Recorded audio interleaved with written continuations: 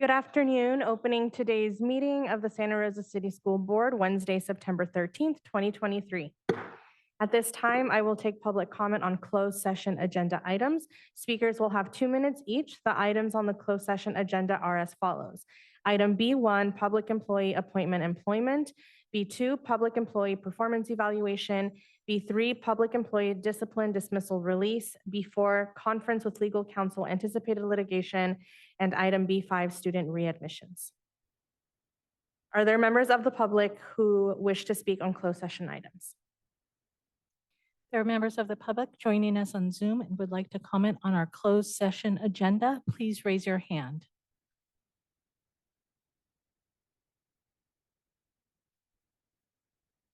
President Manieri, there are no hands raised. Thank you. At this time, we will recess to closed session.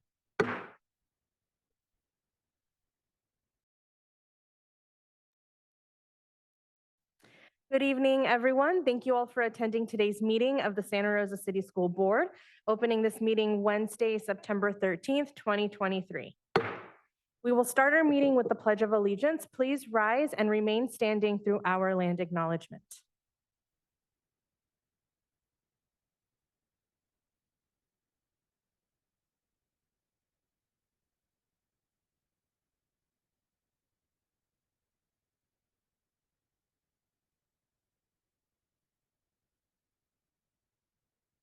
Please remain standing. Leading us in our land acknowledgement today is Mr. Michael Jablonski. I acknowledge that Santa Rosa City Schools is on the traditional territory and homelands of the Pomo people, traditional territory and homelands of the Coast Miwok people, and honor with gratitude the land itself and the people who have stewarded it through the generations. This land acknowledgement calls us to commit to continuing to learn how to be both better stewards of the land we inhabit. By offering this land acknowledgement, we affirm Indigenous sovereignty and will work to hold Santa Rosa City Schools more accountable in the needs of American Indian and Indigenous peoples. Thank you. You may be seated.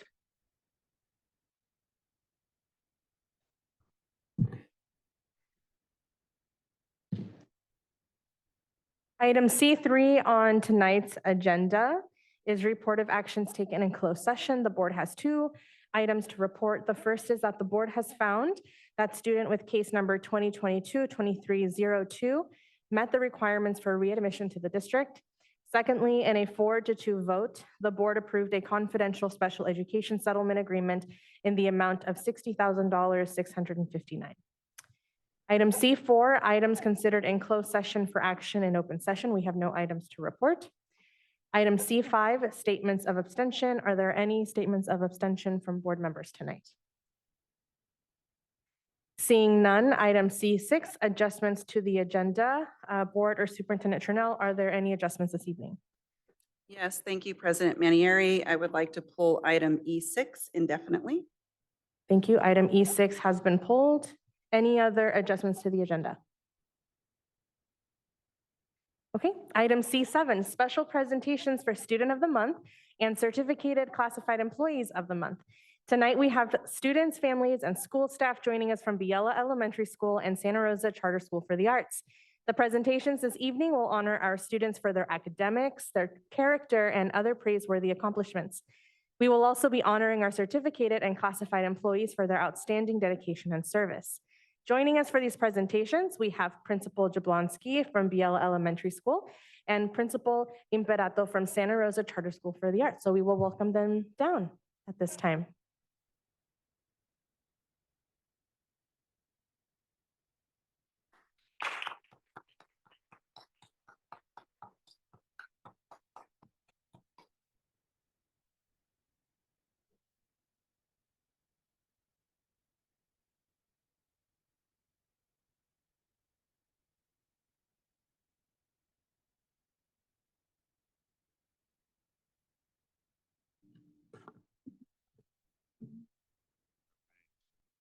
Mateo has been a cherished member of our Blue Heron family since his time in TK.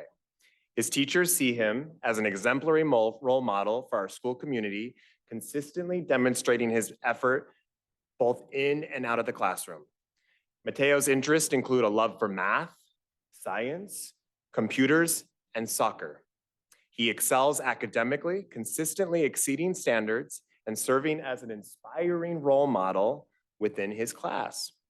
Remarkably, even as a younger student, Mateo continuously challenged himself by delving into more advanced academic concepts. Beyond his academic achievements, Mateo stands out for his politeness and his thoughtfulness. He brings tremendous value to his friends and his peers, and he fosters a positive and inclusive environment for all. And we take immense pride in celebrating Mateo and all of his remarkable accomplishments, and we're excited to witness your growth and your success within our Blue Heron community. Thank you, Mateo.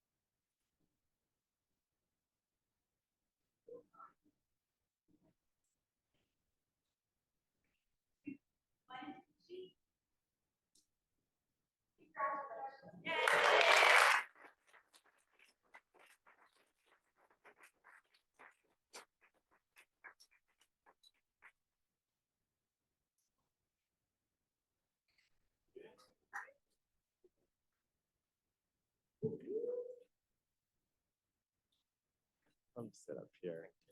Thank you.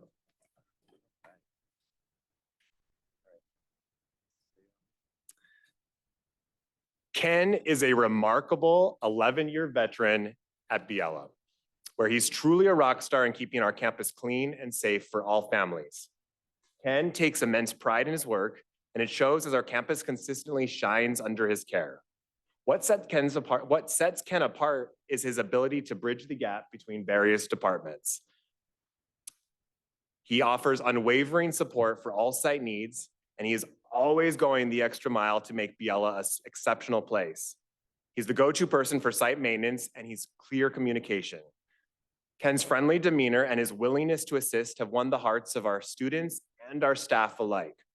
His colleagues often praise him, saying, Ken is always lending a helping hand, whether it's lifting, building, climbing, or cleaning. A lot of building and a lot of climbing lately. Ken is the man.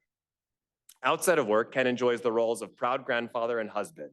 He finds relaxation and joy in playing the guitar and the harmonica, and we consider ourselves very lucky and fortunate to have Ken as our school custodian, a true asset to our family.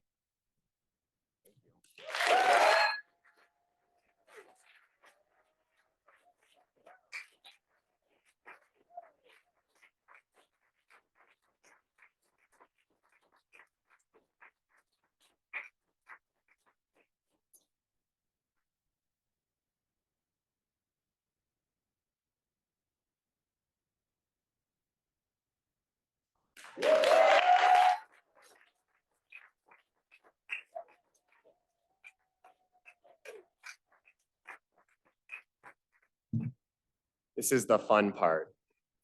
We're going to celebrate some exceptional people.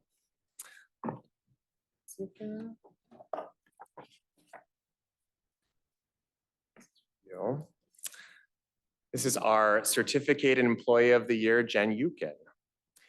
Jen is a dedicated educator who infuses her first grade classroom at Biella Elementary with boundless joy, wonder, and creativity. With over a decade of teaching experience, Jen's true passion shines through in the care and dedication she shows to her students and their families. Her colleagues recognize her talents and admire her thoughtful collaboration, and they've shared some of their thoughts. Jen goes above and beyond for her students. She's calm and she's patient. Jen is always positive, hardworking, a great team player, super science-brained, and tech-savvy. This year, Jen serves as one of our dynamic lead teachers, and she's providing invaluable support and expertise to some of our newest team members. Beyond her role as an educator, Jen is a multifaceted individual with a wide range of interest. Her hobbies include reading, writing, painting, singing, hiking, kayaking, and even strumming the ukulele. In her free time, she dedicates herself to perfecting her basketball skills and enhancing her Spanish fluency. We consider ourselves very fortunate to have Miss Yukin as our Teacher of the Year, and we are confident that she will continue to inspire and nurture young minds with her passion, her dedication, and her boundless enthusiasm. So thank you very much. Thank you.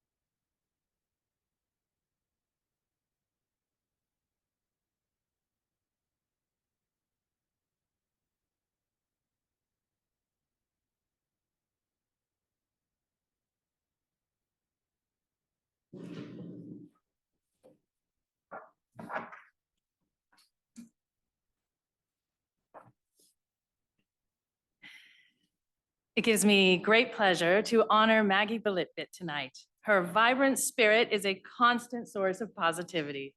Her friendly, social, and polite demeanor has earned her a special place in the hearts of both her peers and teachers. With an infectious sense of humor, she brightens even the dullest days and fosters an atmosphere of joy and camaraderie within the school community.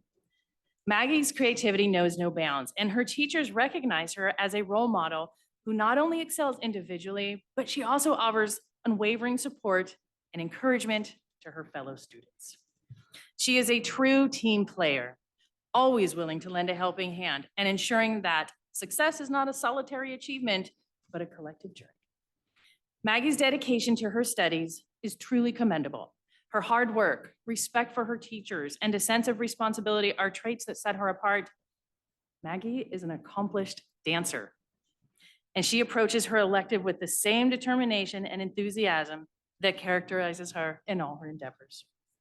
Maggie Belitbit is an 8th grader at the Arts Charter School, and we feel an immense sense of pride in honoring her today. We know that her future is destined for greatness, and her journey as an artist, scholar, and remarkable human being is just beginning. Maggie, you're an inspiration to us all, and we look forward to witnessing your continued growth and success. Congratulations, Maggie Belitbit, our Student of the Month, and may your future shine as bright as your spirit does today.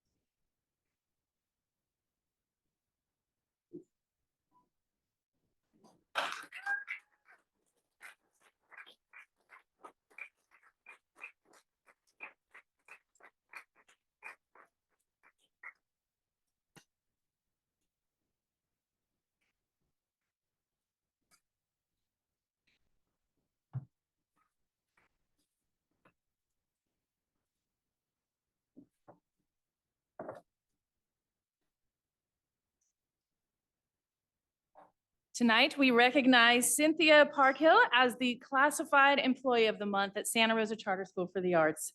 Cynthia is a true asset to our school community, and she seamlessly juggles 2 vital roles as a library tech and a yard supervisor. What sets Cynthia apart is her unwavering efficiency, her helpfulness, her skill, and no matter which hat she's wearing at any given moment, she is there to support us. Cynthia extends her kindness, her understanding, not only to students, but also to our dedicated staff members. She's a remarkable team player, and teachers who have special requests, they find her support invaluable. What truly stands out about Cynthia is her commitment to ensuring that our students feel seen and heard in our school community. She takes the time to inquire about students' gender and name preferences, recognizing the importance of respecting their identities.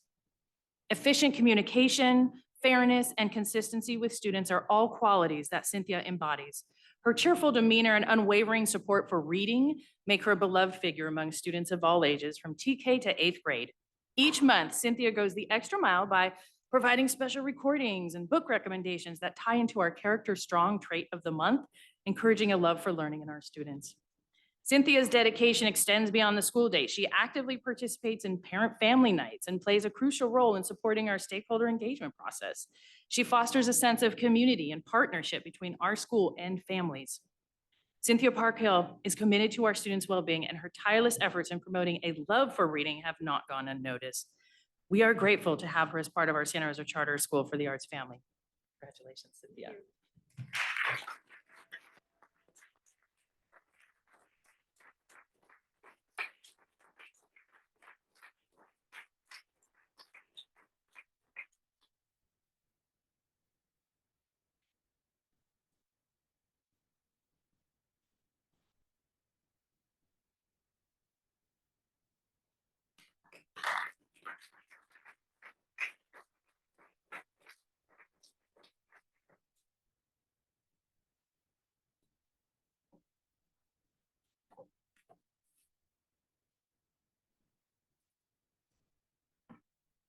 Sandy Powick, the dedicated and passionate dance teacher at Santa Rosa Charter School for the Arts, is a true pillar of our educational community. With over 15 years of unwavering commitment to SRCS, Mrs. Powick has left an indelible mark on the lives of countless students.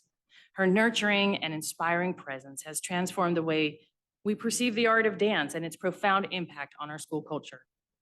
The very first day of school this year, Mrs. Powick's enthusiasm was already contagious. As I made my rounds greeting students and teachers, there she was, already in the kindergarten room, assisting the core teacher with an arts integrated lesson. With her arms outstretched, she was guiding our youngest learners as they swayed to the rhythm of discovery. Through simple movements, she not only taught them the difference between the right and left hands, but also ignited that initial love for dance and self-expression. Mrs. Powick collaborates tirelessly with multiple grade level partners.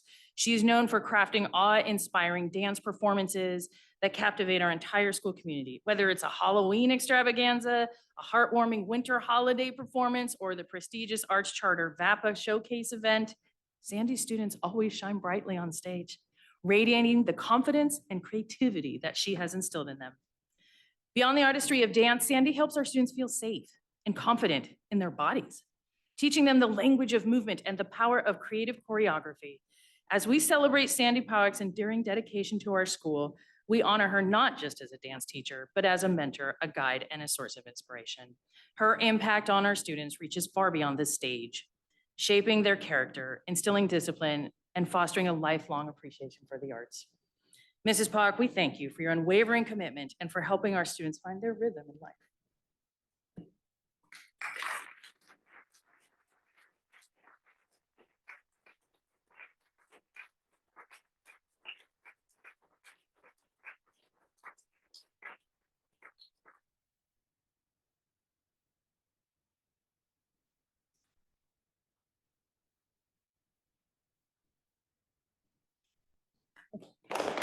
Congratulations once more to Mateo, Ken, Jen, Maggie, Cynthia, and Sandy. Congratulations. We will be taking a little break in just a moment so folks can continue celebrating. But right now we will do item C8 on our agenda, which is school site parent organization updates. So we can start with Biela Elementary School. Joining us from Biela, we have Annette Robles Ochoa, ELAC representative, and Julie Bernard, PTA representative. So if they are here or online, we will have them go first with the presentations, followed by our Santa Rosa Charter School for the Arts representative.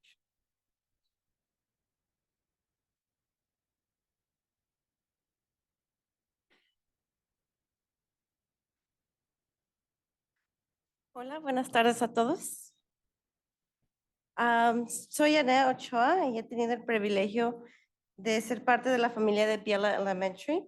Desde hace algunos años, mis dos hijos y yo hemos tenido la suerte de llamar a esta escuela nuestro hogar. Llegué a Biela con la intención de conectar con nuestra comunidad y fortalecer nuestra red de apoyo. Me he involucrado en el comité ILAC, que tal vez no tengamos las reuniones más grandes, pero nuestras familias aquí son un apoyo increíble. Nos reunimos para compartir nuestras experiencias como padres y aprendemos constantemente uno del otro y con el personal de la escuela. Nuestro principal objetivo es descubrir qué podemos trabajar juntos y brindar el mejor apoyo posible a nuestras familias trabajadoras y ayudar a nuestros hijos a tener éxito.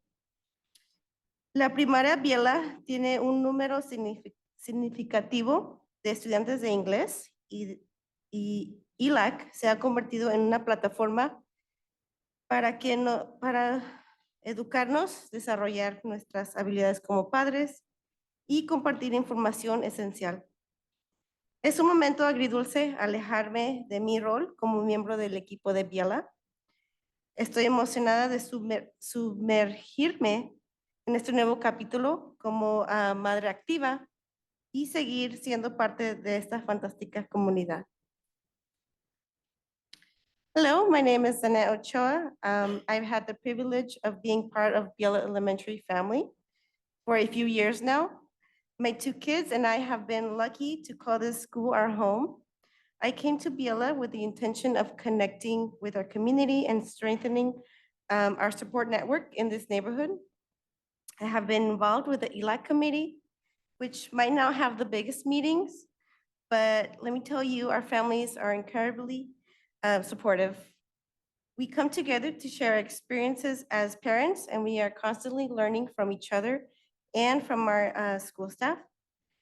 Our main goal is to figure out how we can work together and give the best support possible to our hardworking families and help our kids succeed.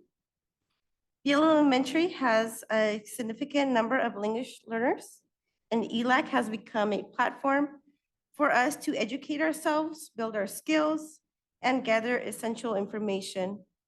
Well, it's a bittersweet to step away from my role as a team member at Biela.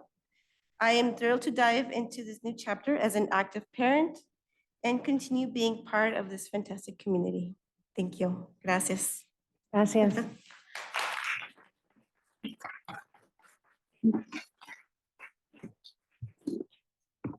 Sorry, didn't know if it worked. Hi, my name is Julie Bernard, and I'm the newly elected treasurer of the PTA at Biela Elementary School. I'm also the proud parent of 2 awesome Biela Blue Herons. We've been fortunate enough to have Mrs. Yukin as an outstanding teacher at Biela. Also, Ken and all the rest of the people here, Miss Carrie and Mr. J has been a great addition to Biela. Sorry, I had to ad lib there. Anyway, I personally would like to recognize Mrs. Yukin for all the progress she has made with my child. Mrs. Yukin went above and beyond to connect, build trust, and help my child adjust to school life after returning to school during the pandemic. I believe if it were not for teachers like Mrs. Yukin helping my child would not have achieved what she did. Before I struggled, my child struggled, teachers struggled, but now my child is thriving, succeeding, and adjusting nicely. I believe Mrs. Yukin inspires not only my child, but all the children she has worked with. I appreciate her passion and dedication to the education of our students at Biela. I'd also like to thank all educators who take educating our young as seriously as she and others at Biela have done. It takes a village, and our community is strong at Biela. I hopped on board the PTA train because I wanted to dive into school life. Last year, we really put the pedal to the metal. We had a blast with our walkathon promoting school-wide fitness. We even got to witness Mr. Jablonski getting some pie in the face. We also infused our campus with school spirit and kicked off a spirit wear campaign to get everyone decked out in Biela blue. We had our hands full with 2 book fairs, numerous field trips, and spirit days. Bringing back our beloved school fiesta tradition was the icing on the cake, which turned out to be a huge hit. The profits soared and the line stretched down the street. It was an incredible event that brought our families closer. This year, we have some exciting events lined up, and we can't wait to collaborate with all the new families on site. Being a part of Biela community fills us with pride. Our first association meeting is on September 18th, and we'd love to have you join us. Everyone is welcome. Thank you. Thank you.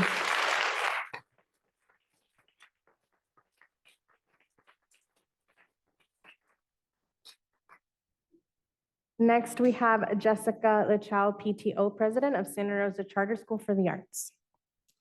Ms. Lachow is joining us via Zoom. She'll be right there.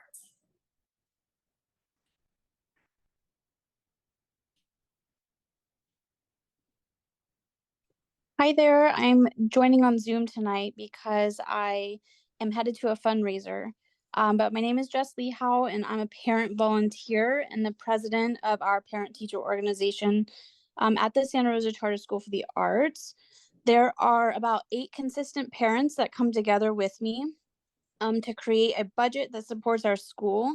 We create and manage community events, gather information of how we can improve our school, what the teachers need that the district can't provide them, and bring the parents and kids together. We came back from COVID with a lot of needs, but we also came back with renewed energy and a leader that continues to be participative. Seeing our principal, Mrs. Imperato, and how she supports the teachers and our students, this drives parents like myself to want to be there and want to help. And one consistent need that we identified has been to get parents back onto school campuses. I personally have come to at least 4 district board meetings asking for a way to make this happen.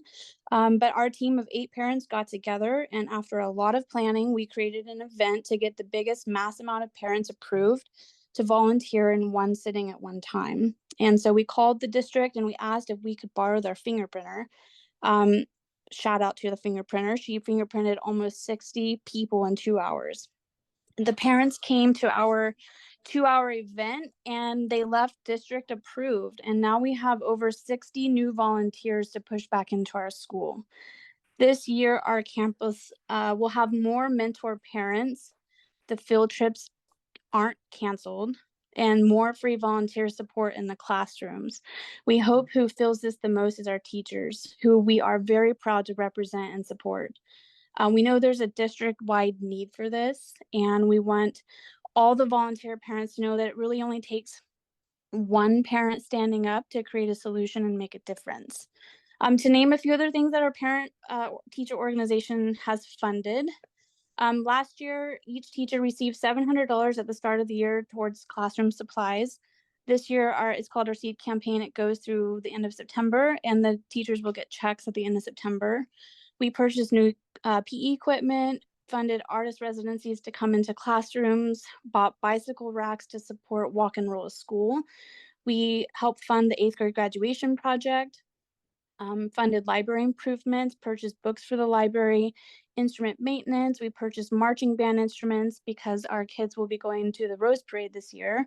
We purchased a kiln, and we are working with the art director to hold family pottery nights and funding pottery into the kids' curriculum. We also funded an on-campus art mural that is currently going on that the students have or will take part in designing. And last year, our small group of 8 parents came together, and we're super proud of this. We raised $50,302.55 for our school. We also organized other successful events. We have a Halloween carnival and this year a Halloween dance. We have a family dance in February, which raises approximately $3,000. Our book fair that happens in March brings in about $10,000 in sales, of which about $5,000 goes towards buying new books for the library and the classrooms. In April, we host our biggest annual event called the Art Walk, which is our version of the walkathon. Last year, we did a color run and we were featured in the Press Democrat. We raised $24,639 at that event. In May, we honor teachers with Appreciation Week and plan to host daily goods and activities, including their Starbucks orders, treats, and things the students can do like high five a teacher and dress like your teacher day. Tonight, I'm headed to a CalScape fundraiser, which we usually bring in about $1,500 on. Tonight's theme is the 70s disco, and so we're handing out gift cards to the best dressed kids. And I just, in closing, would like to honor the 7 other parents that continually show up to make all of the above happen for us. And so the first one is Gina Javier. She's our treasurer. Brittany Lobo and Nicole Coppola are our vice presidents. Abby Mooney, she's our secretary and our minutes taker. Katie Barr is our community events coordinator. Camilla Miller is the volunteer coordinator. Susan Cermak is the teacher liaison. Jamie Kehoe is our SEED program coordinator, which supplies the classrooms with supplies. And lastly, we know other schools are in need of the same type of volunteer program event. And we are asking the district to create a calendar that supports all schools getting fingerprinting in one event at one time. And I personally would be honored to help you facilitate this and help other schools mimic how we accomplish this. My experience with Santa Rosa Charter School for the Arts is amazing. I'm been a parent for a few years, and I just I hope that every school can have the same sort of parent group. And if not, we are willing to volunteer our time to help you create one. Thank you, Jessica.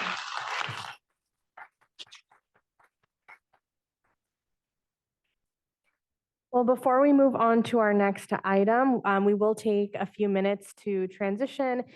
For those who want to continue taking pictures or celebrating those who were awarded this evening, you are absolutely welcome to do that. We will come back in 5 or 6 minutes.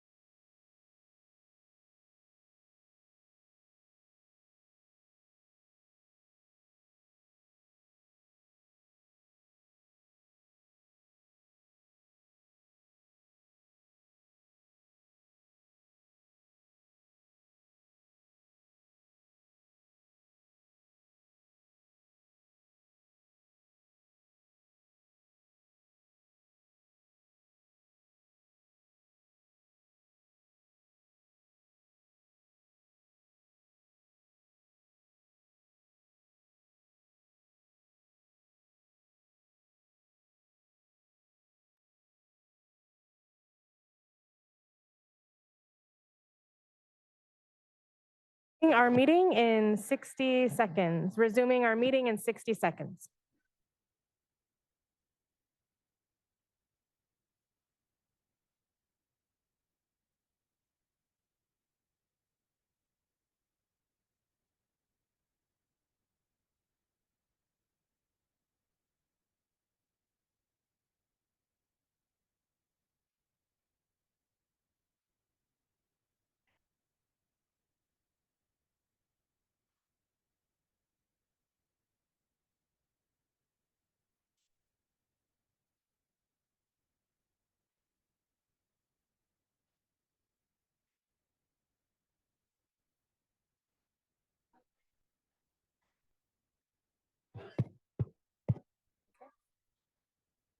Okay, we will resume our meeting at this time.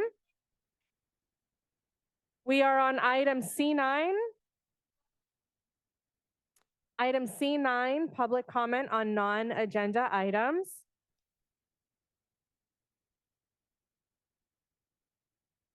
I have several blue cards here for folks who will be giving public comment in the chambers. Once we are done with the blue cards, we will move on to our remote attendees. I will say the names of the first three speakers, and then I will continue to share who the next speakers are. So the first three speakers, if you'd like to queue up, are Genevieve L. Lilligren, thank you. Followed by Logan Caper, followed by Nikki Kumasla.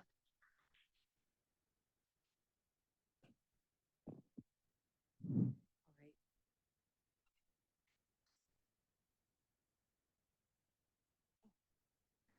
like to lean.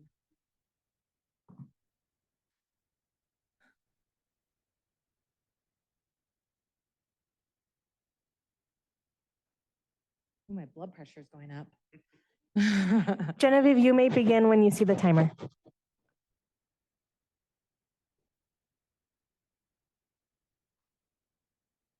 Please start the timer.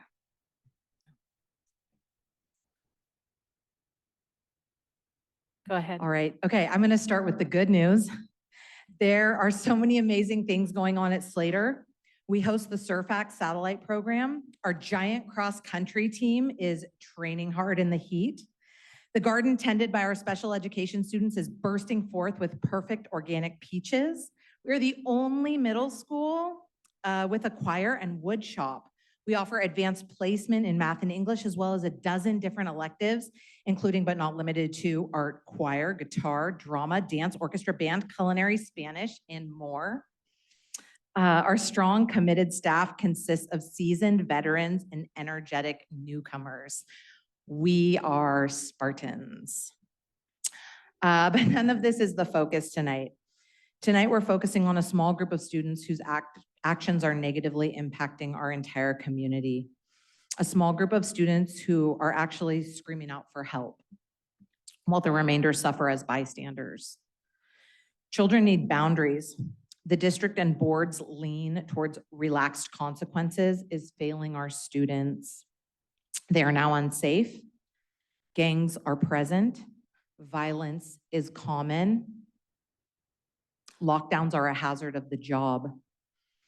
How can students focus on learning when they're exposed to fights, threats, and rumors that garner no meaningful consequences? How can students learn after being in a lockdown? Please serve all our students by implementing an alternative placement program at the middle school level. Make it a hub of healing. Offer daily group therapy, life skills, and academic classes. Recruit our best and brightest to recapture the hearts and minds of the students who are being wrenched away from us by gangs and despair. Serve these children who are crying out for help while simultaneously allowing Thank those you. who remain in our standard schools to thrive and Thank flourish you. in a safe environment. That's You 2 have the minutes. power to bring this change. Thank you, Genevieve. You. Thank you. Thank you.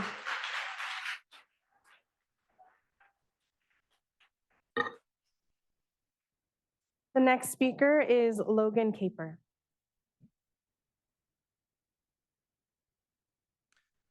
My name is Logan Caper. I'm a teacher at Herbert Slater Middle School with some of the best teachers in the entire state of California. I was doing lunchtime supervision on September 1st when 4 non-students came onto our campus and instigated a fight with one of our 8th graders. Reflecting on that situation and many other violent situations on our campus last year had me browsing EdJoin over the weekend for other jobs. I want to commend our administration for immediately handling that situation, going into a lockdown while the police were called and we verified that there was no longer a threat to our campus, which is where I segue. We're told to pursue relationships with our students first and foremost, connection over content. How do we foster positive relationships when our kids are constantly in an environment where a dozen students are holding a school hostage with their behavior? How do I build positive relationships when I can see the fear on our students' eyes as their school is locked down and they don't know what is going on and what the threat is? How do I build relationships in my classroom when students exhibiting gang posturing behaviors run wild through our school with no lasting consequences? We've removed all of our alternative placement for students who cannot thrive in our middle school environment. The Lewis Opportunity School is gone, our district bridge program is gone, and students who cannot function in our learning environment are forced to act out in our hallways, in our classrooms, in our cafeteria, preventing other students from feeling safe and secure within our own walls. This cannot continue. When our teachers write to our district leadership asking for help, we are told to let our administration handle these behaviors. But how does our administration handle these behaviors when suspending a student does not curb this behavior? Calling home does not result in any positive change for these students. Teachers are being harassed daily. Students get in their faces, kick doors, flash gang signs behind their backs. What do we do? Bring back alternative settings for our students. Hire campus supervisors at a wage that surpasses minimum wage. We cannot build our relationships with all of our students if there is no consequence for poor behavior. Thank you. Thank you, Logan.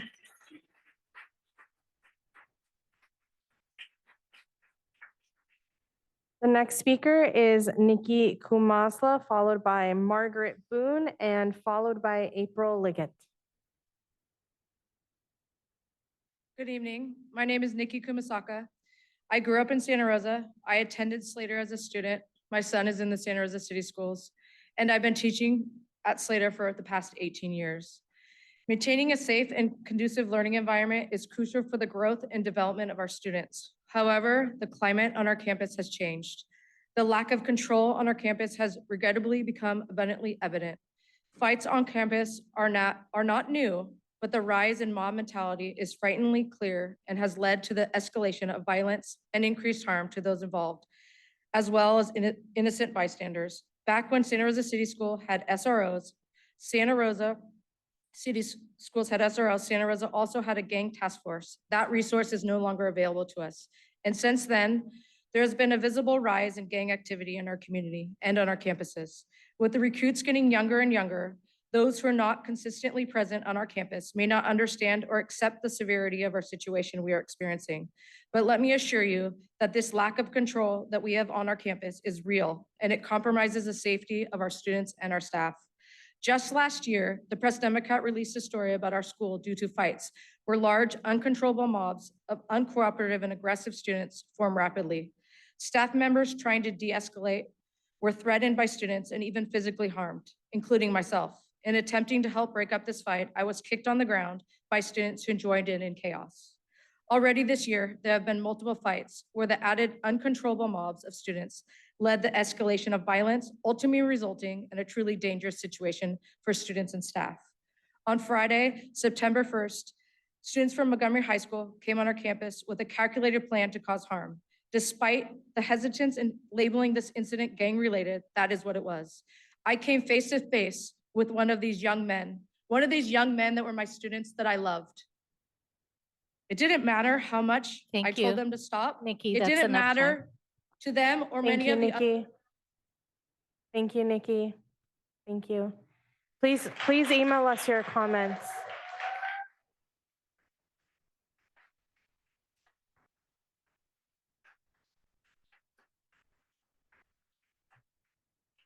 Next is Margaret Boone, followed by April Liggett, and followed by Megan King.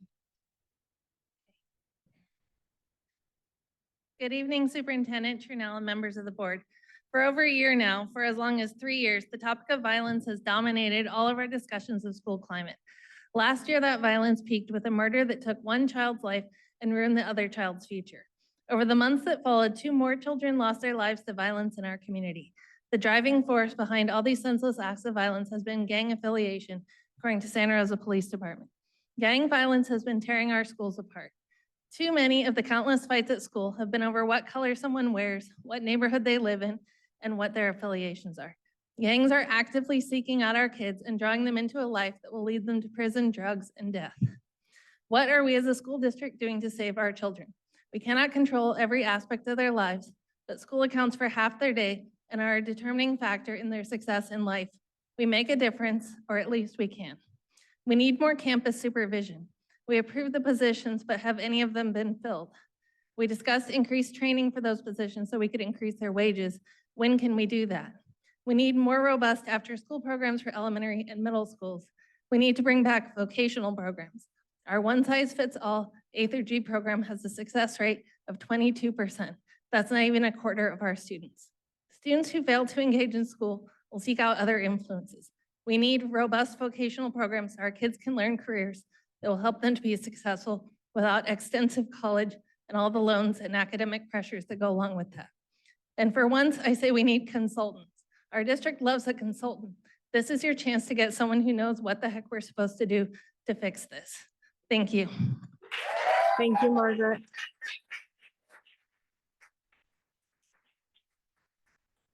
Next is April Liggett, followed by Megan King, followed by Diego Villabona.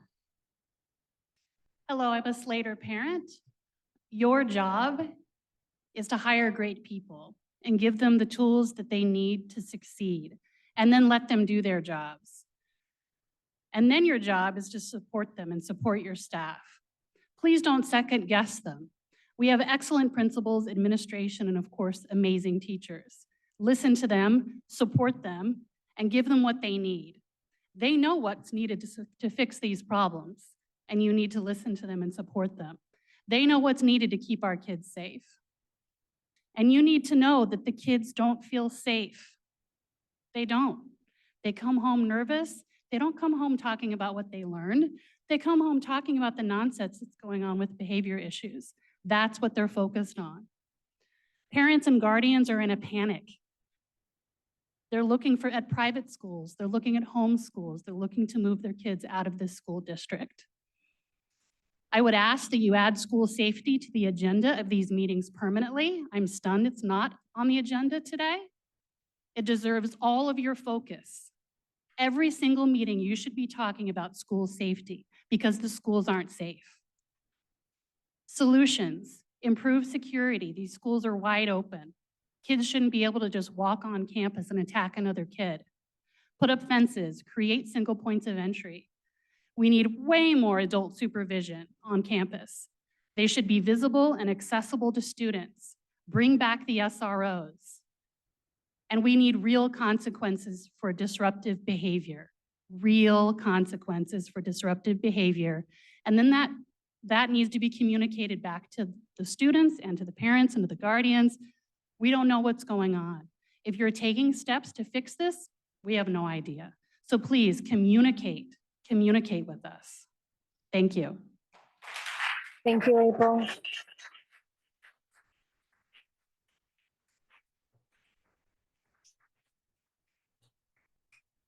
Next is Megan King, followed by Diego Villabona, followed by Cam Karbowski. In my 12 years as an educator, I have proudly called Slater my home. I have cherished the privilege of teaching some pretty remarkable students. And I stand before you as a dedicated teacher who was honored as Sonoma County Teacher of the Year for my commitments to these young minds. However, this is the first time that I have felt unsafe at my home. The increase in violence on our schools is alarming, and it is clear that we are not equipped to handle this escalating issue. I stand here not to criticize, but to implore you to understand this urgent need for increased gang interventions in teacher support. Teachers have been consistently communicating this need for additional resources, but often it feels as though our pleas are falling on deaf ears. The demands from the district offer us not to do more with less, but in reality, we can only do less with less. We need to acknowledge the limitations that we are facing. I want to emphasize that my trust in my principal and my administration and my teaching family remains wicked strong. However, regrettably, I cannot say the same for my trust in you, the district office. It is not that I believe you entered this profession without caring for your staff, but it appears that somewhere along the way, there has been a disconnect. With every decision that chips away at our support, you have moved further away from the core values that should guide our educational system. I never imagined to find myself standing here addressing this issue, but I stand here today because I must. It is time for you to step up. Our students deserve to learn in an environment where they feel safe. And we as educators deserve to work in an environment where we can actually focus on teaching without fearing for our safety and being told to lock our doors. Gang interventions and additional support for resources or teachers are not optional. They're imperative for the well-being of our school and our students. I implore you to reconsider your priorities and take meaningful action to address this Thank pressing you, concern Megan. we face. Our Thank students you. are counting on us, and so are Thank you, Megan.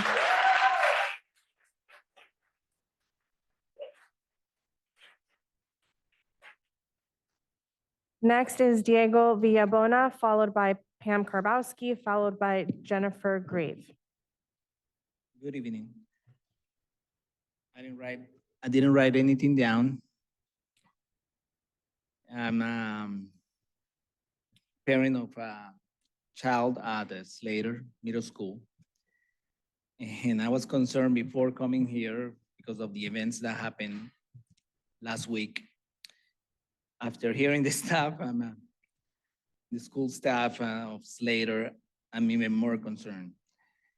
And I hope, and this is gonna be short, I'm just gonna say that I hope that the school board is taking this matter with all the seriousness that it needs. We have a big problem, and I hope everything is taken into consideration. I think, I don't think 20-year-olds should be coming to a school to beat up a 13-year-old kid. And yeah, I hope all the steps, the necessary steps are taken by the board members and the school, the Santa Rosa City School District, to keep our children safe. And please support and listen to the staff members, Slater staff members, and all their ideas. And hopefully you guys will come up with more ideas to keep not only Slater kids, but all the kids in the community safe. And hopefully even the problem kids, hopefully they'll get the help they need instead of just pushing them around and closing their doors. Thank you very much. Thank you, Diego. Next is Pam Karbowski, followed by Jennifer Grave or Gracie. Good evening. My name is Pam Karbowski, and I am a PE teacher at Biella and Brook Hill Elementary Schools. First off, I would like to say congratulations to my Biella colleagues, Jen and Ken. I'm grateful to work alongside both of them, and congrats to Mateo, our Student of the Year, well-deserved award. Now, as a Brook Hill teacher, I would like to show my support to the Slater teachers and staff and all that they are currently going through. The majority of our Bobcats go to Slater, and I want what is best for them in order to succeed. And one of them is being their safety. But currently that is in jeopardy for both them and the teachers and staff. It really is a big concern. I sure hope we can make positive changes and make them now. There really is no time to waste. And really, all of this must begin at the elementary level. There used to be consequences for behavior issues, but now I'm not sure where they went. I have been seeing it over the last few years. As a PE teacher, I see the students year after year after year. It is a concern. Their behaviors don't change. I feel that the lack of respect that I get from time to time is really hurtful. And I sure hope that you take this all into consideration. We're here for our students. We're here to see them do good in the future. And right now, there needs to be a lot of changes. And again, starting at the elementary level. Thank you.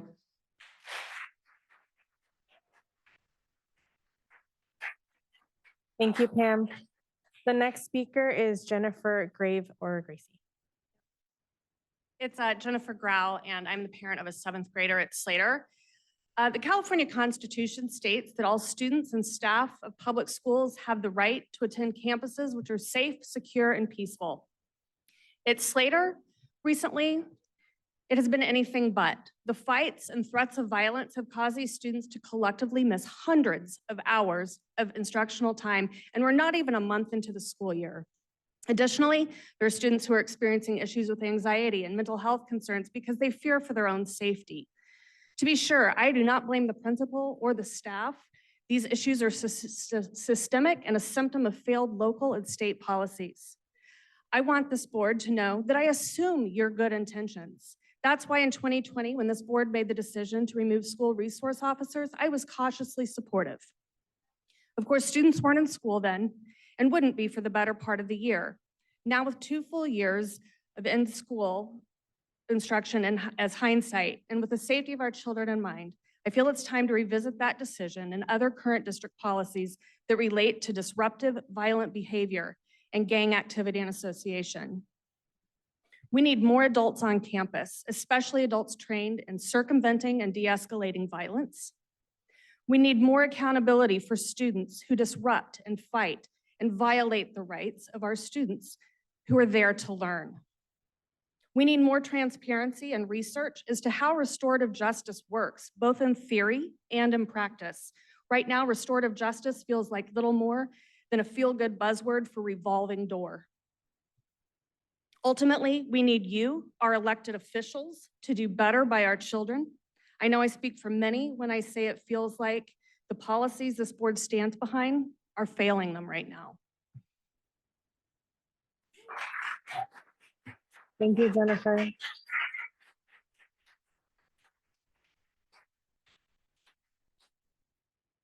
We have another blue card from Ada Jensen.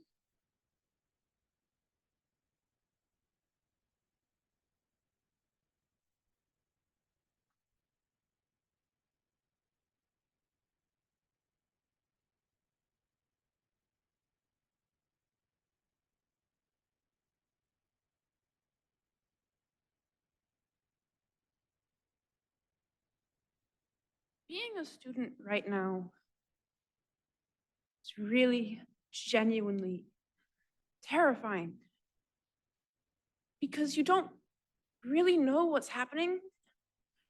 And then at any moment, like someone's out gun and everyone gets up and they run because they all sincerely believe that they're gonna die. And it's not okay. It's not okay that that's such a real fear for us. Always. That's all I have to say. Thank you. Thank you, Ada.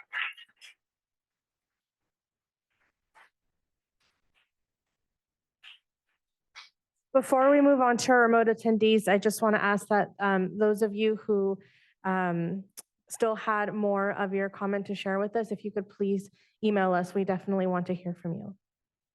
At this time, we'll move on to our remote attendees. If there are members of the public joining us via Zoom and would like to comment on the non-agenda item, public comment, please raise your hand at this time. As a reminder, we have a 2-minute timer, and our first speaker is Kelly Wattell. Hi. President Manieri, Superintendent Tranel, members of the board. My name is Kelly Wattell, and I'm the math department chair at Rankin Valley Middle School. First and foremost, I want to express my gratitude to Superintendent Tranel for taking the time to visit RVMS last week. We appreciate your commitment to continue sending district staff to help us with our supervision. Your presence and support of our students at break and lunch was greatly appreciated. I hope you can do the same at Slater and Montgomery too. However, I ask you today to consider a critical issue that not just affects my school, but our entire district: staffing. While we deeply value our dedicated staff, we must recognize that asking us to supervise during our breaks or at lunch is not a sustainable solution. I currently am teaching a 1.2 FTE. I don't have time to help at lunch, and I'd love to. We currently also have 3 unfilled teaching positions in special education, history, and math. We also also have several unfilled positions in our office, including our student advisor, restorative response specialist, campus supervisor, health tech, and a special education assistant. It's commendable that we offer $1,000 bonuses for classified staff, and I ask if there's any way that we can increase these bonuses to all open positions. In doing so, hopefully we can attract and retain qualified individuals that can, build to our student success in the school district that we teach in. I also hope that the district is thinking long-term. We need to do more, not just to attract, but to retain. The County of Sonoma has a first-time home buyers program to their employees, and I encourage the district to, explore similar opportunities that we could maybe develop within SRCS. In conclusion, I just want to say thank you for your commitment to our students, and all of the effort and work that you do does not go unnoticed. I also ask you to consider these proposals, and I'd love to talk with you more. Thank you for your time. Have a good night.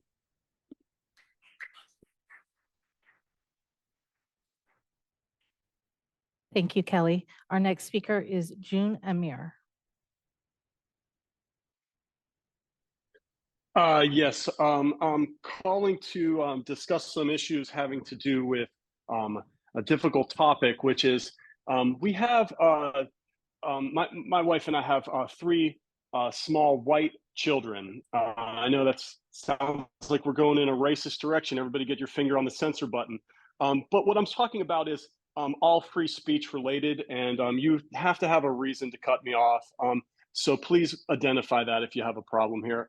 What I'm saying is that I talk to other white families, I talk to a lot of different families too, but white families, and they will not send their kids to the Santa Rosa School District because the Santa Rosa School District is filled with a demographic of children of, whether you call them illegal or undocumented or dreamers or whatever, field workers.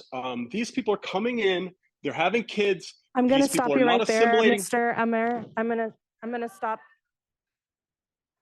Yeah, that we're not going to tolerate any racist remarks in this public meeting. That is in violation of our meeting policy guidelines.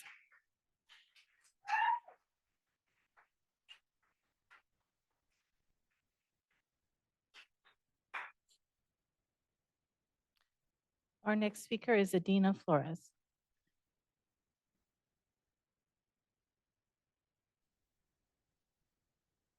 Good evening, Board and Superintendent. For those of you in the chambers who are unaware, I'm the former executive assistant to the Board and Superintendent sitting at the dais. I was illegally forced out as a protected whistleblower, and we've been in mediation about my settlement for months. This board doesn't care what you have to say. I've been attending every meeting for the past 2 years. They only sit on this board to push political agendas and line their pockets. Ms. Alegria de la Cruz, trustee, is also the equity officer for the County of Sonoma. She was recently featured in the publication, The California Globe, in which I am a contributor and write for. I find it interesting that Raíces Collective, which is registered to her home address, is also listed on her statement of economic interest. And Ms. Isabel Lopez shares a home with her, executive director of Raíces. So prior to Ms. Alegria de la Cruz joining the equity office, Ms. Lopez only had $30,000 a year in grant funds. As soon as Alegria came into the picture, she went to $300,000. So how'd that happen? Homegirl can't write at all. She can't spell. And so how now is Ms. she Adina advocating for Flores, I'm going Measure to cut you off there. Personal attacks of folks will not be tolerated in this meeting. Thank you.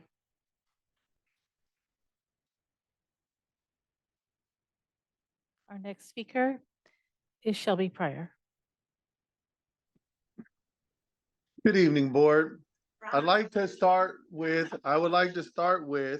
the fact that when you guys go ahead and give your report, you actually have to allow the public to comment after you each individually report. So we will mark that as a Brown Act violation if you don't allow us to comment after you speak, first and foremost. Second of all, parents, it's ironic that we're sitting here listening to these individuals who don't honor First Amendment rights when people make comments that they don't agree with. I'm a Black member of the community, and I see a lot of falsehood in these individuals who are in the leadership. Let's talk about the fact that the irony of mob rule is literally what we taught our children through the whole COVID experience. where we talked bad on one another for not being vaccinated or being vaccinated or whatever your point of view was. Our children learn from our poor example. Now you are in a situation where this board has gone ahead and removed the officers who are there to protect.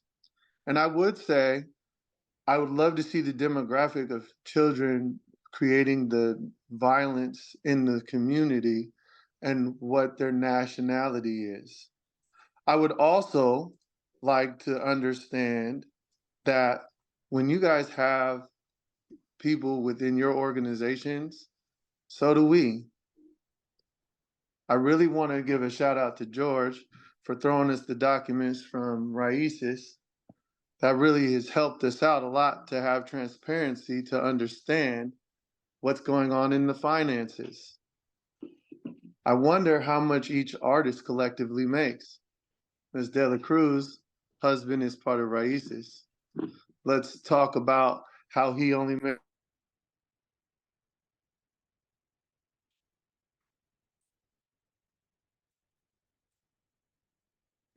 Thank you, Mr. Pryor. Our next speaker is Ricardo Mulatto. Muy buenas tardes. Me llamo Ricardo Mulatto. Good afternoon. To the board, I just want to shed light on just a few things I was thinking about.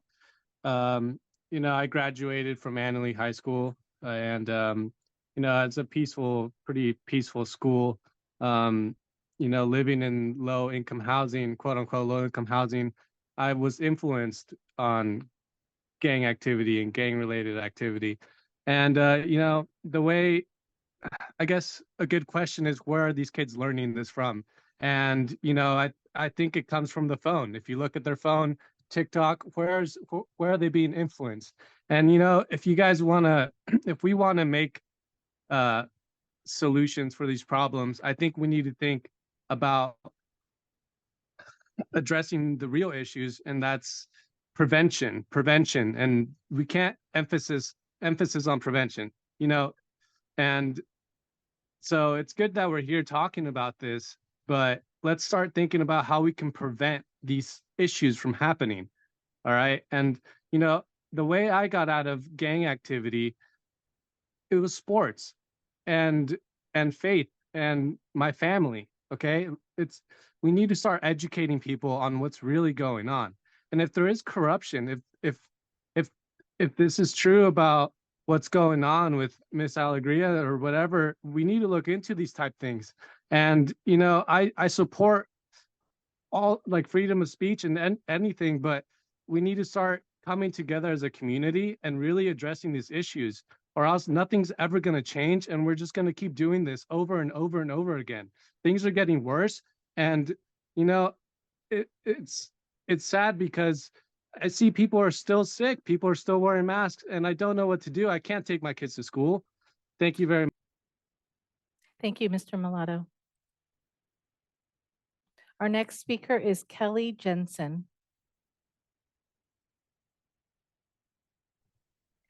Hello, I'm Kelly Jensen. I'm a speech language pathologist. I work for Sonoma County Office of Education, and in my capacity as a related services provider, I see many schools around our county.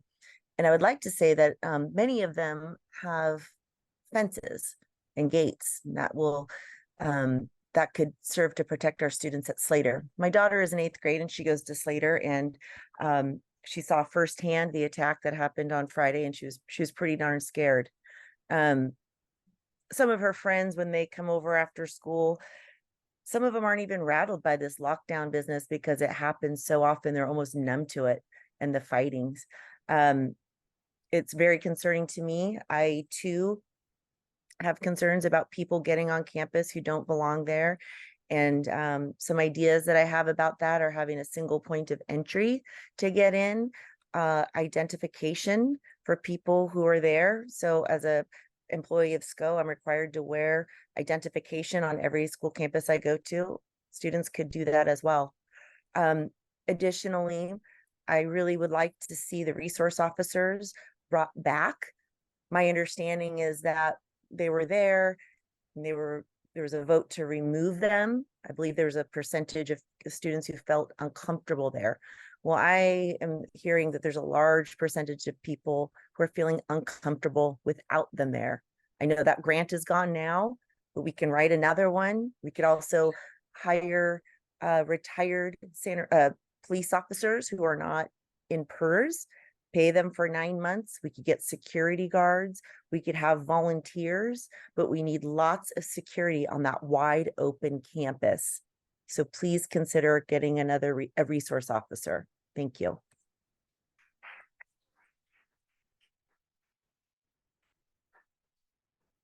Thank you. Our next speaker is Jessica Lihau.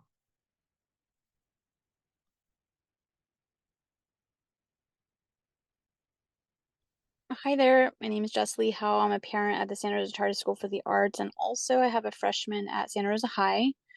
I just wanted to comment because I was invited to attend the Superintendent's Advisory Board last spring, and the topic of that meeting was the site meetings, where we were told that a bond was passed that provided so many millions of dollars to go back onto the school campuses, and certain campuses were identified as being a stronger need to provide safety and security. And safety and security was number one on the item to take care of first. And so I know that you guys have been doing site meetings, but in that meeting, one of the responses was, we don't want it to feel like a prison. And I'm like the only one that stood up in the room and said, but what if you don't make it a prison? What are you going to do when students come onto campus and you have a school shooting because you didn't make it secure enough? You want to make it cosmetic and to feel like a community, and you have an exuberant amount of parents and teachers and students telling you that they want it to be secure. And so I don't know if you're like trying to uphold this image or make Santa Rosa in general, Sonoma County, feel welcoming or whatever, but you guys have like a super strong need, and you've been told over and over and over again what the parents are requesting, and you're about to lose your teachers, and you're about to lose your students and your families that are funding your salaries. So as a parent, I think communication and transparency, you need to provide that, and you need to provide the safety and add it as an agenda item. I completely agree with that. Thank you.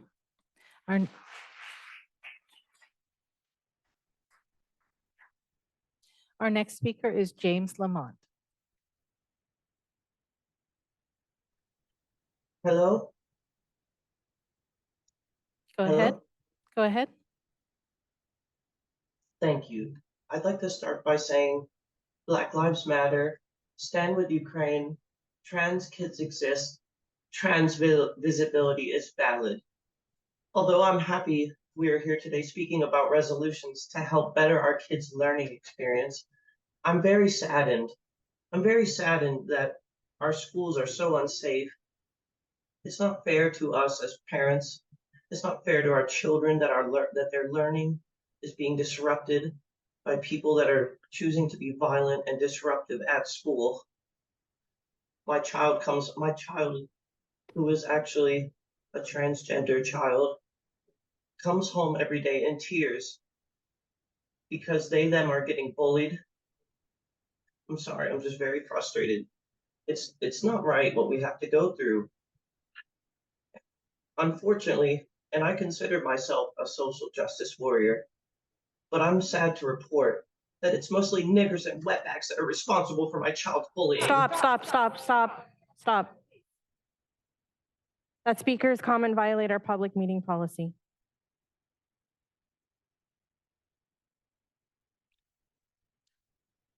Our next speaker is Jim Atkinson.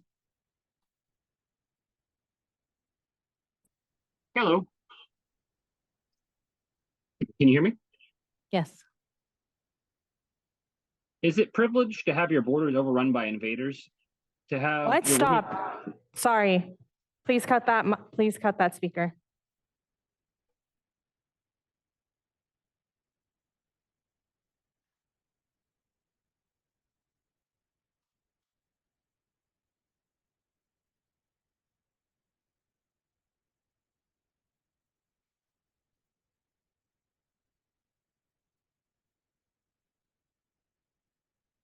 we need to continue with the hands that are on Zoom at this time.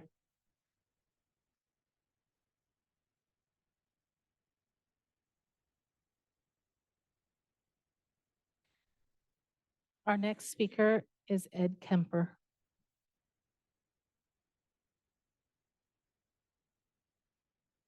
Yes, hello. There's only two genders, the rest are mental Okay. illness. Melanie, please cut the mic. Thank you.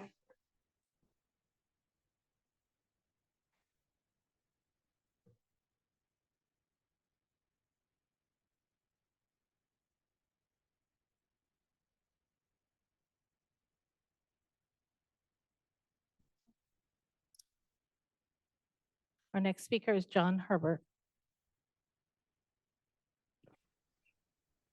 Yes, hello.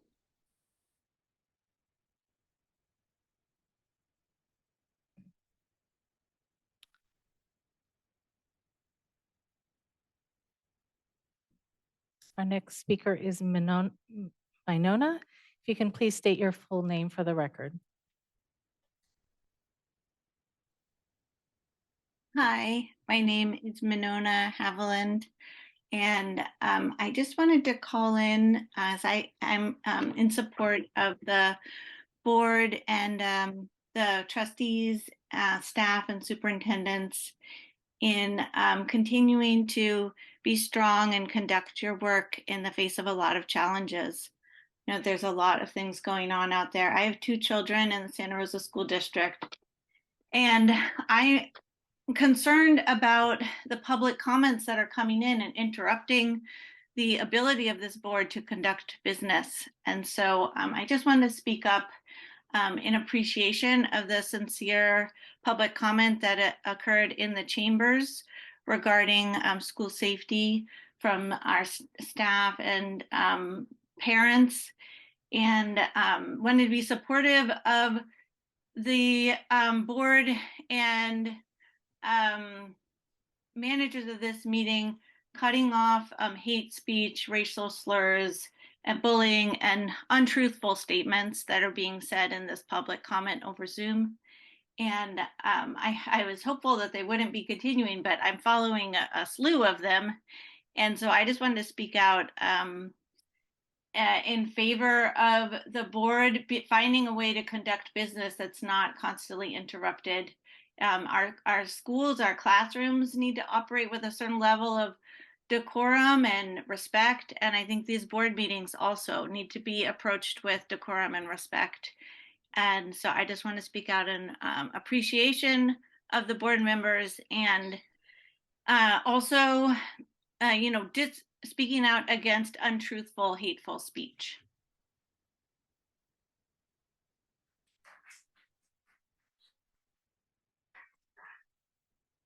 Thank you.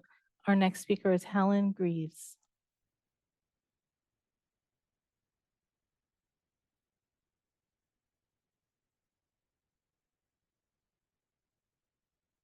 Helen, if you're there, it's your turn to speak.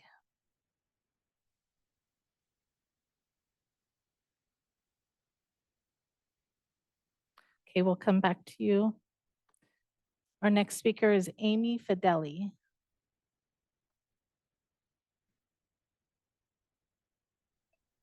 Good evening, board. My name is Amy Fideli. I live on Cross Point Avenue, directly behind the Little League fields at James Monroe Elementary.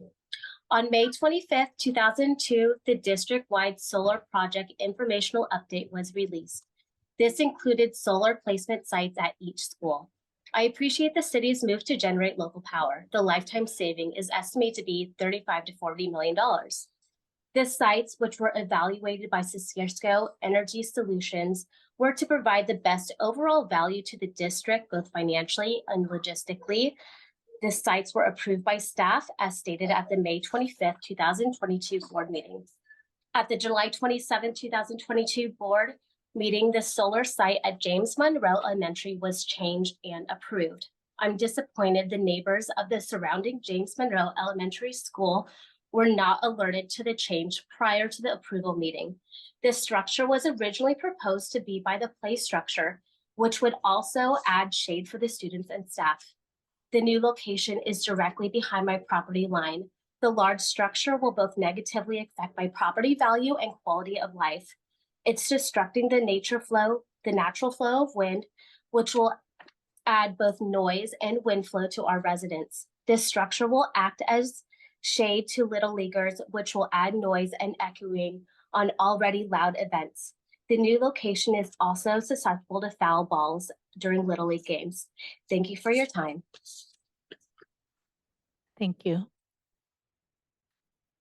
We'll try Helen Greaves.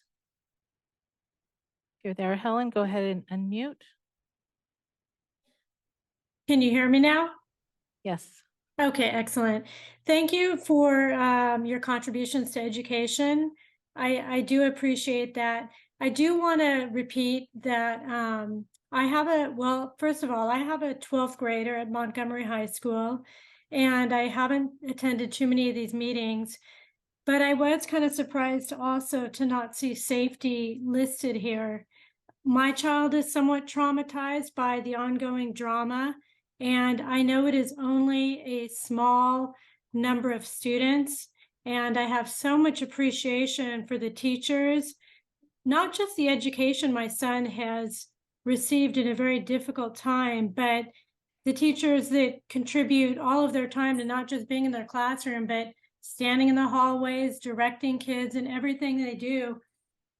I just feel like right now, after everything that our county has been through, fires and COVID and more fires, we really need a lot more adults on campus, and we need more options for finding alternative education for some of our students who are also not having a good experience when they are not being successful at high school.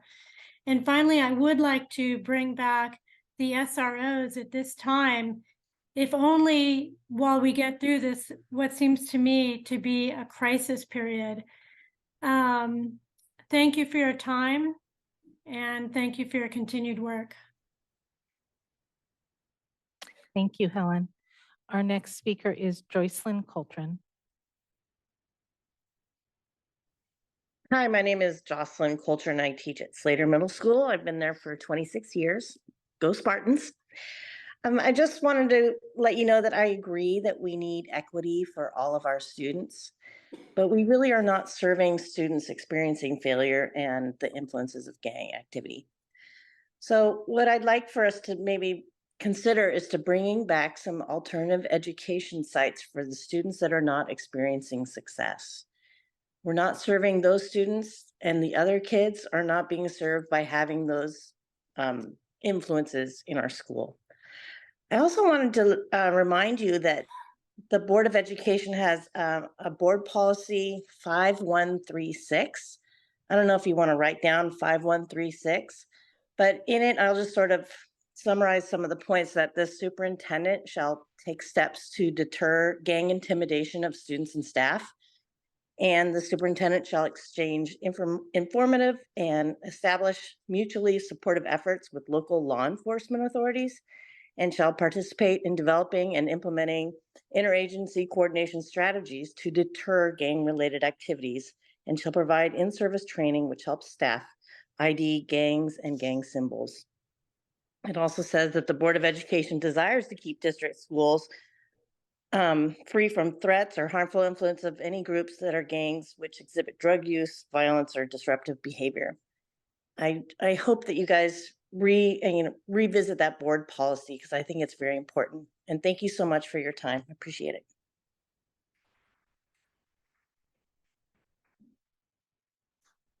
Thank you. Our next speaker is Zoom user. If you can please state your full name for the record. Oh, hi, it's Lynette Casey. Sorry about that. Hi, board. First, I wanted to start off with just my sincere apologies to the staff and the students and the parents of the Slater family, that I know personally how tragic and how traumatizing that is to everybody that's involved, everybody that witnessed, everybody that heard, everybody that was in lockdown. Montgomery, I'm sure we all feel it. And I just wanted to extend my condolences to everybody and just have us maybe remember that we're all in this together, and that those of us that work at sites, we're all in this together. We're all protecting our students the best that we can. And, you know, board, things have changed. I know that you've heard me say this over and over, but things have changed. Our community is different. I know you know that. It's real and we feel it. We need your help. We need you to figure out for us the best solutions for us to keep us safe, to keep our students safe. We've given you ideas. We've been at meetings. I don't feel personally like there's much else I can do. I've done everything. I've shouted, I've cried, I've pleaded. I need you to step up. We need you to step up. We need you to meet. We need you to talk. We need you to discuss this, and we need you to make decisions, not just put the meetings off for the future, not just in a month we'll meet the next time, or we've talked about this. We need help. I think our superintendent needs help. I think that our families and our students and our teachers, we all need you to step up and help us with this. We've asked, we've pleaded, we need you. In my opinion, we should never have lost the SROs. That was bad timing. It was bad thinking, poor thinking. Thank you, Lynette. Thank you.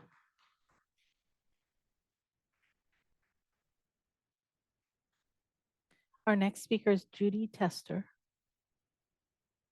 Yeah, I think you guys might be spending a little bit too much time teaching critical race theory, which I'm like. Thank you, Melanie. I would say that you should. Melanie, please cut the speaker. Thank you. Our next speaker is Slater Healy. Hey there, how's it going? I just want to start by saying how saddened and disgusted I am with the hate speech I'm hearing right now, and I'm sorry for everyone. I do want to say that my name is David Healy, and I teach science at Slater Middle School. I'm here to confirm that it feels unsafe and scary on our campus. We need alternate placement options for a small percentage of students. At our school, students feel comfortable enough to intimidate and harass students and teachers because they know there are no repercussions.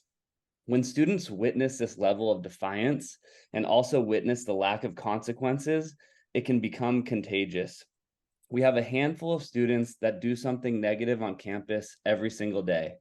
In addition to alternate placement options, we need more supervision on campus.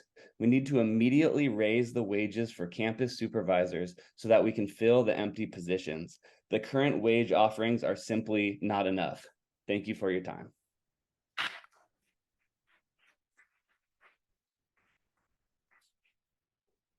Thank you. Our next speaker is Dennis Rader.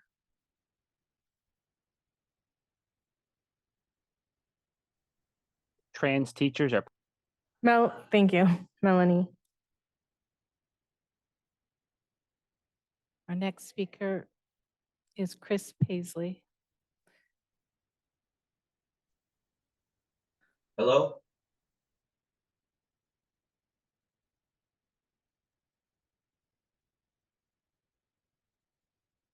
Can you Go hear me? ahead. Yes. Sorry, it kept saying like I was muted. I'd like to echo what the science teacher was saying. You know, a lot of the kids are seeing that they can get away with the intimidation and the disruptiveness. You know, it's sorry, I'm not very good at speaking like this.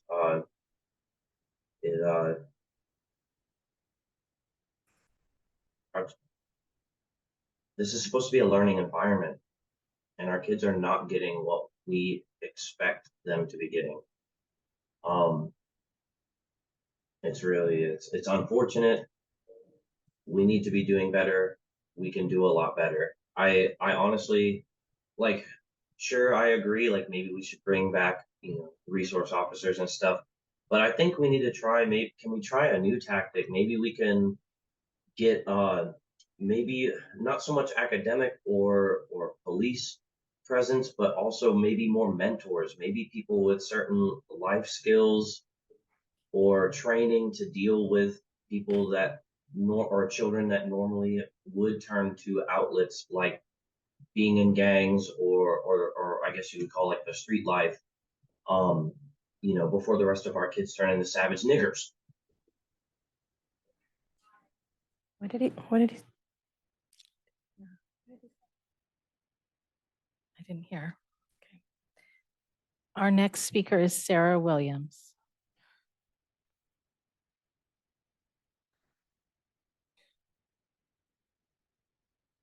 Sarah, if you're there, go ahead. Oh, can you hear me? Yes. Yes. Okay. Thank you. So I was there in person earlier, but unfortunately I had to step out, but I felt compelled to comment. So my name is Sarah Williams and I'm a teacher at Slater. This is my 6th year teaching, my 5th year in this district. This is a district that I attended as a student for kindergarten through 12th grade. So I have a deep investment here. I absolutely love Slater. We have amazing students, a phenomenal staff, and 2 amazing admins who are kicking butt this year. Sadly, I have to say that as a relatively newer teacher, myself and other new teachers have considered leaving the teaching profession altogether, given events that have happened at our schools in the last few years. Myself and teachers who I started teaching with 6 years ago don't feel safe or hopeful about the future. I've wanted to be a teacher since I was in 1st grade at Helen Lehman Elementary. We desperately need changes in our schools. I'm not going to list them all now because I feel that my fellow Slater teachers and others have covered those well. But if we don't see changes, we will not retain new teachers, wonderful, caring, dedicated individuals that are terrified of what the future holds if this board does not seriously take action to address safety on our campuses. We have the most amazing teachers in our district, but it won't stay that way if we can't address these issues. Thank you.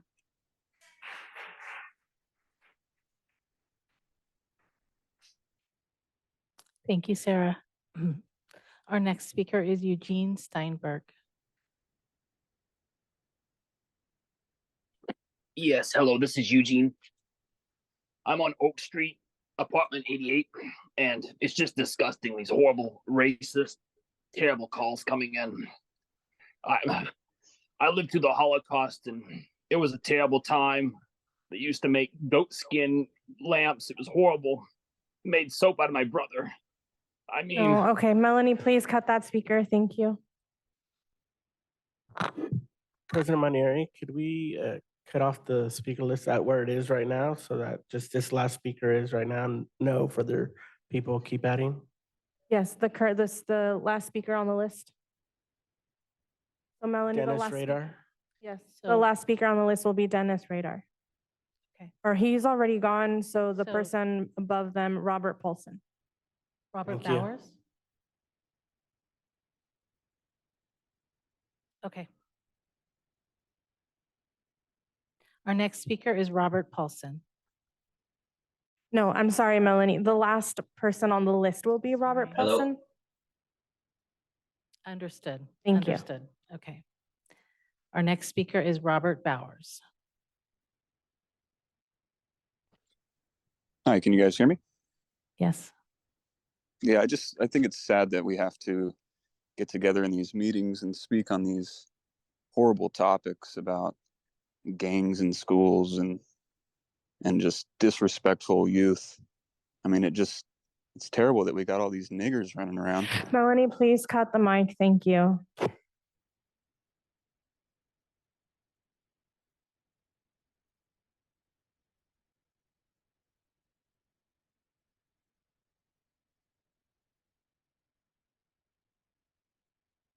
Are we ready for the next one? Yes. Our next speaker is Rudy Hess. Free speech is protected.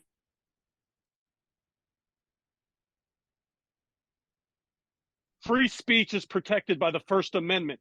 Free speech is protected by the First Amendment. Free speech is protected by the First Amendment.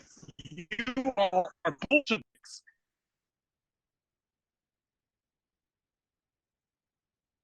I'm not able to hear that speaker. Our next speaker is Maria. Maria, if you can please state your full name for the record.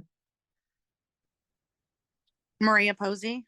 My time is at 1.5 minutes and everyone was supposed to be getting 2 minutes. Thank you. So listening to all the teachers that have been there today, I'm really happy to see teachers finally standing up and calling you guys out. We've needed resource officers on this campus and we needed them for a while. And I'm hoping that the teachers will actually look into the board members and who supports those board members and who the ones that support them, looking into is Indivisible Petaluma and the Young Democrats who are anti-cops on the campus. I'm hoping that you will check their Facebook pages to see. So maybe you'll reconsider when it comes time to vote again, and also reconsider backing your union since your union backs these people as well. And I'm also hoping that parents that are there just pull their kids. A lot of the parent groups, I'm seeing that a lot of parents have pulled their kids already prior, and I'm seeing more are getting ready to do it really soon.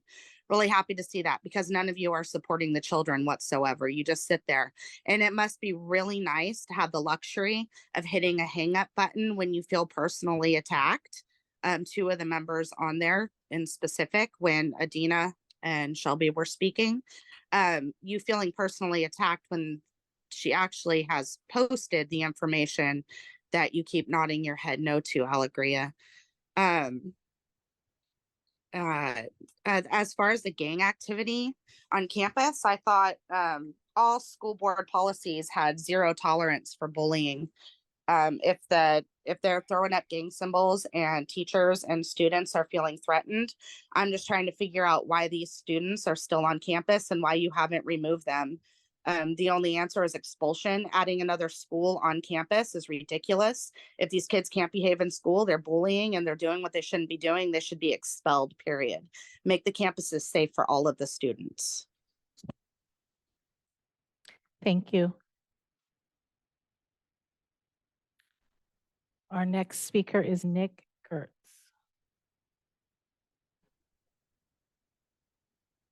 Hi, can you hear me? Yes. 6 Jewish corporate. Melanie, please cut the speaker. Thank you. This is our last speaker, Robert Polson. Hello? Hello? Go ahead. Make sure my mic's down. Yes, some of these people, the speech is just horrible, terrible. You know, I see a lot of people here are really trying to help the students, even if 2 of these people are mask wearing faggots. Melanie, please cut the speaker. Thank you. President Manieri, there are no other hands raised.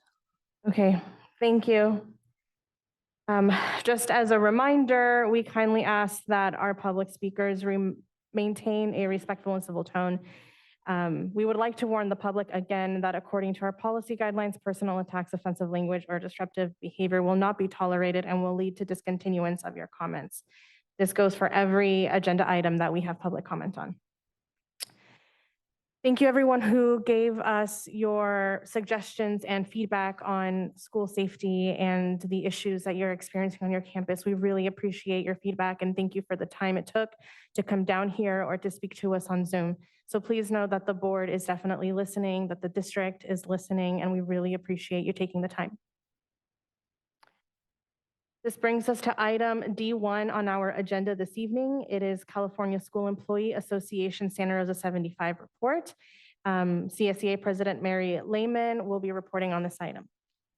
President Lehman is not here tonight. There will be no report. Thank you. Item D2, Santa Rosa Teachers Association report.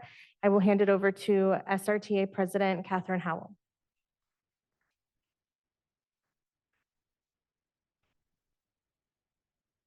Hi, good evening, everyone. I'm Catherine Howell. I'm the president of the Santa Rosa Teachers Association, representing about 850 teachers in Santa Rosa.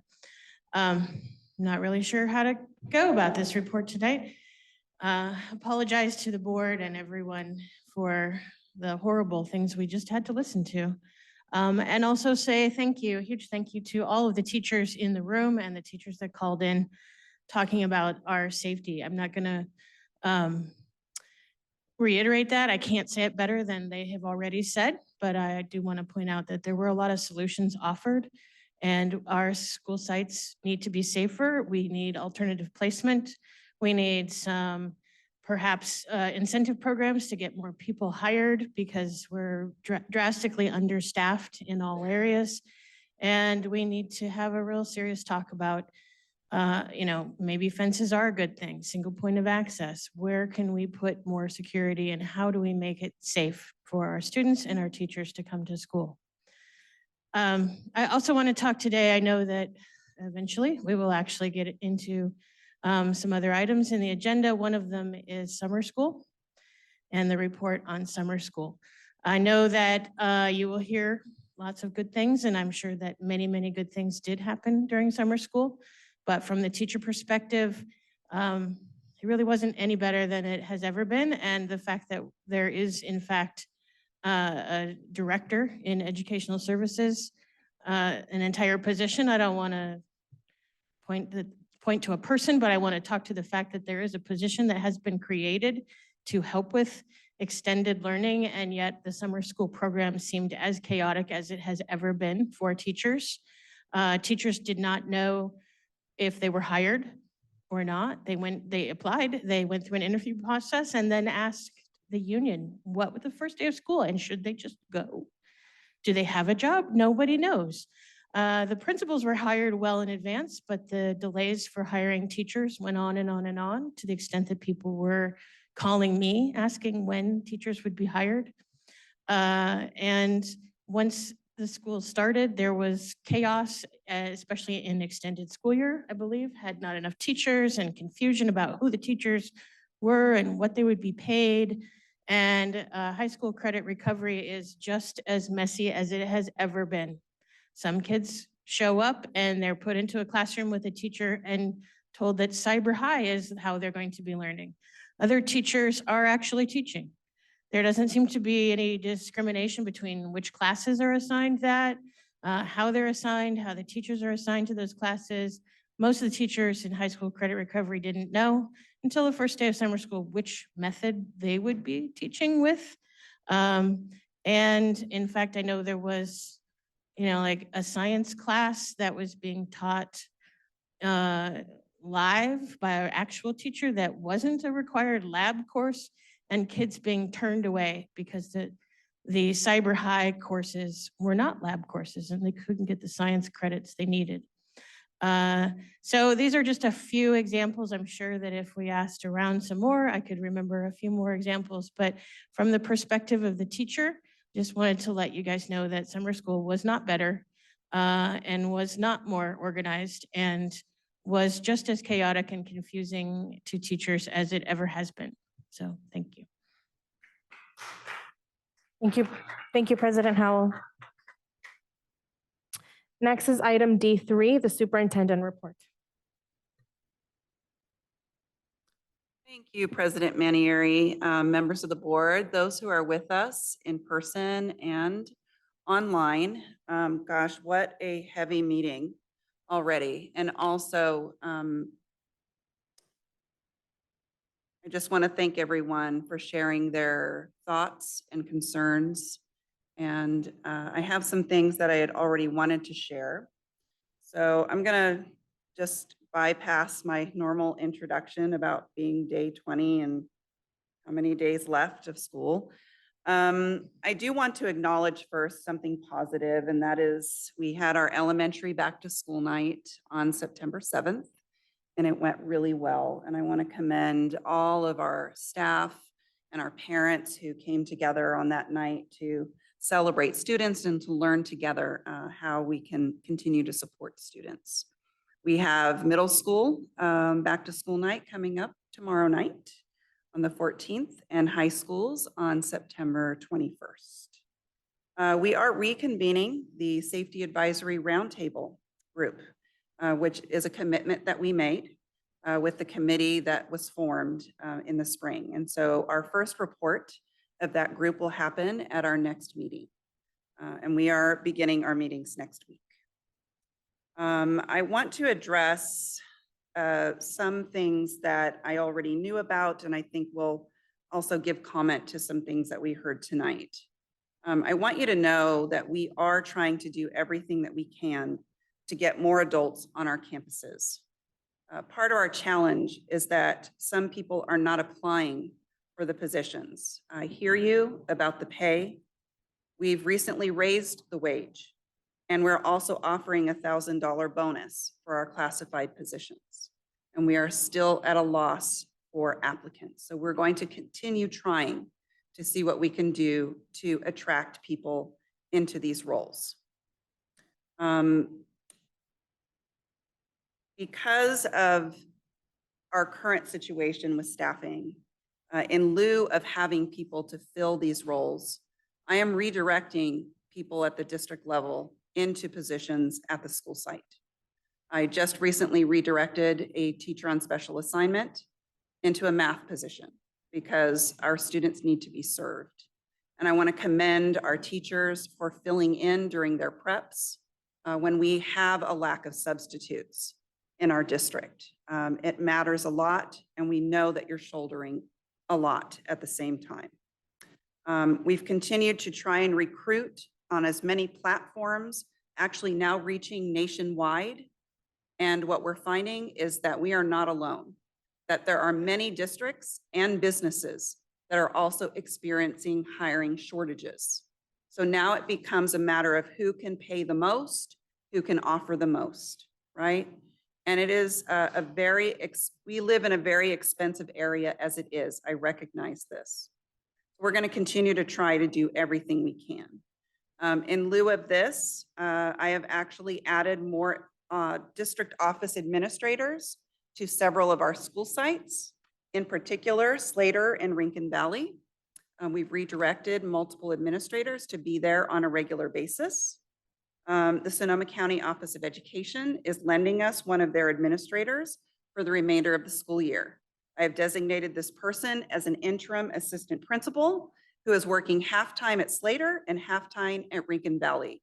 I have also started to be out at school sites more and actually offer my help, staying there most of the day, to offer my help with supervision, just as another person, starting even before most of the adults on campus get there, so that I can see the lay of the land and start to greet students as well in the morning. So, and I will continue to do that along with any administrators that are available on my team, because we know this is needed and we know that you're already shouldering a lot. I'm hearing the request for alternative education. We know that this is one of our goals, and we are beginning to actually already work on this and thinking about how we can get credit recovery going for our seniors who need to graduate. And we also hear you on potentials for alternative spaces for students who need more attention and opportunities that are going to serve them while the rest of the school is also being served. So that is something that we're currently working on. None of this is overnight, and I know that we want it to be. I know we wanted it several weeks ago, and it takes people to do this and the resources, and we are trying our best, and we see you and we hear you. I also want to just mention here that it's not lost on us what is happening around what seems to be gang-related and or associated violence. We will continue to work with law enforcement on these matters, as they also work on reconvening a gang task force on their team. In addition, we are beginning gang awareness training for all of our administrators. That is actually happening next week. The new person that we've hired among our team actually comes trained with this background, so we now have a person on our staff who can assist us with this process. To follow in the coming weeks, staff members will actually begin getting this training as well. You are welcome. It is a start. It's not all we can do, and we will continue to try and do more. I want to end on a positive note here as well, that part of what we do is community engagement. And I personally feel that that is a way for us to move away from the borders of our schools and to be in our communities and connect with our students and our families. We will be participating in the Vince Harper Day and Night Festival that'll be taking place on September 23rd, starting at 2 p.m. at the MLK Junior Park in Santa Rosa. We encourage you to come out. We're going to have multiple tables. and we're going to be supporting our community. And we've been doing that. And I want to recognize all of the staff that takes their personal time in the evening to make those connections, including all of the staff at our schools who go above and beyond their contract day. I could go on, but I think we have more of the agenda to cover. Thank you for your time. Thank you, Superintendent Trinnell. The next item on our agenda is the board president report. I do not have a formal report this evening, but I do just want to reiterate and thank our educators and community members who are taking the time to share their concerns and experiences with us. It's incredibly important for us to be able to hear from you firsthand what's happening, what you're hearing from the students on your campuses, from your children. While we may have young people of our own that we're hearing from, it's really important for us to be able to hear from others as well. So I just want to express my thanks once more for all of that. And on another note, I just want to commend the schools who are taking an opportunity to invite community organizations onto their campuses for their back to school nights. I'm really excited to be at the LC Allen back to school night next week, providing information and resources. So just really want to commend the schools who are taking that extra step to provide services to the families on their campuses. With that, we are on item D4 item D5 board member reports. I see Vice President Medina's hand and Director De La Torre's hand. Thank you, President Manietti. First off, I just got to say that I'm kind of angry and disappointed about what we experienced today with the racist and anti-Semitic attacks. That was very upsetting, and I hope it doesn't continue to occur. But I'm glad at how we responded in shutting people off. Secondly, I did want to take the opportunity to just applaud the fingerprinting efforts that have occurred and really increase the number of volunteers. I think we're doing great, and I hope we continue to do more on that. Third, I did want to report on the ad hoc, which is a collaboration between the City of Santa Rosa and Santa Rosa City Schools. We finally met for the first time last Tuesday, September 5th. Representing Santa Rosa City Schools were Director De La Cruz, Director De La Torre, and myself. And from the City of Santa Rosa was Mayor Natalie Rogers, Vice Mayor Diana McDonald, and Council Member Jeff Okrepke. And also present were the City Manager, Marquisha Smith, and our own Superintendent Trinnell. This is the beginning of a collaboration. We came together and we began developing the scope of the work of the committee, which includes prioritizing the safety and the security of our students with a primary focus on ensuring that they feel safe and protected, enhancing community trust and a sense of safety within our community, enhancing mental health support for both students and educators, addressing traffic conditions and safe routes to school, fostering better communication and building stronger relationships among our agencies, fostering community growth, and jointly seeking resources from federal institutions to secure additional grant funding for our initiatives. So these are some of the things that we've talked about. At our next meeting, we're going to continue to prioritize, start working towards getting things done. This is an incredibly busy group of people, so we're trying to set meeting dates, but I think we're on a positive trajectory. I think one of the other things that I wanted to really talk about from comments that I heard about from earlier was the idea of consequences for our students. And I think as it relates to gangs, I think aside from consequences, we also need to look at alternatives to gangs. And that's one thing that we also brought up in that meeting was what alternatives to gangs are out there in the community. So hopefully that's something that we also look at collectively with the city as well as the district, because this isn't just a city issue, a city of Santa Rosa School District issue. It's also a city and our community issue. And that included identifying barriers to the existing opportunities. Somebody mentioned sports and the obstacle of how expensive it could be to be a part of sports was something that was brought up. And so we'll continue that work. And that's all I really wanted to report.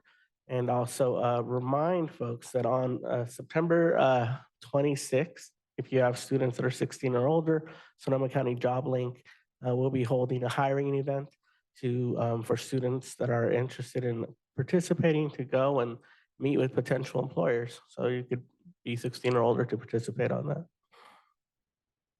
Thank you, Vice President Medina. Director De La Torre. Thank you very much for the opportunity to be here and the opportunity to speak. I had a lot of fun things to share tonight, and I cannot start my report without expressing how hurt and disgusted the hate speech spewed tonight was. And I am here to let you know that hate will not win, hate will not be tolerated, and you will not take my joy away or derail my purpose. As a board trustee, I've been committed this school year to put my boots on the ground and make a connection to this community, however possible, to show that I care, to show that I'm committed, to show that we as a collective group want what's best for our students, our staff, our families, our community. It was a pretty unique experience to visit all 23 campuses when the school year started. And last Thursday, I had this wild idea of trying to check in on a couple elementary schools. But while I was on the road and I was out there, once I got 2 or 3 elementary schools under my belt, what I was surrounded by was art, music, food, technology, families. And the number one thing that stuck out and lifted my heart was the laughter of children. The presence of children on their schools in the evenings and afternoons, sharing that experience with their families, being connected, being engaged, being proud of what they do. So that wild adventure turned into visiting all 9 elementary schools and a charter school. And I had some great conversations and chats with administrators, teachers, families. And yes, we do have a lot to work on. There are still issues, but there is an overwhelming sense of hope within this community, within these campuses, that this year is different. The year will continue to be different, and we will all do better and be better. So I ask that you stay engaged. I ask that you continue to use your voices, communicate within each other, communicate with us, and let's collectively work together to bring better opportunities for these students. Thank you, Director De La Torre. Are there other board member reports this evening? Okay. This brings us to item D6, CSBA report. Do we have a report this evening? A very short one, Madam Chair.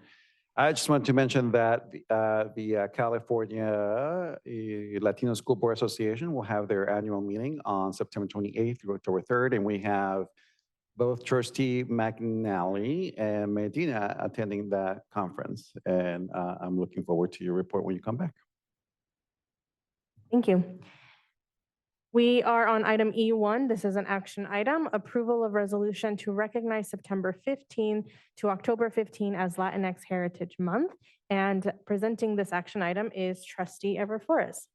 I will hand it over to you. Well, thank you, Madam Chair. In light of all the hate speech that we heard tonight, I think this is pretty opportune to say this. I had I wrote a pre-written sort of statement here, and I couldn't be more proud to be an immigrant to this country, giving me the opportunity to do what I couldn't do in a war-torn country of El Salvador in the 1980s. I just want to say that this country has given me and thousands of people like myself the opportunity to not only live our lives, but flourish, okay? So, and I want to echo what you said, Trustee De La Torre, that hate has no space here. Today, we come together to recognize and celebrate the rich tapestry of Latinx culture and history within our community. We acknowledge that the Latinx community has played a pivotal role in shaping our nation's values and prosperity. From the very inception of National Hispanic Heritage Week in 1968 to the establishment of National Hispanic Heritage Month in 1988, the United States has paid tribute to the enduring contributions of our Latinx community. However, today we also recognize the importance of language and terminology in our celebration. The term Hispanic has been the conventional label, but we must acknowledge that it carries with it echoes of colonization and fails to recognize the African history and indigenous roots of Latin America. In this resolution, we choose to embrace the terms Latinx and Latine, which reflects the diversity and individuality within our Latin American community. This choice opens the doors for dialogue within our community and encourages understanding. Our Latinx community is not monolithic in nature. It is a vibrant tapestry woven with threads from different parts of Latin America with diverse journeys and experiences. Among us are Central American immigrants like myself, individuals from South America, Mexico, the Caribbean, and first, second, third, fourth, fifth generation Americans, Latin folks living here in the United States. Additionally, we must remember those whose ancestors have lived here in the land, on the land that once belonged to Mexico before borders shifted through brutal and complex historical events. Their history is interwoven with the fabric of our community, and their voices are integral in our story. Latinx Heritage Month encompasses a significant part of our nation's history, and it is a reminder of the remarkable influence of Latinx Americans on politics, the economy, and our social and cultural fabric. The Latinx population is projected to grow substantially in the coming years, and our voices have become increasingly influential in shaping the future of our community. As we celebrate Latinx Heritage Month, we also acknowledge that it coincides with Independence Days from numerous Latin American countries. This period serves as a reminder of the enduring bonds between our communities and our Latinx brothers, sisters, and siblings. In the heart of Sonoma County, where the Latinx population accounts for a significant portion in the 2020 census, we recognize that understanding Latinx history and culture is essential. We're part of this community. We are this community. It is part of our broader commitment to our multicultural education, recognizing the common humanity that unites us all. Thank you for your support, and may this resolution inspire our schools to embrace Latinx Heritage Month with meaningful educational activities that reflect the values of equity, love, and inclusion that we all stand by. Thank you. Thank you, Director Flores. That was very beautifully said. Thank you. This is an action item. Are there any board member questions at this time? Seeing none, we will move on to public comment. And Melanie, if I could please ask if there were previous speakers that we cut off due to hate speech, that we do not turn on their mic during this public comment.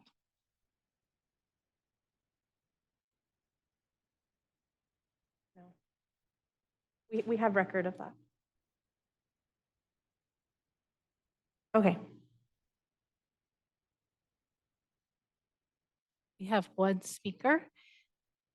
And I'll call for public comment on item E1 only. Again, this is for item E1, 2-minute limit. Our first speaker is Adina Flores.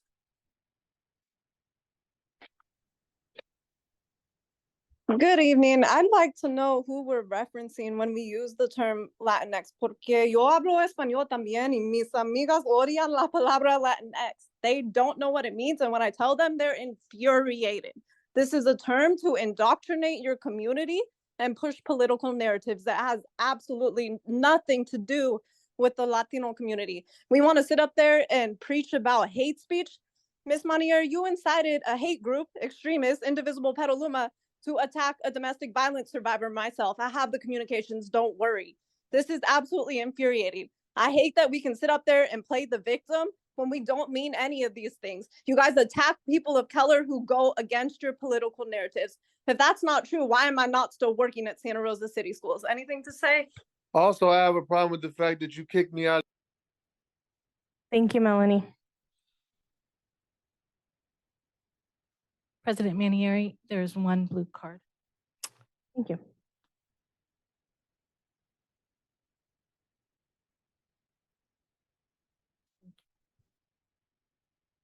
President Manieri, there are no other hands raised.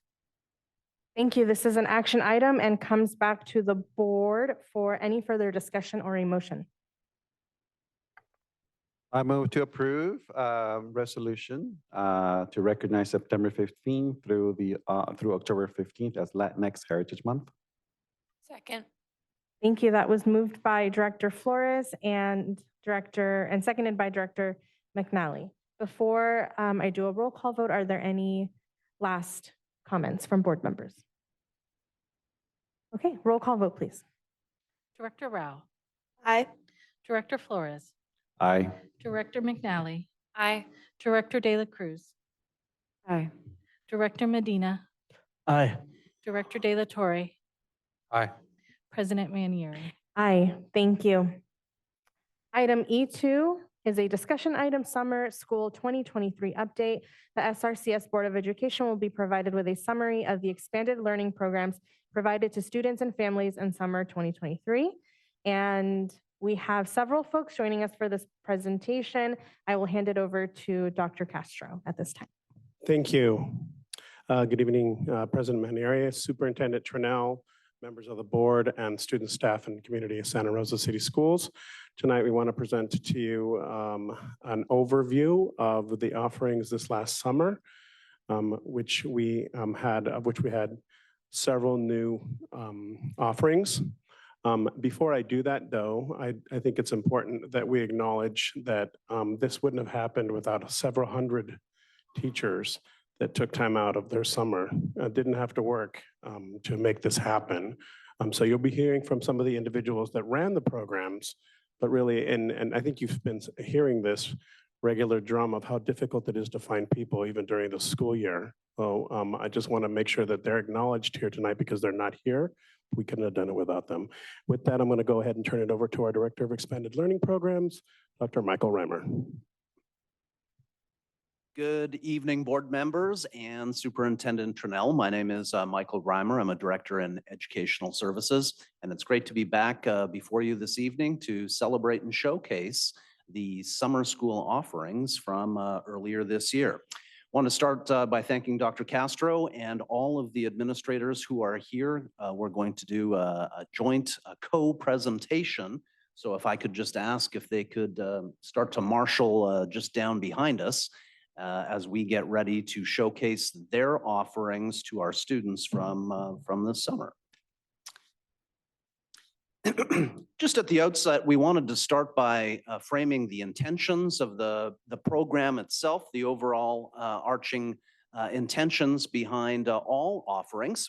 And of course, the first one is to honor our mission, vision, and priorities by implementing summer programs that support the whole student, including social, emotional, and academic needs.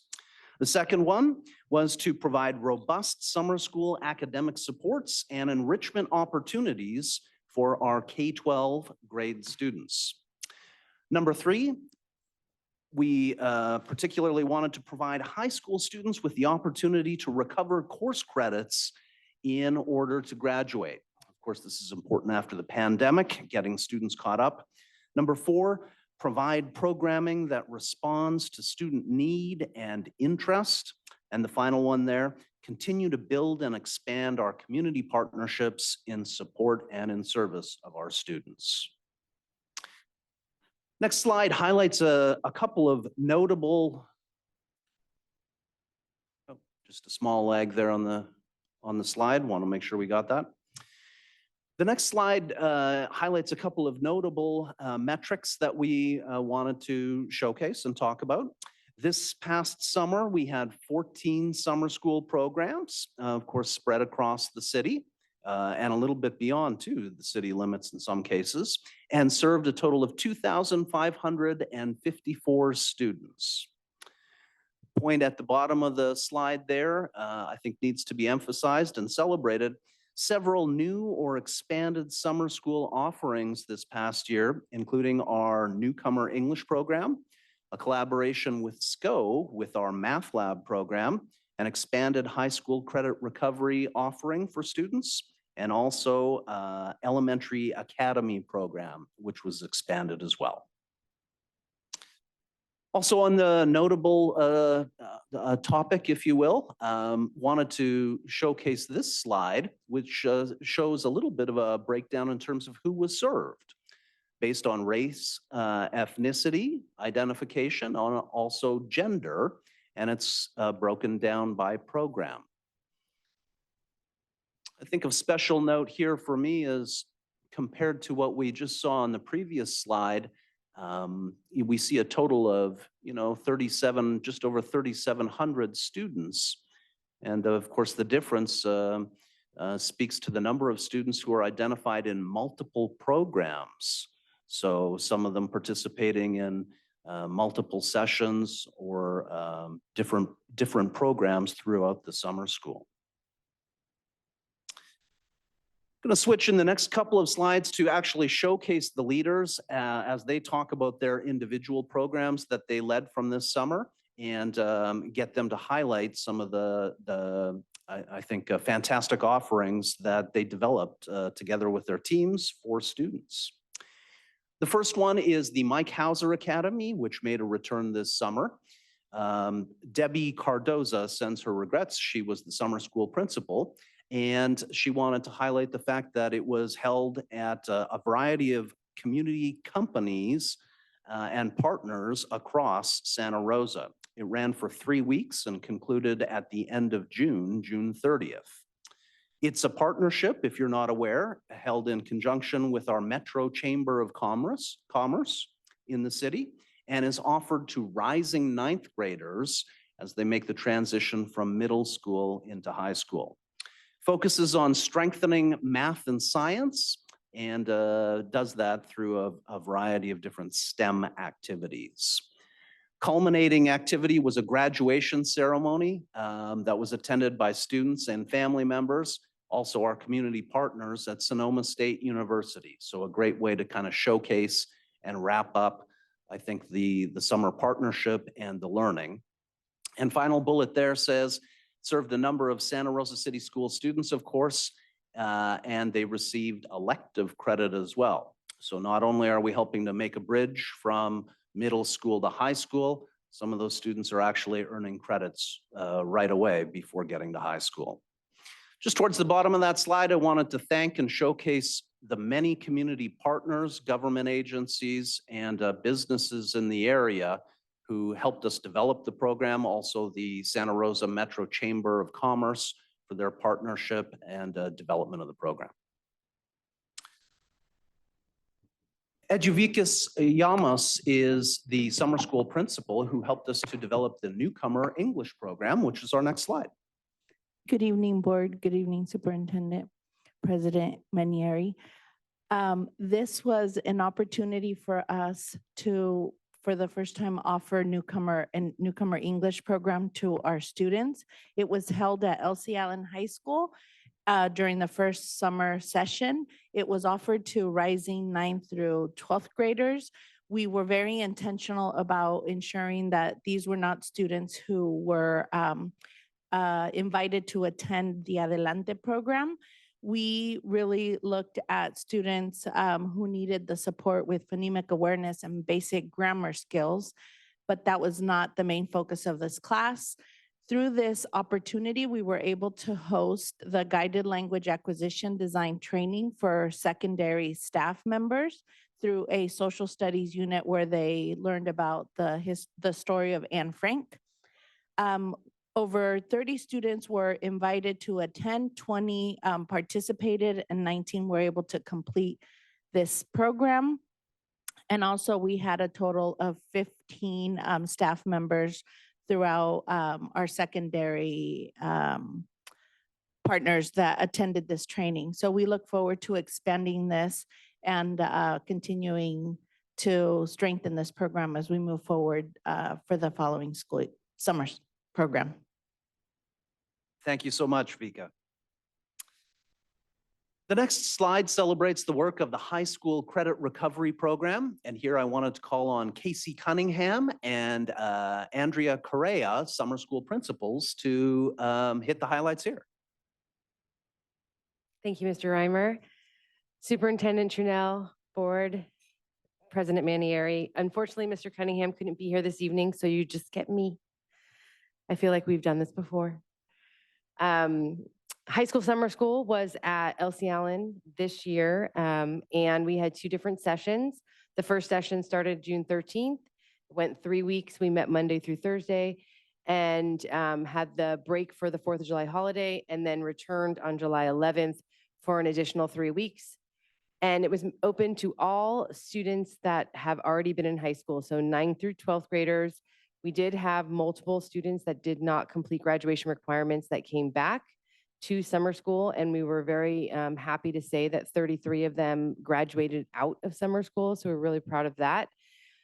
We had over 800 students that we worked through the summer program for both sessions.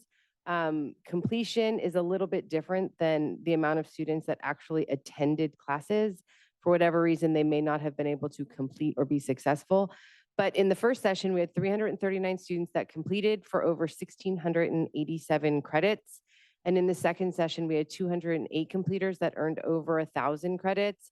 And then we also had 207 cyber high courses that were completed throughout the summer program. A lot of the students that came first session returned second session. So the numbers do look large, and then the completer numbers don't look as large, but they were the same kids in both sessions.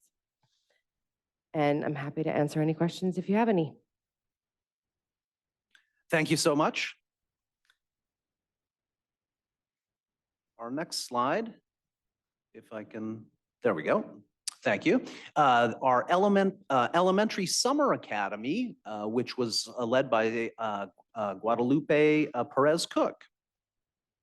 And for this one, I've got, it takes me to a different slideshow. So Guadalupe. Good evening, directors, President Manieri, and Superintendent Turnell. I had the pleasure and the honor of being the summer school principal, and thank you for the opportunity. We started off the week of June 6th through the 9th with Ready Week.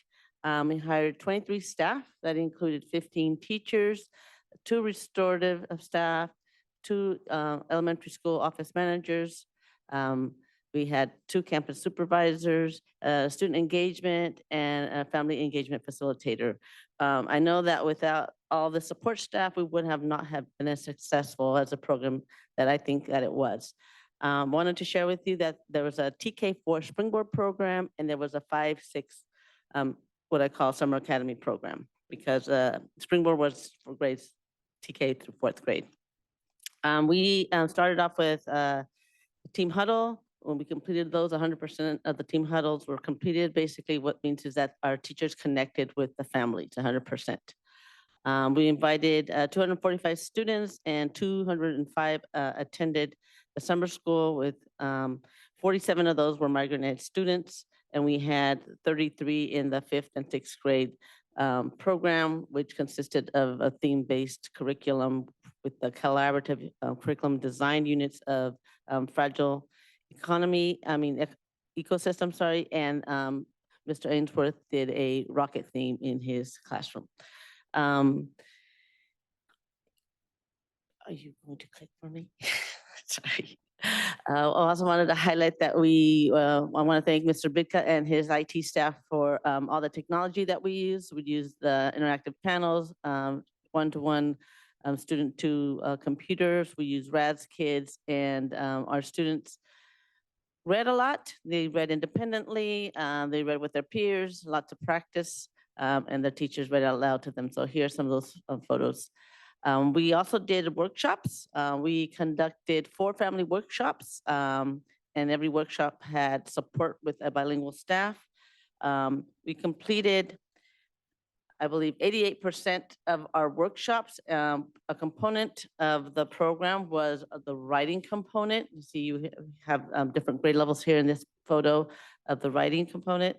And after one of the workshops, there was a prompt that the teacher gave the students, a writing prompt, and that's, I believe in the next slide. And basically, they were writing to this prompt. The best part of was about, what was the best part about having their families there? And this is what the students wrote. The best part about summer school is seeing my mom and at that school today, because that's when the families came over to attend the workshops. The workshops were conducted in person for an hour. There's many opportunities for the parents to attend the workshops. Not only was it via in person, we did Zoom in the evenings and also phone calls. They were conducted via phone calls. We had what I call a cardboard challenge. This is an opportunity for our students to be engaged, especially our 5th and 6th graders, because usually by the end of the summer, those students drop off. But we had a high attendance rate of 88% for this grade level. Mr. Ainsworth commented that this was he's taught for over 10 years at summer school, and that this is the highest enrollment he's ever had that maintained throughout the summer. So we had lots of activities, and we used the cardboard challenge activities for our field day where we celebrated our students' success. And so here are some of the activities and the cardboard games that the students created. We celebrated our students at the end. 93% of the families attended the workshops, and 97 tablets were earned by the students. 76% of the students met or exceeded their reading goal. At the TK 4th grade program, the attendance rate was 83%. We were very pleased with that, being that this was a first-time program. This is some pictures of the staff and the students, and we were celebrating their success. The next picture is a picture of our amazing students with different activities and just wanting to smile for the camera. I want to say that at the end of the program, some teachers were doubtful whether the students were going to make gains in such a short period, because it was a 5-week program. And they were pleasantly surprised and amazed at the gains that our students made in reading. We did a pre and post Dibbles assessment. So I want to thank you again for this opportunity, and hopefully we can do it again, because you can improve every year. Once you start a program once, you can just make it even better the next year. Thank you so much to Guadalupe Perez Cook for her leadership and for the overview of the program. And next we've got the Migrant Education Program. Summer school principal Isaac Estrada sends his regrets, couldn't be here this evening, but wanted us to showcase the following. The program was run K through 6 students at Luther Burbank for 5 weeks. It built on district developed curriculum and was 3 classrooms, 3 teachers, and they were grouped in grade level groupings. It featured a family expo day and also had a science and math unit. I attended just as the butterflies that they had raised were released in a small ceremony in the yard afterwards as well. So that was fun to catch just the tail end of. And the final point there is that it was actually integrated together with our summer school academy, the one that Guadalupe had just given us an overview of. What we did this year, and we mentioned this in the spring, is actually integrated this program together with an existing program. Next slide celebrates the secondary migrant program. Of course, many of you will know this one as a federally funded summer program that serves migrant students in grades, the older grades 6 through 12. It's hosted as a partnership together with Santa Rosa Junior College, and central components include development of cultural awareness and pride, as well as providing opportunities for students for credit recovery. The full day program ran for 6 weeks and offered classes in mathematics, English, science, college career readiness, history, and ballet folklorico. Final point there is it's serving students from across the county. It's a county-wide program, but met the needs of 109 Santa Rosa City school students. So it's actually a little bit larger, but for our district, just over 100 students. At this time, I wanted to call on Julie Grange and summer school principals Mark McLean to talk about the extended school year program. Julie and Mark.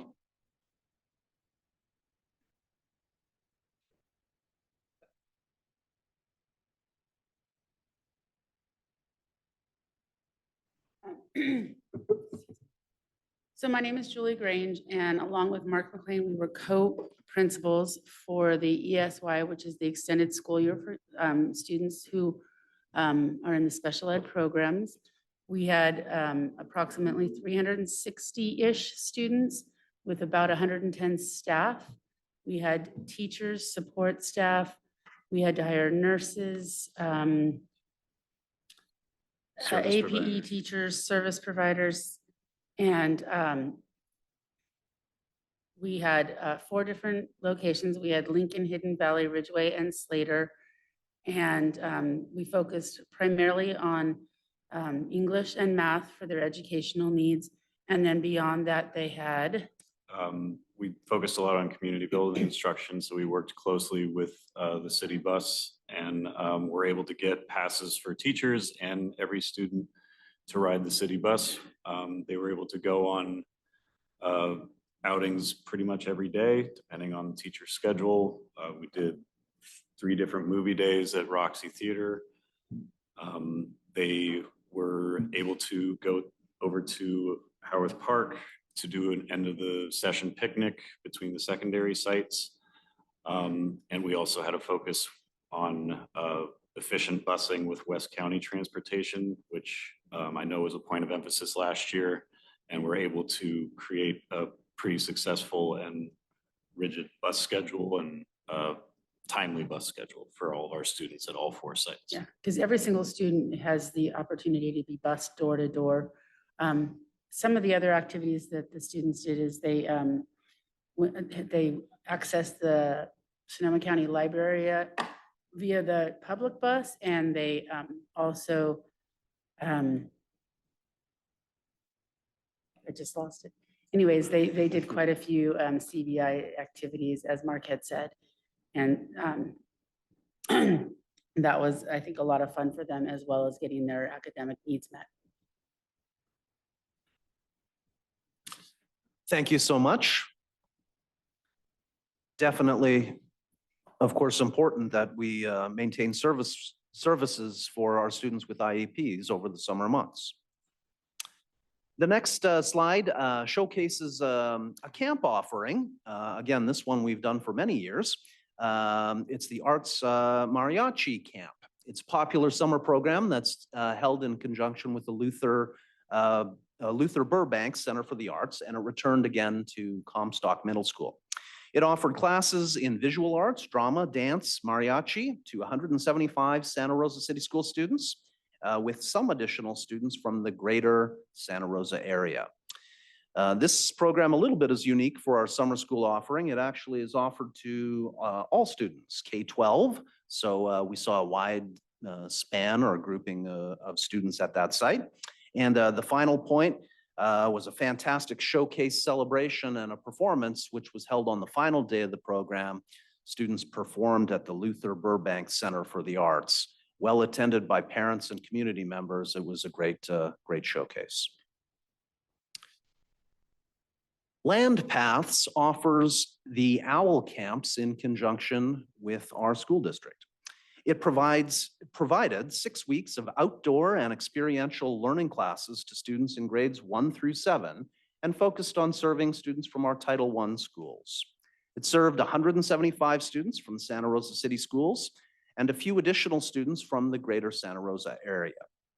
It's hosted at a variety of off-site locations, if you're not aware. Outdoor, of course, experiential learning, Preston Farms, the Bohemia Ecological Preserve, and a new partnership this year, apparently, with Duckworth Farm. I included a quote here at the end. I thought it was a nice way to capture the voice of the parents a little bit here. The OWL camp at Bohemia Preserve is an amazing place. The children loved their time exploring each day. One quote that I wanted to add in here, didn't have quite enough room. The parent wrote, "My child enjoyed the entire experience, except he got a tick." So that's how you know it's outdoor education, right? Out in the field. The next slide celebrates the work of April Santos and her team. It's a joint program with Sonoma State University, Excel for Youth. Good evening, Board, Superintendent Trinnell, President Manieri. So I think I'm the luckiest one of all the administrators over summer because SSU does most of the work. So Dr. Reimer came out to help me to get this program growing. So it's a 2-week program with 4 sessions, an AM and a PM. We serve about, well, we attempted to serve 400 students and we did about 350. And the offerings were basically enrichment for students. So students could take pre-med, they could take embroidery and patchwork. They did, it happened at Hogwarts, which was a play. They did robotics. So it was a very enriching environment for kids. They were excited in grades 3 through 7. I haven't been in an elementary school in a while. It was held at Helen Lehman, and it was me. And then we had some support that would come in during the day to help with kids. And then it was the SSU staff. It was purely staffed by Sonoma State University.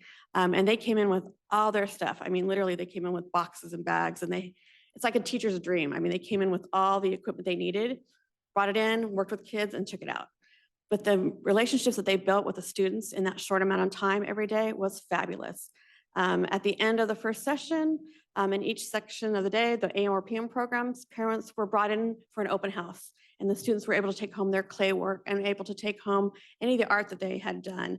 The robotics kids were able to show their parents what they had created in class and what they had done with Python coding. It was just amazing to see the innovation that students had when they were given that opportunity. So we were very, very fortunate.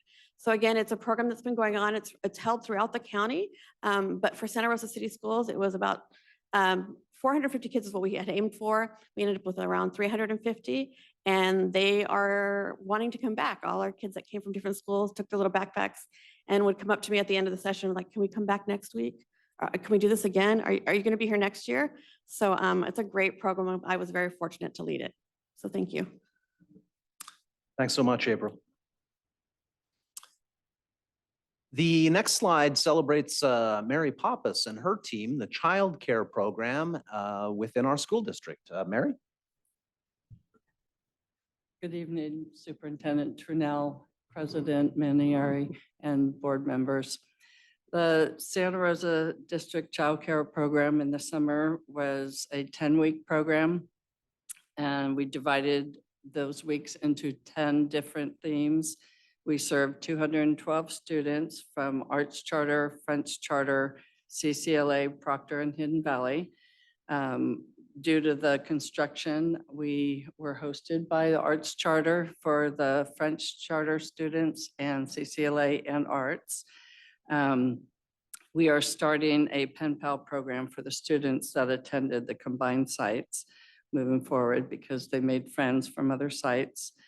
We arranged for a bibliobus mobile library to visit the sites. They are from the Sonoma County Library and provide a library services and interactive activities. We focused on academics, social, emotional, and physical health. We provided a restorative specialist to work with the students and staff at the sites for the first half of the program, or first half of the summer. We provided many field trips, in-house presentations, group activities, and games. We served some incoming TK and K students to help acclimate them into the school environment and help them with the school rules, classroom behaviors, and meeting new friends and building friendships. We had presenters from the Society for Creative Anachronism. They are a group of volunteers that arrive in full armor and reenact life in the medieval times. They portray different characters each time they come. This year, they arrived as knights and princesses. They taught kids how they made armor and tools in medieval times, such as forging metal and making shields and axes. They taught the history of jousting and how they fought. They made their own clothes with a loom and had a demonstration or allowed the kids to make bookmarks using the loom. We also had presentations from furs, tails, and scales, mosquito vector, NorCal bats, Butterball, the clown had a magic show and came back again for face painting.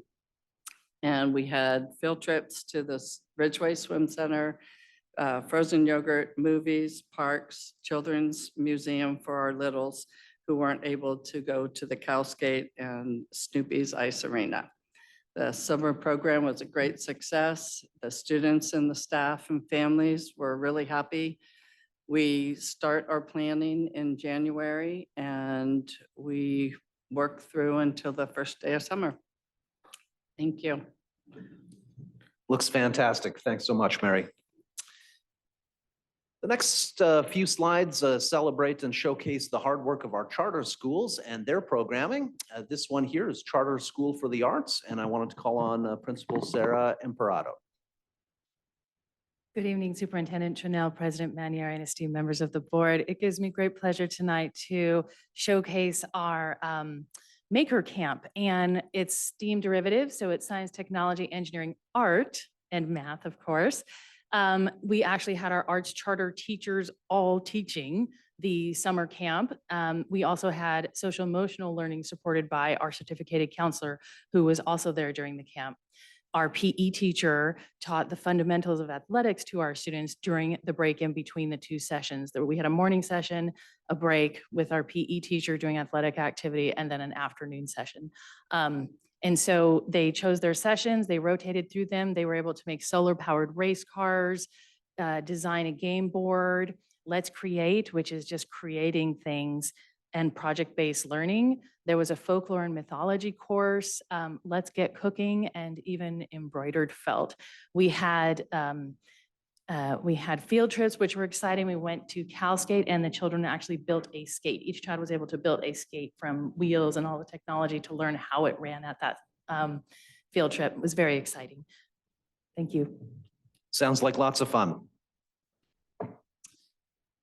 The French-American charter school was led, of course, by Evelyn Anderson, and I'd like to call on her to give us a quick overview of her activities this summer. Thank you. Hello, Board, President Manieri and Superintendent. We had a great time offering a half day of coding and robotics and a half day of a myriad of activities in French. Obviously the French part is great for our students to be able to maintain learning, not have summer slide, and possibly let them be a little bit further ahead come the start of school, especially because some of the teachers chose to do things like practice their new learnings from the Joe Bollard PD and explore art projects that they don't get to do generally during the school year. But what really stood out for me was seeing students who for 3-4 years have been in school and just haven't always had this chance to be successful in the traditional academics. And, part of that is because they didn't have the preschool and they didn't have the private tutoring during distance learning and things like that. And I felt like the coding really laid an even playing field. And so I saw these students who, have always sort of had a little bit of an edge to them. And they thrived and they loved the coding, they engaged. And when I said, people make money doing this, you could do this for your whole life, their eyes lit up and they stood taller. And I swear I'm seeing that to this day, every day at school, that they feel better about being at school and they know that they can do something. So for me, that was the golden ticket. Thank you. Thanks so much, Evelyn. I believe the final charter school program showcased Cesar Chavez, and joining us is Christina Senna. Good evening, everyone. We held our CCLA summer school at Monroe Elementary, and we were able to serve about 85 students, kinder through 5th grade, for 3 weeks. We had a reading and a math focus. Our teachers focused on the GLAD units that we focused on during the school year, but don't always have time to finish and do all the fun components that we would like to do. So that was the focus during the summer. We did bring over our instructional assistants. So we have a press model at CCLA where the instructional assistants press into the classroom. So every student gets small focused literacy instruction. So we did that throughout the summer as well. And a math focus, we toted over everything from CCLA. We had our books and our math manipulatives and our art and integrated all of that for the math and the literacy. It was all ran exclusively in Spanish to build that dual immersion pathway for our students, except for fourth grade was ran in English, but everything else was done in Spanish. Thank you. Thank you so much.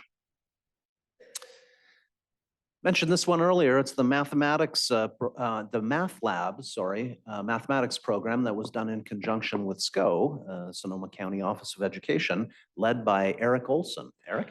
Thank you so much. I had the privilege of working with 40 incoming fourth through sixth graders from all 10 of our elementary schools and some of our charter schools for 8 days in June. It was a wonderful 2 weeks where we worked on expanded learning with Dr. Bowler and all of the things that they've been doing with Joe Bowler.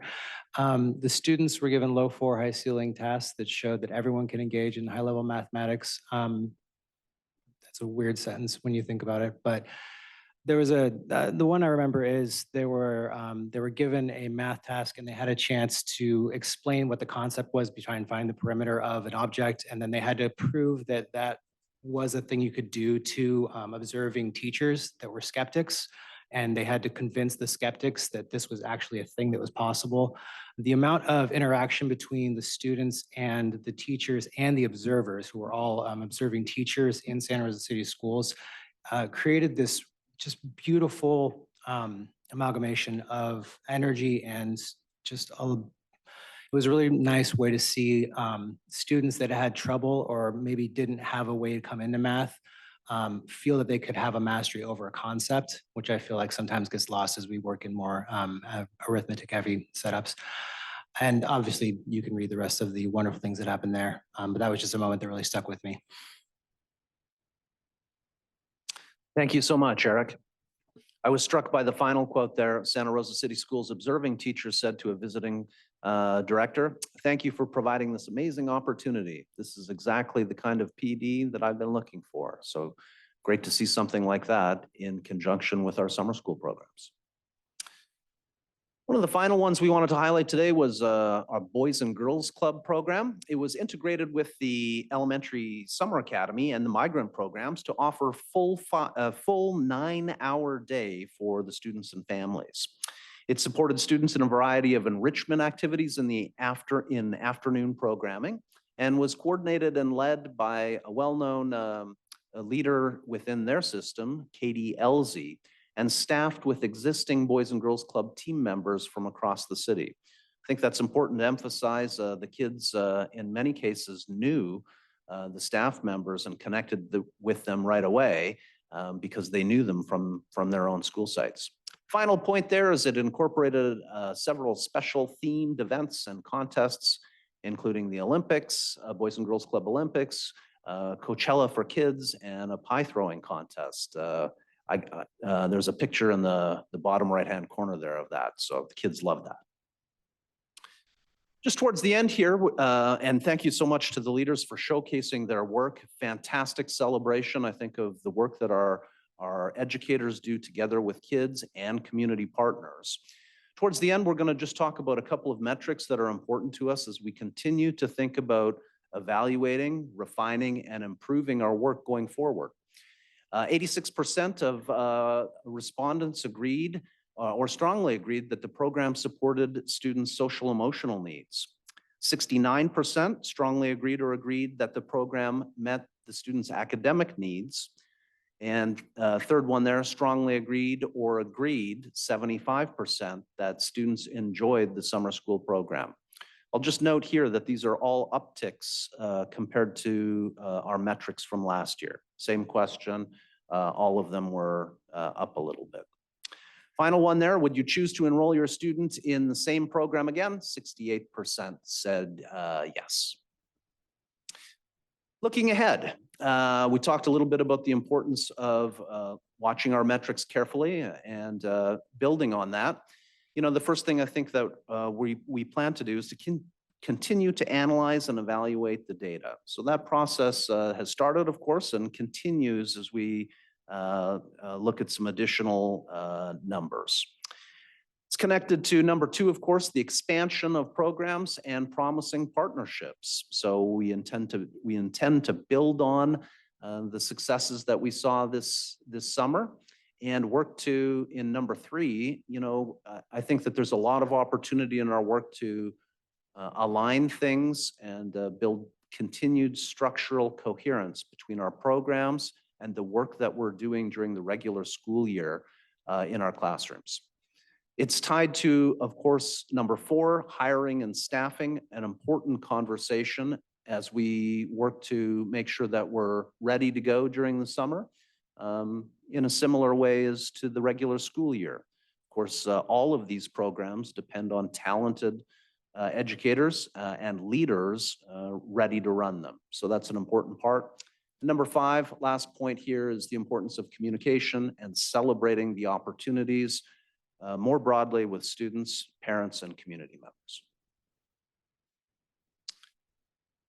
Thank you very much for your time and your patience and your attention, and open it up to questions or discussion. Thank you so much. That was a really wonderful presentation. Appreciate all the folks who made us happen this summer. It's really wonderful to hear about all of the great things that happened. I see several hands up. I saw Director Flores' hand up first, then we'll go with Director Medina and then Director De La Cruz. Thank you for that very thorough report. It's just incredible to see that our students have the opportunity to have these enrichment programs throughout the summer, especially to those students who may not have access to these sort of opportunities. So thank you for doing that. In terms of metrics, I'm looking at the credit recovery, for example. So we had a total of 1,785 students, and we only had a total of 547 students complete, a 5-unit course, right? Or a 5-credit course, and that's approximately 30.6% completion rate. That's a matrix that I think it's important for us to look at, year after year. So when you come back, next year, it would be nice to have this matrix to compare, prior years to see if we've improved. And I like to see, what sort of processes can we implement to make sure that we scaffold and support students to complete those credits. Because 1,700 students came in and only 547 completed a summer school course. So we identified, close to 2,000 students, right? And yet only less than a third of those students ended up completing those credits. And I think we've talked about, making sure that graduation requirements and graduation requirements and graduation rates, it's one of our priorities to improve. Right, so I like us to start looking at this matrix a little bit more carefully year after year, so that way we can implement strategies to support our students. I'll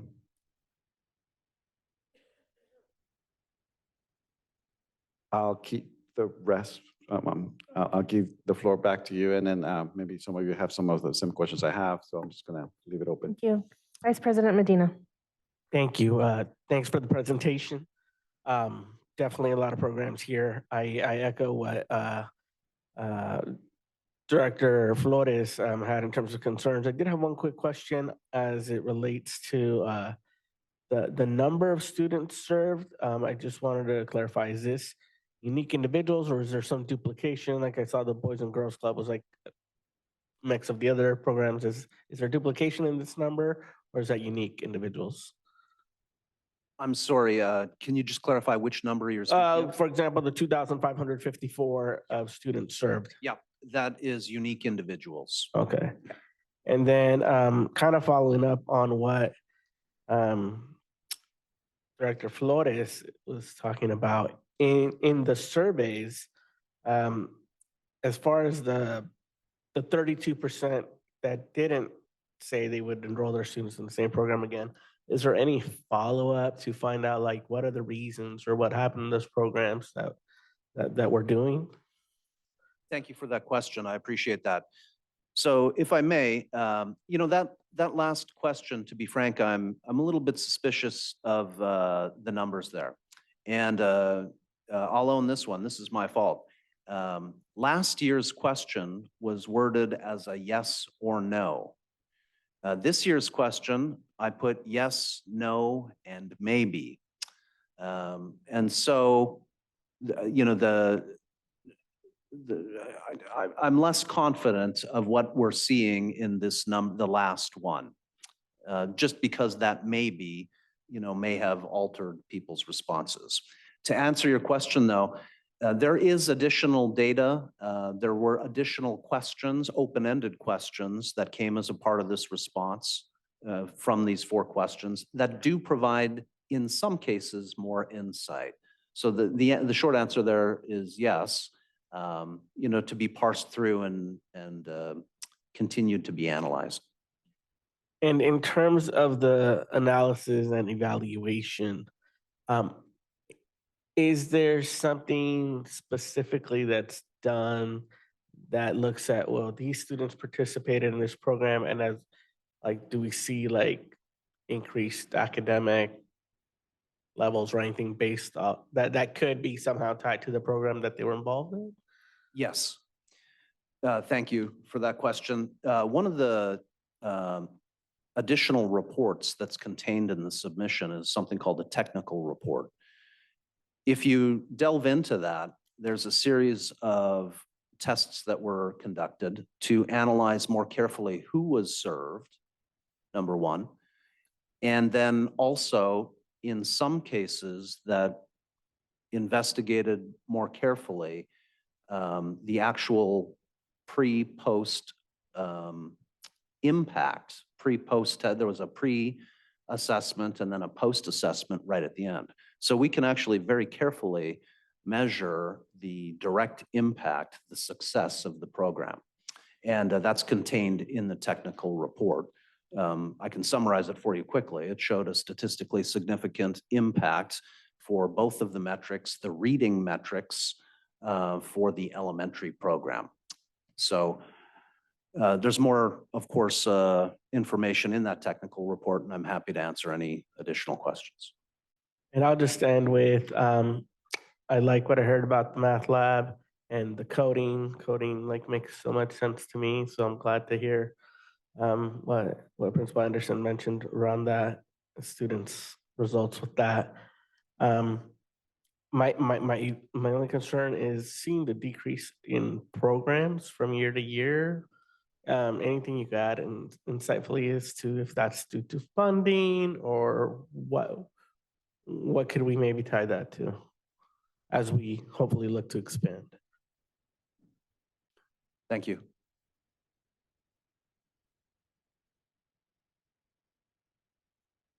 Yeah, I think that last part was a question. The part about the programs, the decrease, what can we tie that? Yeah. Yeah, I'm sorry. Thank you. I apologize. I can't answer that. I came partway through last year, and the programs had been set before I had arrived. So in terms of a specific, why there was a slight decrease in the number of programs, I'm not 100% sure. I can say this, that part of the discussion that I heard early on when I arrived last year was some programs weren't seeing quite the student response or the demand. And I believe that may have impacted why the team had decided to pare back slightly the number of offerings. I think that they want to make sure that they're robust, that they can be staffed properly, and that they've got adequate student enrollment. So that's part of the conversation I heard, but I hear you on your point about, the importance of, the number of offerings we're having for the community. Thank you. If it's okay, I just wanted to answer Director Flores's question in regards to credit recovery summer school and the 1,700 students approximately. So we approximately enroll 1,700 students in summer school, but that is not how many students come on the first day of school or actually show up. So typically what happens is we have students that are interested in coming into summer school. They go through the enrollment process with their counselors. We get them registered. And then on the first day of school, we have up to 400 to 500 students that just don't show up. So they get dropped on the first day of school, and then we start pulling kids in from our wait list. So of the over 1,000 students that we had registered in that first session of summer school, we only serviced probably 500 to 550 students. From there, we had a 300 plus student completion rate. And so I don't have the opportunity to go back into Aries into the summer program. The way that the Aries program is set up, once you're out of that session of class, you can't go back in. So I couldn't give you exact numbers of how many students started on the first day and then the second day and the third, but you'd really have to look at it across the board to see the average number of students that were in the program every day of the session. Second session, what happens typically is we lose a great majority of teachers that are willing to work in the July time. And so we cannot offer a program that's as large. So where we might be able to service 550 students in that first session, up to 700. In the second session, we really can only focus on about 375 students. And then depending on credentialing and the number of cyber high classes we have. So I think that 1,700 is a large number. And if you look at the completion rate, it does look terrible. But that's not how many students actually went through our program. And we could get that information back to you with a more accurate number if you'd like. But I would like to say that the students that do come to summer school, they are very successful. And it's a grind to be in summer school, especially when the weather is beautiful and all their friends are at the river. So we're really proud of those kids that get through, especially the ones that come for both sessions and really get as many credits as they possibly can. So I hope that helps to Yeah, explain. and if I may, I don't know if you know this, but I do run a summer school program, and I've been doing that for about 23 years. Okay, one of the things that we did a while back is we got rid of the wait list because the attrition rate is abysmal, right? I mean, it's a lot. So by getting rid of the wait list, we were able to serve more students from day one. Because once they don't show up, it's more difficult for our students to engage, after day 2, day 3, if we implement a wait list, just food for thought, and we've been able to serve more students that way. And obviously, making phone calls to make sure that students show up, right? So just food for thought. Thank you. Thank you. Thank you. Director De La Cruz. Thank you for such a rich presentation. I might have missed this at the beginning, but I just wanted to hear a little bit more about how we chose kids and kind of guided them into these programs. And associated with that is an experience as a parent of having like 16 different emails saying, from this week to this week, you could do these 3 things. From this week to this week, you could do these, and not really having a sense of like a holistic offering over the full summer of like multiple things that you could plug your kids into, and or a sense from their teachers or their counselors kind of where is appropriate for them. So just would love to hear a little bit more about like how we reached out to kids and families to say, this is a great program for you. Yeah, that's my question. Thank you for the question. So that was an important consideration for us as we designed summer school this year. So that was done with some intentionality. And, the first thought that I had early on is I wanted to mention that we had actually done radio ads this year. I was told it was the first time, so we had them play it on 3 different stations, Spanish language station as well. Thank you, Dr. Castro. He was the Spanish voice. El locutor. And what we wanted to, of course, is use a multi-tiered or multi-pronged approach to get the word out for the offerings or the opportunities for students.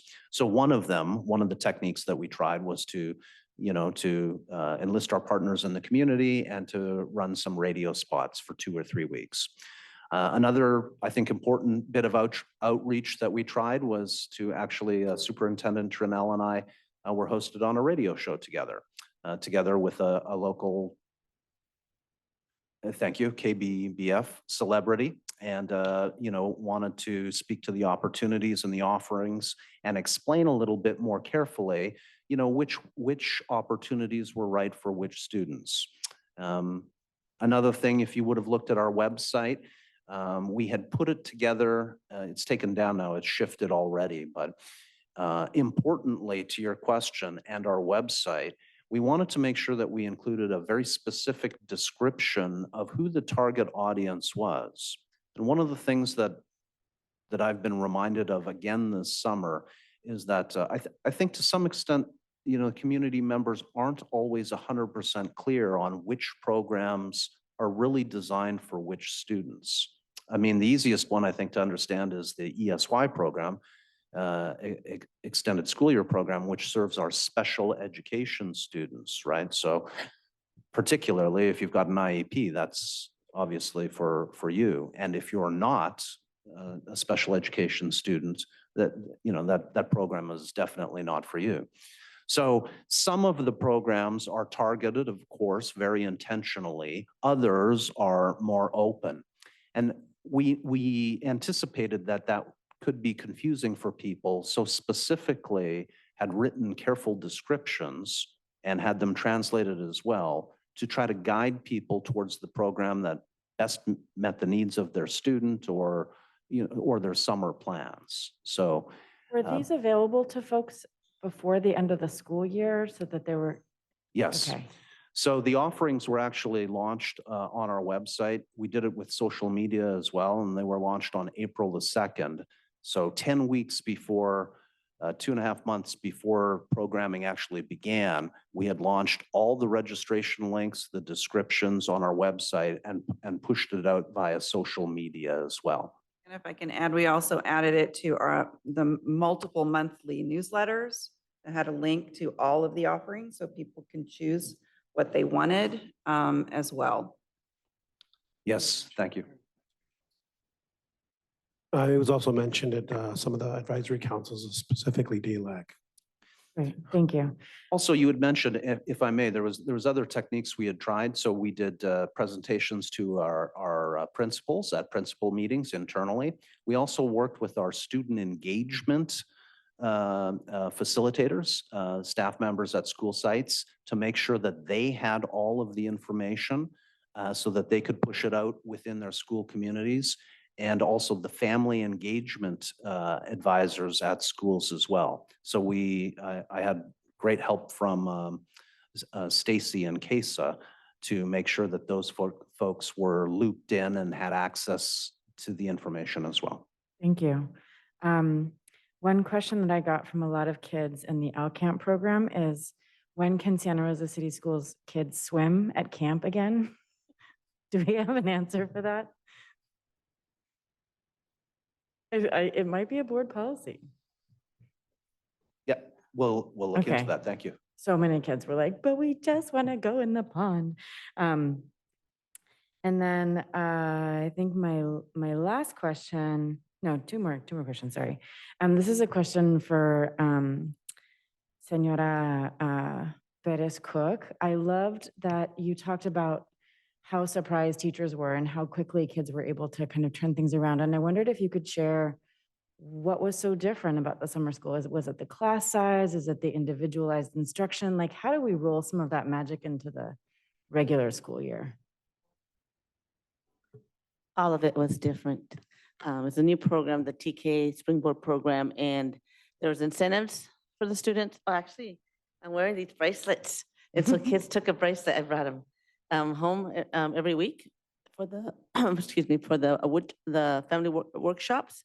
And so it reminded them, they would take it the day before the workshop to remind their parents, hey, we have a family workshop. So the incentives were great. And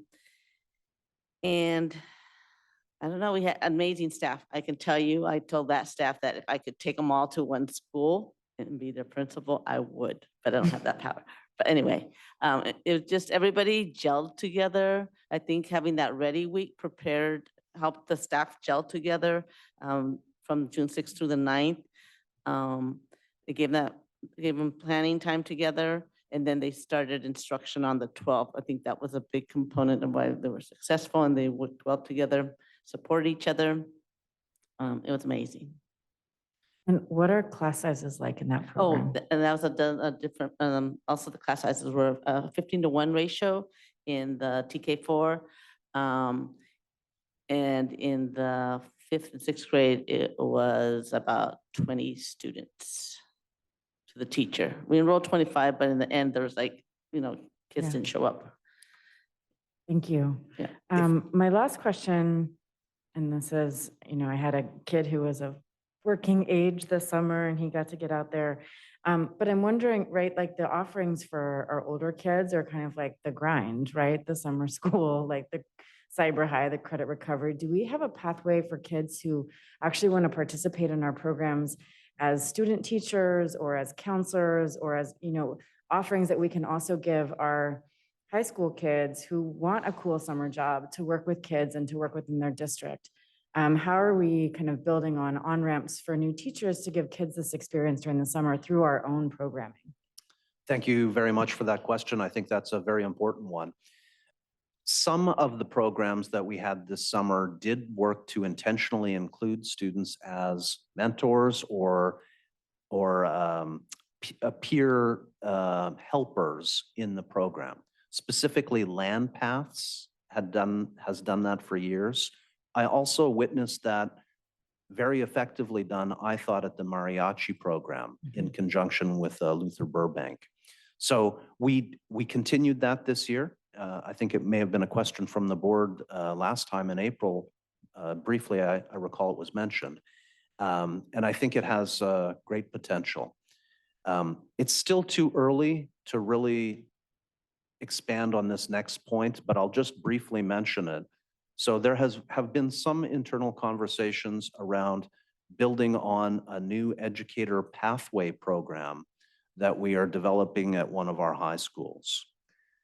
I have seen programs in other districts that have successfully built a pathway program at a high school and then worked to integrate those students as they express an interest in becoming paraprofessional, perhaps teacher, counselor, as a profession, and worked to integrate them into the school district as tutors at elementary schools, or possibly down the road as serving in our summer school programs.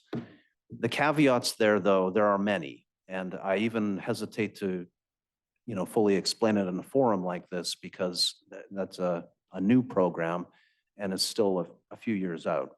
Right. But hopefully it shows what some of the possibilities are and what our internal thinking is as we think to do exactly, I think what you're asking is to work more students into the work into our work of education and service in the community. And then my last question was just to lift up some of the comments that President Howell made at the beginning. So really appreciate that we're including student and family voice in evaluating our programs. And I wondered what the process was for including teacher voice in kind of suggesting whether it's new ways of signing up or of organizing or of giving more time for teachers to plan and some kind of clear deadline. So I wondered what the process is for engaging summer school teachers in the evaluation process. I think it's very important. This year it was collected program by program. So that was collected by individual principals and summer school leaders in a variety of different formats. So I will say this is, hiring, of course, we knew was going to be a concern up front. And we did work very hard to front load that as early as possible.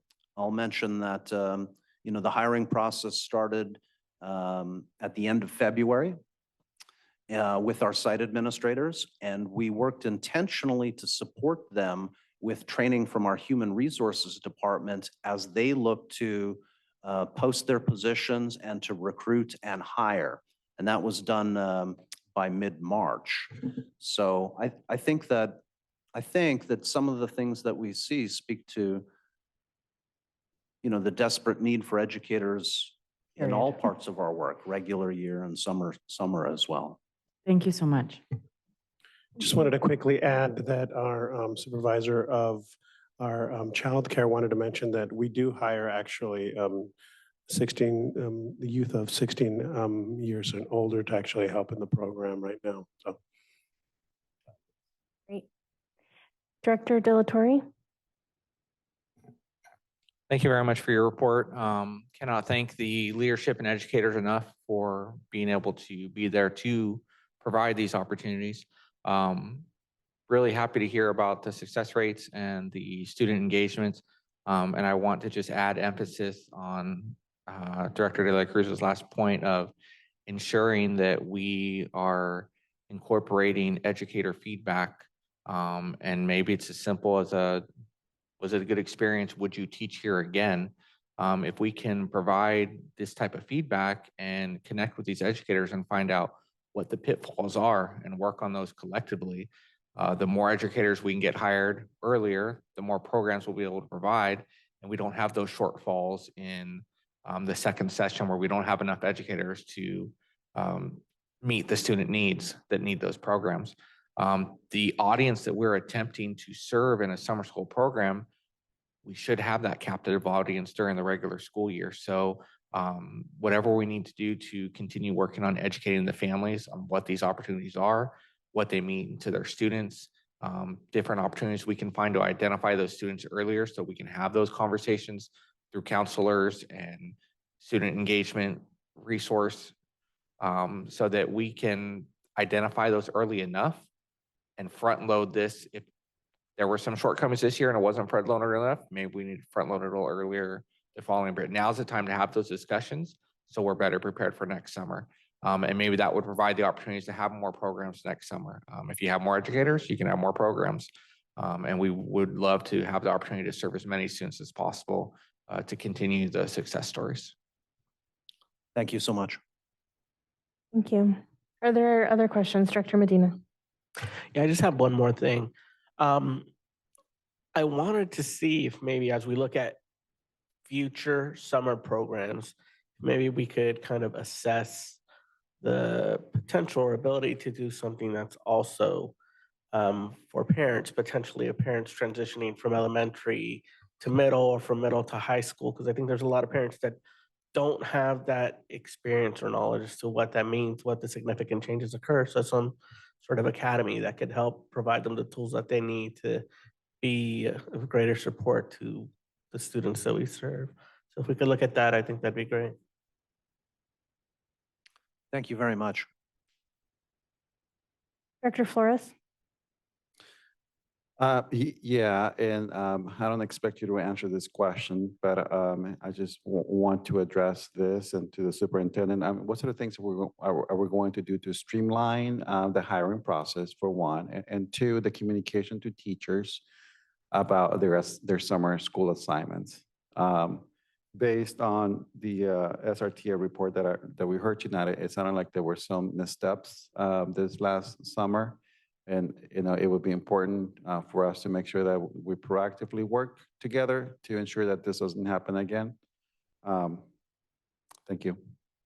We'll definitely look into that. Thank you. Thank you. At this time, we will take public comment on item E2. This is a discussion item, Summer School 2023 update. I have 2 blue cards. I will call these names first, and then we will move on to any remote attendees.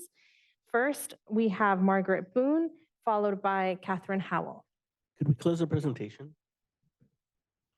Do you mind stopping the sharing of the screen? Thank you. Good evening again. I've taught extended school year for the last 12 years. I love teaching ESY. I love my students. I love seeing students all get later, as well as students who have moved on from me.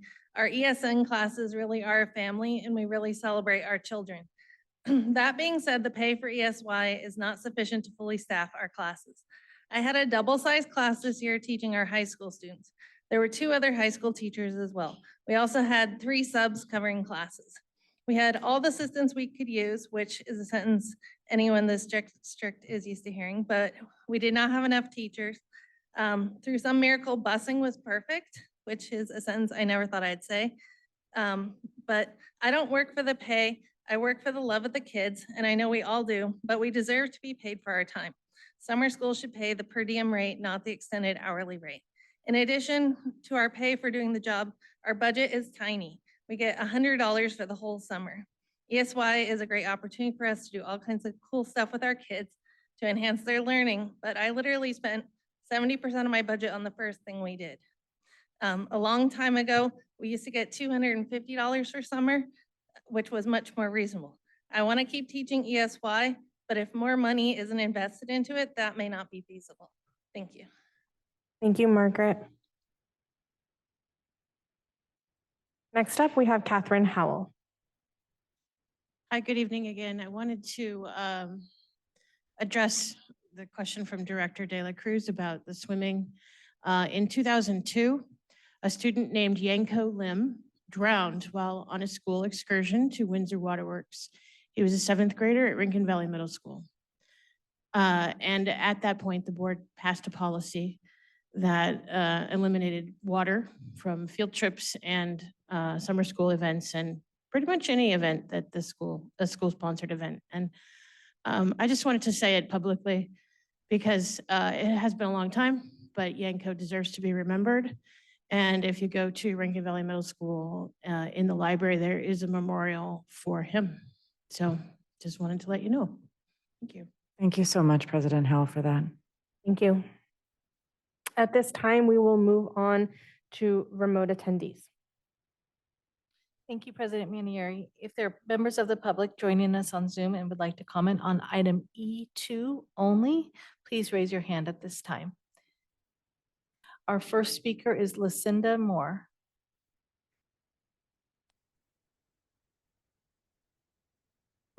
Hello, thank you for the opportunity to speak. I've worked in summer school in ESY since 2018, and I have seen the administrators that have worked throughout the year. However, this year we had dual administrators across 4 sites, and it was incredibly effective. I strongly urge you to continue maintaining the double admin for 4 sites for special education for next year. And then also, the pay for the hour of prep a day was very helpful. We used to do that work for free because you had to prep for what you were doing the next day. So it was very helpful to be able to have paid prep time for summer school. And I would like to hope that you guys would continue that for next year. I also would like to echo that one of the pitfalls per Director De La Torre's question was the staff shortage makes it a pitfall. The job is awesome, the children are awesome, but the staff shortage and the burden that it puts on the rest of us is really hard. So having a hiring process start sooner, really early, like January. And if January just seems so early, it's not too early. Time goes by so fast and spring gets so busy. And helping young teachers with their permits, with their abilities, that was part of a lot of the hang up, is that there were young, eager teachers that wanted to work and paperwork wasn't happening fast enough because it was started so late. So if it started sooner, that would be able to. Our community-based instruction is an integral part of our program. Like Ms. Boone said, field trips cost, and I received donations and it was just under 500 for field trips over 4 weeks. And I leveraged as many free services through City Bus and Sonoma County Library as I could. Thank you again for everything. Thank you. Our next speaker is Shelby Pryor. Good evening, board. Being as I can now attend the meeting again, it's interesting to me that we keep referring to the children as data, referring to the metrics, and nobody's doing the simple math. Your guys' enrollment to summer school has doubled, meaning you failed these children at an exceptionally large rate. You've done this in a short period of time. So the things that you're implementing and the things that you're proving as data is showing your failures and inconsistencies. Let's go off of that to speak to the parents on this matter and it is relevant, so don't try cutting me off. They talk about defunding the police. We need to defund the public school system. The way you do that is you pull your children out of this programmable space and teach your children the things you find to be important, things that cross barriers of race and religion and all other barriers that these people are having failures to teach your children to go ahead and cross those barriers in this terrible system that is put in place that is failing miserably. We can continue about the money grabs and the nonsense because that's where the focus is, but it's not the children. These programs, though you guys are fighting the good, noble fight, are putting the teachers directly in harm's way with children who are underserved and underprivileged in a community that doesn't like them because they're brown, black, or anything other than white. Tonight's public comments had nothing to do with anything I had to say, and this is what your community has brought to us and what I've been trying to prove. Thank you. Our next speaker is Adina Flores. Good evening, board. I've been reflecting on the data as included in the expanded learning programs presentation. And as Mr. Pryor expressed, I do find it concerning that in 2020, there were 1,646 students served. And then in 2021, that elevated to 3,402 students, indicating that if they are repeating high school courses to make up for lost credits, that our children are failing. And then we can see in 2022 that those numbers decreased to 2,700. That, being that I was the former executive assistant to you all, indicates a lack of enrollment. And people are pulling their children because of the statements that we heard during public comments. I was absolutely horrified. My fiance was livid hearing the derogatory comments that were made, and it doesn't sit well with me. And obviously you all expressed this as well. I think we've gotten far off track as a school board from where we're supposed to be. It's absolutely and only about politics at this point in time, and it saddens me. I'm somebody that I speak from my heart. I speak the truth, and sometimes that hurts feelings, but I speak facts. And so going back to the expanded learning program, I see that the intentions for the first point are to honor our mission and vision, including social and emotional, essentially, learning. We are setting these kids up for failure. We're making them weak. I am a strong individual because I have survived trauma. You are making these children weak and confused. We are not preparing them for the real world. I don't know how they're going to survive. I really honestly don't. So I suggest we reflect on what our mission and vision actually mean. Thank you so much. Thank you. President Manieri, there are no more hands raised. Thank you. This is a discussion item, so this comes back to the board for any further discussion. Okay. Director Flores, no? I'd just like to move to approve. This is a discussion item. Discussion. Yeah. Thank you so much for the presentation and to the staff that were here. We thank them as well. If I may, I wanted to personally say thank you to the leaders who helped us to present and showcase their offerings this summer. I really respect and admire all of you. Thank you for your leadership. And also, I wanted to make special note of the hundreds of teachers, paraprofessionals, support staff, campus supervisors, secretaries, site administrators, district leaders, and the district department team members who all contributed to the successful programs this summer. I want to shout out to Budget and Business Services, Child Care Department, Facilities, the Communications Department, Human Resources, Payroll, Purchasing, Student Nutrition, Special Education, Transportation, and Technology. They all played a huge role in the success of our programs. Thank you so much for the time and conversation this evening. Thank you. Director Medina. Just like to move to extend the meeting to 10:45. There's a motion to extend the meeting to 10:45.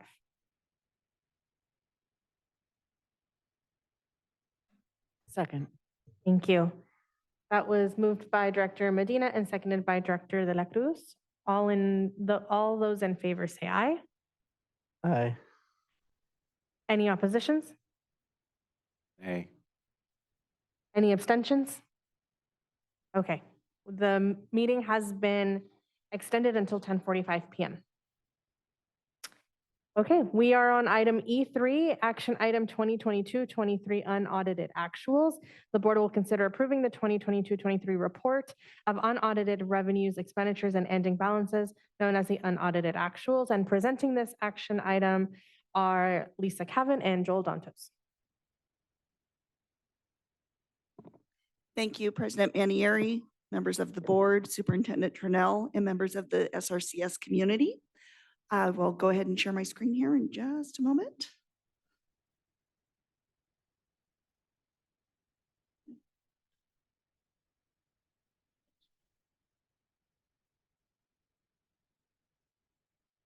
Okay, thank you very much.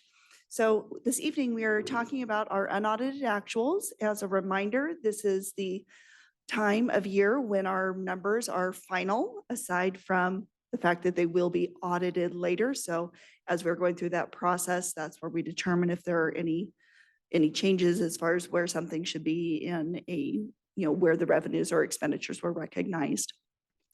Again, this is the summation of the 22-23 final numbers. And our next steps are to finalize the carryover into the current year. So in our restricted funding, the remaining balances, those will be reflected, and then budgets updated from there, going into our first interim report, which you will see in December. I would like to also go ahead and start with thanking our fiscal department, Joel, and the members of his team for all of their hard work diligently over the summer while a lot of people are out on break. That is a really busy time for our departments. So thank you, and I'm going to hand it over to let him get us started. Thank you, President Manieri. I was prepared this time and I blew it, but anyway, Superintendent Trinnell, members of the board. So we're going to go into the year we just ended, 2022-23 unaudited actuals report. This is a report that is prepared through the state standard SACS, which stands for Standard Account Code Structure software. All California school districts record all revenues and expenditures against a SACS account code. And these account codes have similar components that allow you to roll up, thousands, I think we have close to 10,000 budget line items into similar categories. So we can give a summary report. And these are the categories out of the SACS in these that school districts use to report their financials. So you can see this. And one other thing we're doing now with this on our actuals report is another component of school finance based on the SACS codes is you've got two categories. Restricted categories, which are categorical programs specialized in restricted allowable expenditures. And then you've got your unrestricted sources, which are more school-based financing and local discretion. So, and that'll help us understand what is going on with our finances, because the restricted categorical programs, their revenues will cover their expenses. That's the goal, with the exception of the contribution to local maintenance and special education. So we're going to get into some of that. And if any time you have questions, please ask at any time. But so here we're looking at, so we're going to look at each financial report with the combined unrestricted and restricted, and then we'll look at just the unrestricted. So you can see here, we'll start with revenues, and then we'll move on to expenditures, and then the ending fund and balances, which are revenues less expenditures. So you can see we've got some increase to our LCF revenues. Our LCF revenue includes our local special ed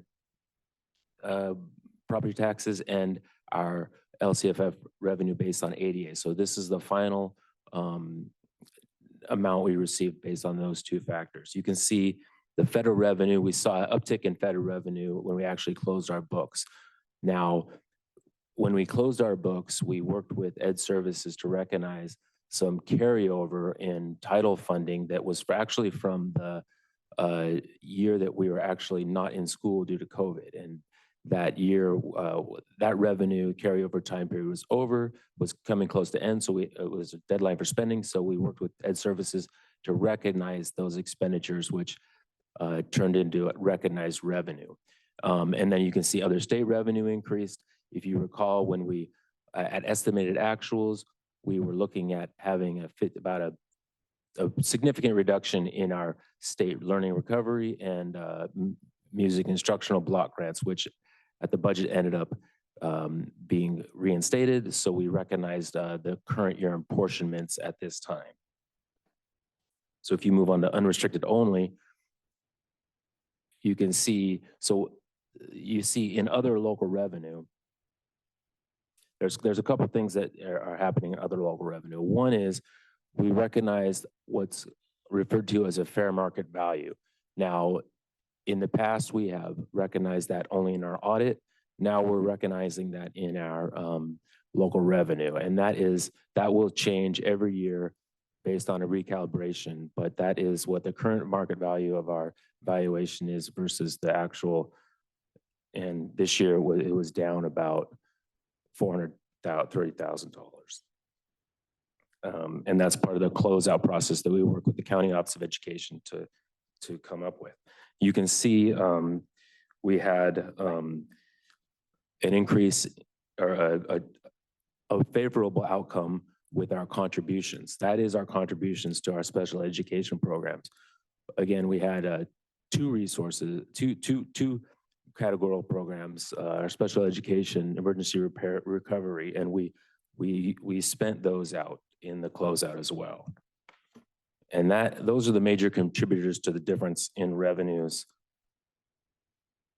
Moving on to combined unrestricted and restricted expenditures. You can see there is some things that jump out on this are the savings in the employee benefits. One thing we do is we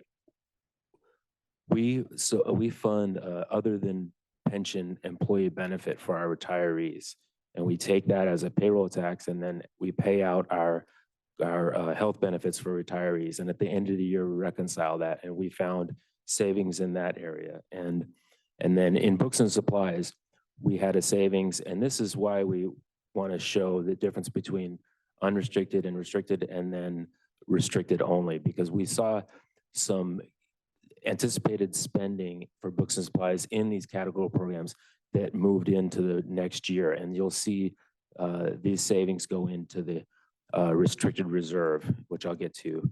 But you can see if you move on to the unrestricted only, you can see the books and supplies was fairly close to the estimated actual. But so let's look at all the unrestricted only categories and expenditures. You can see when we recognize those federal title revenues, when transferred those to spend those carryover from the COVID, we did see some savings in these categories, and again in these categorical categories. And actually, again, you see here the employee OPEB benefit savings was in unrestricted, so you can see the majority of that combined was from that category. So that is really kind of the major factors going into the expenditures. But let me see here. Hold on.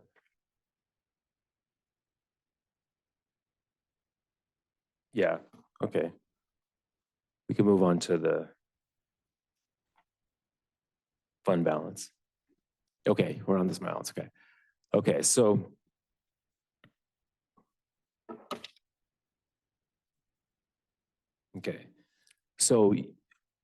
we're looking at the ending fund balance. So what stands out here? We do see an increase, a difference in the anticipated ending fund balance of about $10 million. So where does that go? Well, you can see if you look below the change in the, if you look below, you can see the change in the restricted ending balance increases by about $6 million. So that is because we had recognized those learning recovery, instructional materials block grant revenues this year that were reinstated at the 45-day revise, and at the estimated actuals at budget time, we had assumed those per the May revise to be cut, if everybody recalls that. So that's about $6 million of that $10 million in difference is due to the majority of those restricted grant ending closeout results. Okay, then you can see the unappropriated unassigned amount. We do see an increase in the ending fund balance of about $3 million. Now, that includes recalculating the unassigned, the reserve for economic uncertainty. So if you go to the unrestricted only, you'll see how the closeout affected our unrestricted bottom line. So you can see we had an increased decrease fund balance of about $3.8 million, but our beginning fund balance was changed because of that fair market value that I spoke about. Now, that fair market value is complex because it's going to be recalibrated next year. And if the market is at a better state, it could actually increase our reserve. But it's because we have to recognize our valuation, and this is our end financial report. This is why this comes into play. So you can see that the ending balance is actually, you see that $2.987 million that the pointer's on right now? When we close out our books, that is the amount that we improved our bottom line compared to estimated actuals. And the major component factors to that are recognizing those title monies that we were able to move, that we were able to find expenses and to spend those before the carryover period ran out, as well as that OPEB equity, return of equity. And those are the major components. So you can see, and that's really the major components of the entire General Fund 01 financial report. And if you move on, here are other funds. You can see, I won't go through each one of them individually, but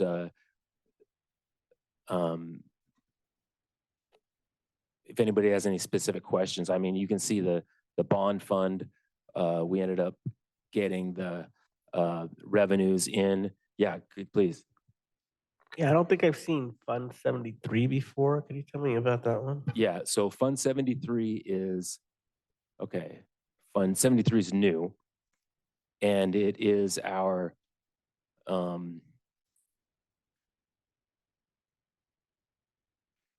so our schools, so it's actually not held in our bank accounts. It's held at the school sites, and it's a scholarship fund. And I actually don't know as much about it. I just know how to calculate it. So we get the scholarship funds from the school sites, and we enter these into SACs based on the information we get. But it's a scholarship. Does anybody know about the scholarship fund? So what I can say about a scholarship fund is that it's technically not the district's money. It's funds that we hold, that we have a fiduciary responsibility for just for handling, and they're required to be reported, even though they're actually not ours necessarily to control. Yeah, so so the unique thing about the unaudited actuals is it's also our financial statement, meaning our whole district valuation.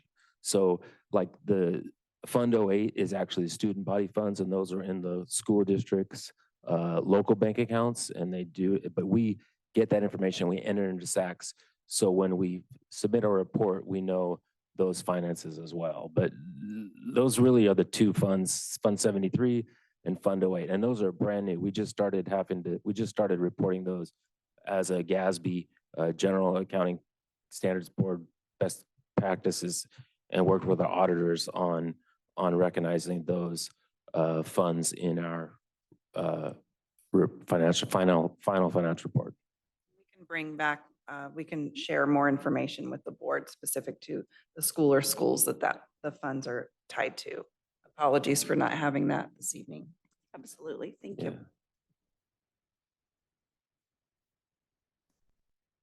Okay, and so this is kind of one of my little pet peeves is I hate having all of these tiny numbers on here.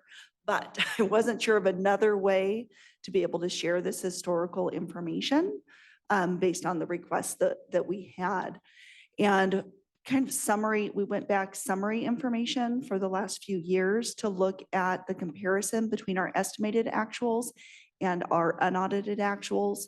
One thing that we did cover earlier in the slides that I did not break down further on here and probably should have just to give it a better understanding is what Joel had mentioned about the difference between the restricted and the unrestricted. You will see when you combine them, there are big swings. And the reason for that is that the federal funds, we have to reflect at different times that we're going to spend them all, or we will have carryover that say, as we had happen this year, that we recognized because we found expenditures in the general fund that were appropriate to be able to move into those restricted funds. That's essentially how we continue to maintain that general fund balance and move forward in a positive manner, especially in COVID and with some of the titles, is making sure that we're putting every appropriate dollar into restricted expenditures first. Spend the most restricted dollars prior to spending your general fund dollars. So that's what you see typically between estimated and unaudited. Additionally, we're taking the information that we have at the time and May and June when we're preparing those and extrapolating out what we expect to have happen by the end of June. And then in September, we bring back what has actually happened. So when we look at the percentages, and I'm sorry, I have to do a little movement on my screen here so I can see what I'm looking at on the right-hand side. Okay.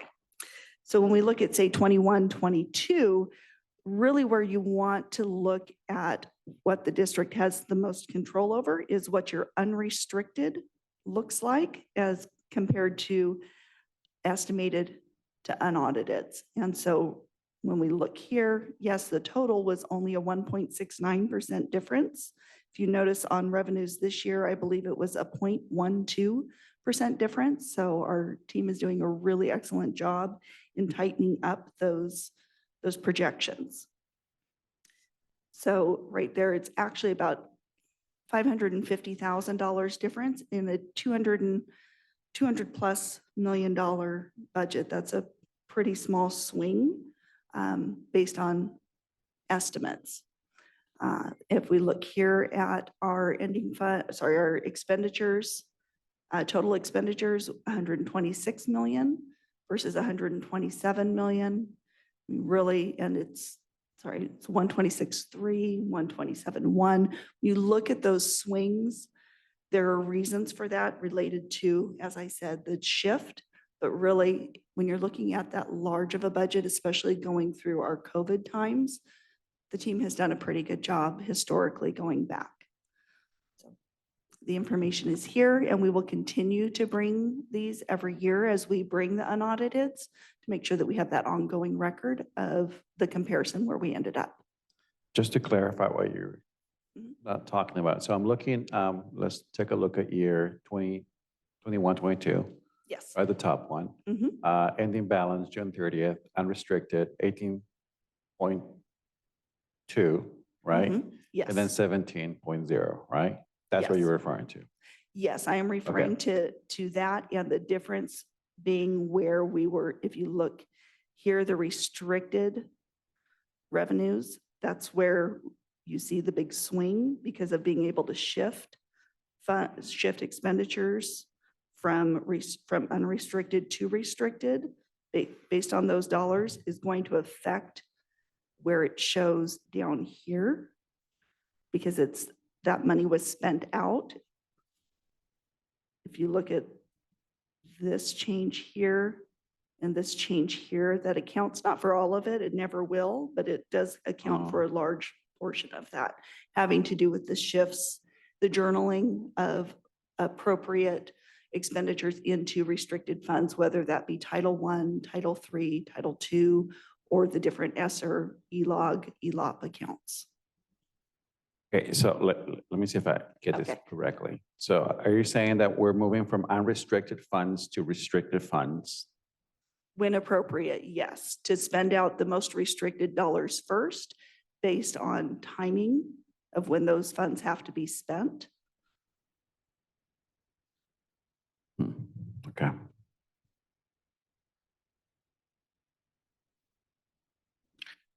So I'm looking at that year, right? So the swing is not that much. If you're only looking at the unrestricted column, right? It's what, less than $1 million. That's pretty good.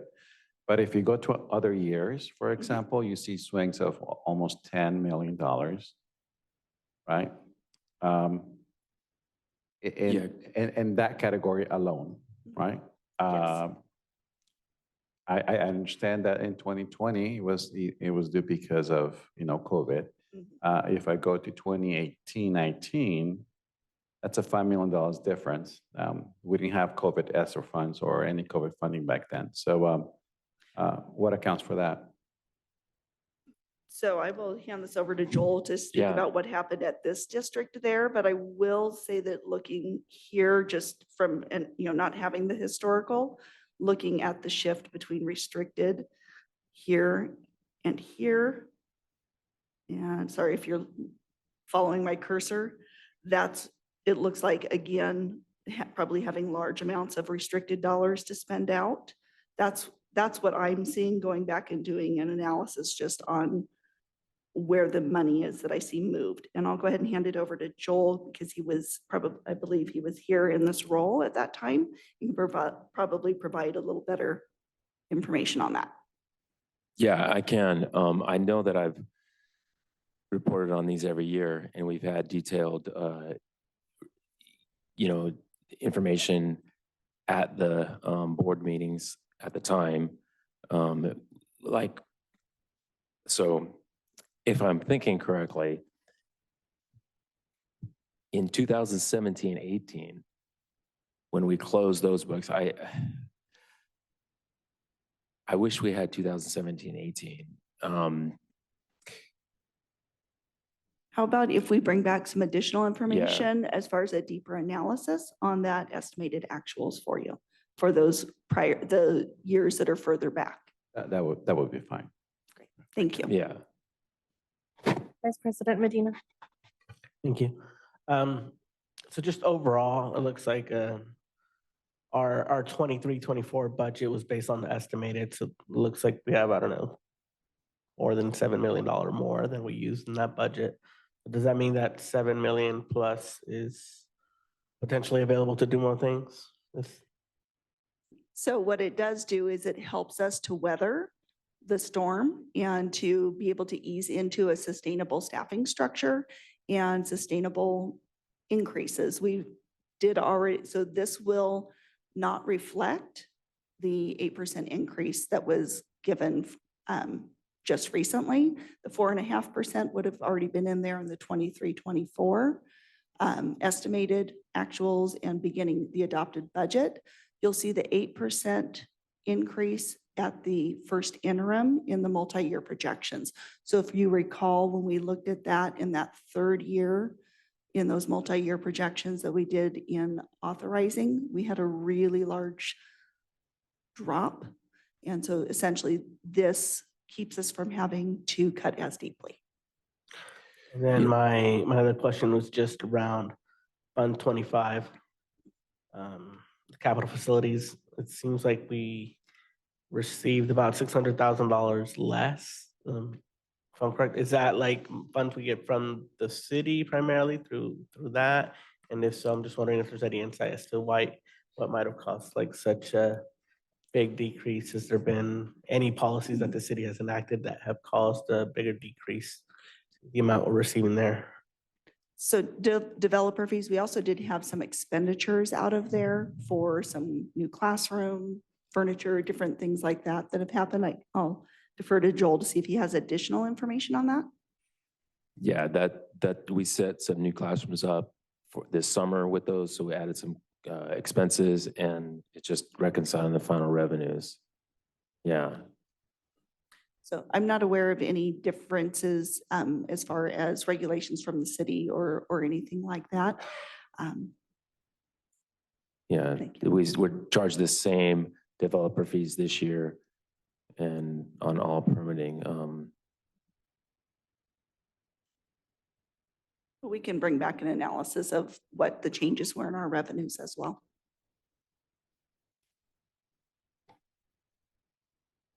And by the way, I just want to say thank you for bringing this forward. I know I've requested that information for about 3 years, and I just want to say that I'm very appreciative that you've taken the time to do this. So thank you. Thank you for the questions. Okay, the other item that we had a request to talk about that is important, which is the classroom expense allocation. There are a couple things to clarify, and that is that it's the minimum percentage of district general fund expenditures that are required to be spent on classroom salaries and benefits. So that's specifically classroom teachers and instructional aides. Does not factor in any other expenditures, so anything that goes into the classroom. And for a unified school district, so because we have joint administration, we are held to the unified rules, which is a minimum of 50%, 55% of all of our expenditures are required to be spent on classroom salaries and benefits. The law dates back to 1929. So that's, it was enacted prior to all of these other things going into the classrooms and requirements or needs, the advances in technology and things like that. Our current percentage, Joel worked really hard with our county office to determine, and our auditors to make sure that we actually went through and determined what items we could take as exemptions and what we couldn't. That's a practice that he goes through every year to make sure that we are being as accurate as possible. And I'll let him elaborate on kind of what that process looks like, what the items are that can be excluded. Again, our current percentage, we did actually, through going through that, he did work with them and we got to exactly the 55%, which was, we were like, whoa, that's crazy. But when we looked at the other question that Director Flores had, which was, what would it take to increase to 60%? And it would be approximately $9.3 million to classroom salaries and benefits only. So no other increases in expenditure, strictly classroom teachers, instructional aides, salaries and benefits. And that would be the additional cost, assuming no other changes in expenditures. And then the other questions, I knew that I had seen a school services article a while ago, and this actually came out in February of 2020. At that time, 1 in 3 districts in the state were not making the minimum classroom expenditure. And following up with SCO, they did share that in the last 3 years, so 2021, 7 districts did not meet it. 21, 22, 5, so this is specific to Sonoma County. 22, 23, they know of 2 so far, but they expect it to be the same as last year. And there are some districts that are exempted from this requirement, which are those that have an ADA under 101 or who have all of their classrooms at no more than 28 students enrolled. So there are actually several small LEAs that are excluded. They're exempt from this calculation. Do you want to talk about the exemptions real quick? Yeah, so the exemptions that we have to identify, other than the ones that are identified through the SAC software, are categorical programs that do not grant expenditures in a program not incurring, that are not requiring disbursement without funds regarding the requirement of EC section 41732. Do I know exactly what that means? Not 100%, but like Lisa said, I work with the auditors and the county office We collaborate and identify what those categoricals are, and it's the entire categorical program.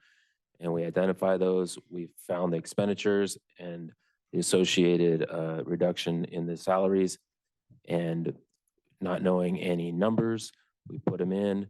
And I was with them on the phone, and then they said, "All right, see what it comes out at." And boom, 55% exactly. That is how that entire process went.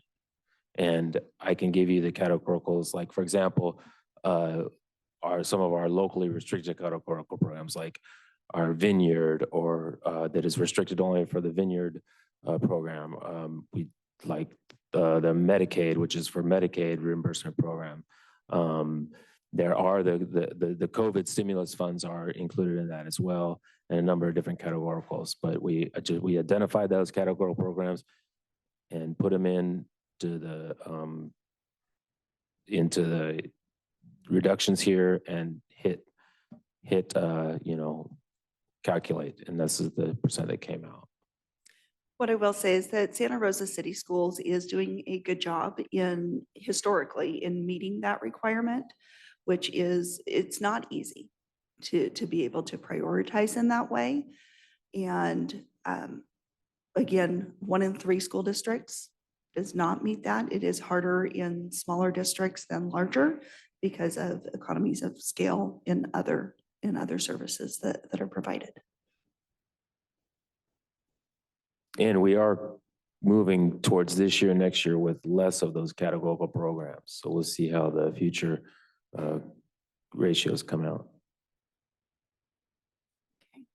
Our next steps, we do have our Budget Advisory Committee has reconvened, and we are meeting monthly through the rest of the year, but specifically a lot of work in September, October, and November, moving into our first interim report. And we expect some preliminary recommendations to the superintendent at that time to be included. And that is when our audit report is due to SCO. January, we'll expect the governor's budget for 24-25, continue with our BAC meetings, and then the next updates at the second interim budget reporting, and moving in with revisions to the preliminary recommendations to the superintendent based on activity to date through January 31st, as well as the governor's proposal. And there are questions, or I hand it back over to you, President Manieri. Thank you. Are there questions? I see Director Medina's hand. Yeah, just a follow-up. If you could guide me or send me some sort of email as to the Budget Advisory Committee selection process or appointment process and who it's supposed to be composed of. Appreciate that. Absolutely. Other questions from the board? Okay, at this time, we will take public comment on item E3. This is an action item 2022-23 unaudited actuals. I have no blue cards, so we will move on to remote attendees. There are members of the public joining us on Zoom who would like to comment on item E3. Please raise your hand. Our first speaker is Adina Flores.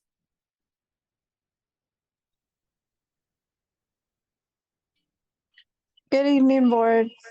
When we're looking at the budget, I'm curious as to how much of that was allocated towards legal fees.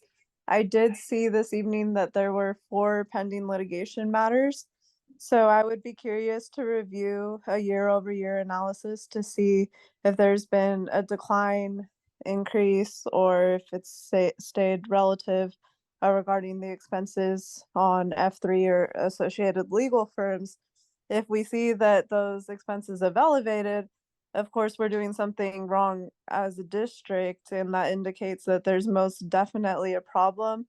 Based on the commentary that took place this evening, it's leaning towards negativity rather than positive comments from not only the staff, but the community at large.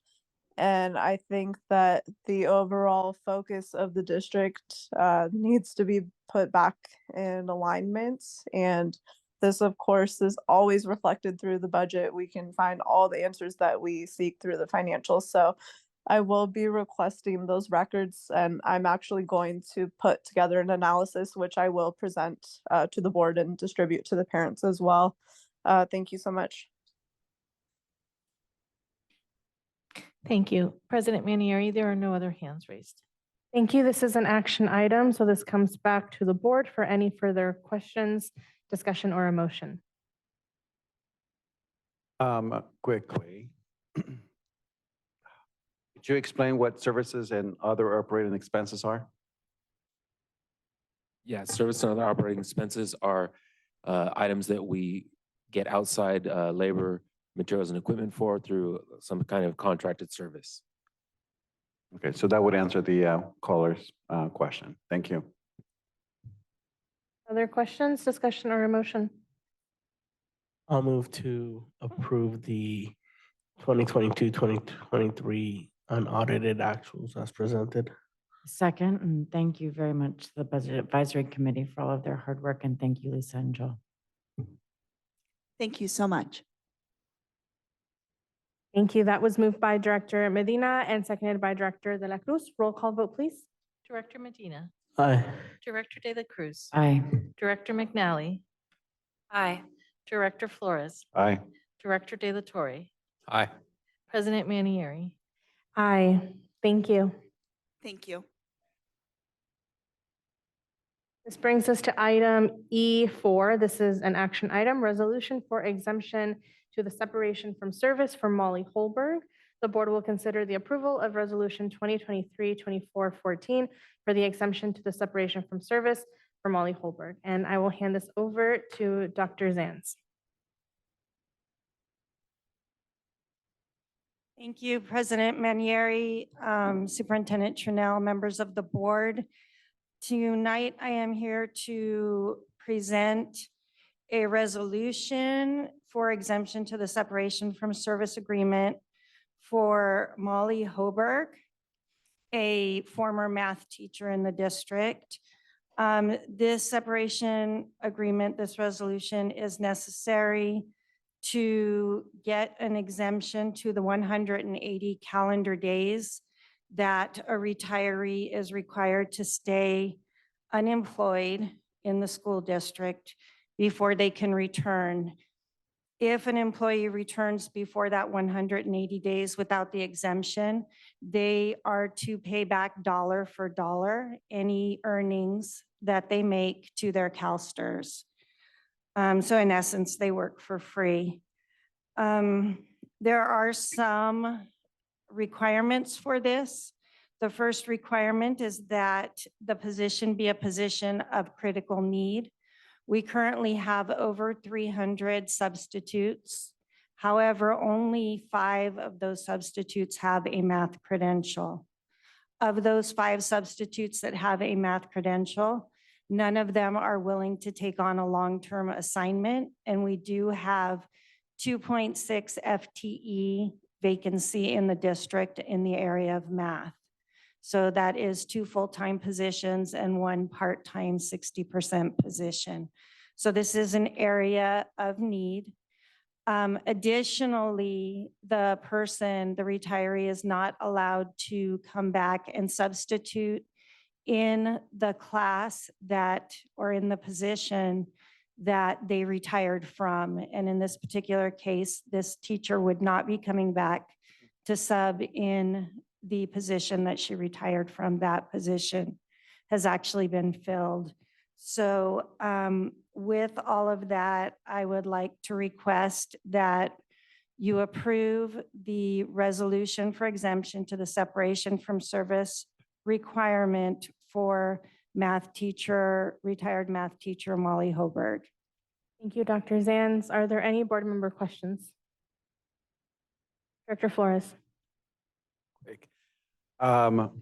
So I know there was an exemption done last year due to COVID, I believe so, and it sunset.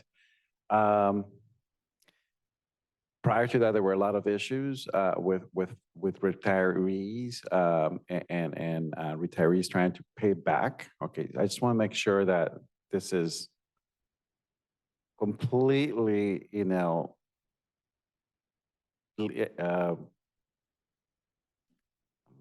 koshered in terms of making sure that the right retiree is not going to have to pay any of these, because I heard a lot of issues of retirees having to pay back even after resolutions were passed.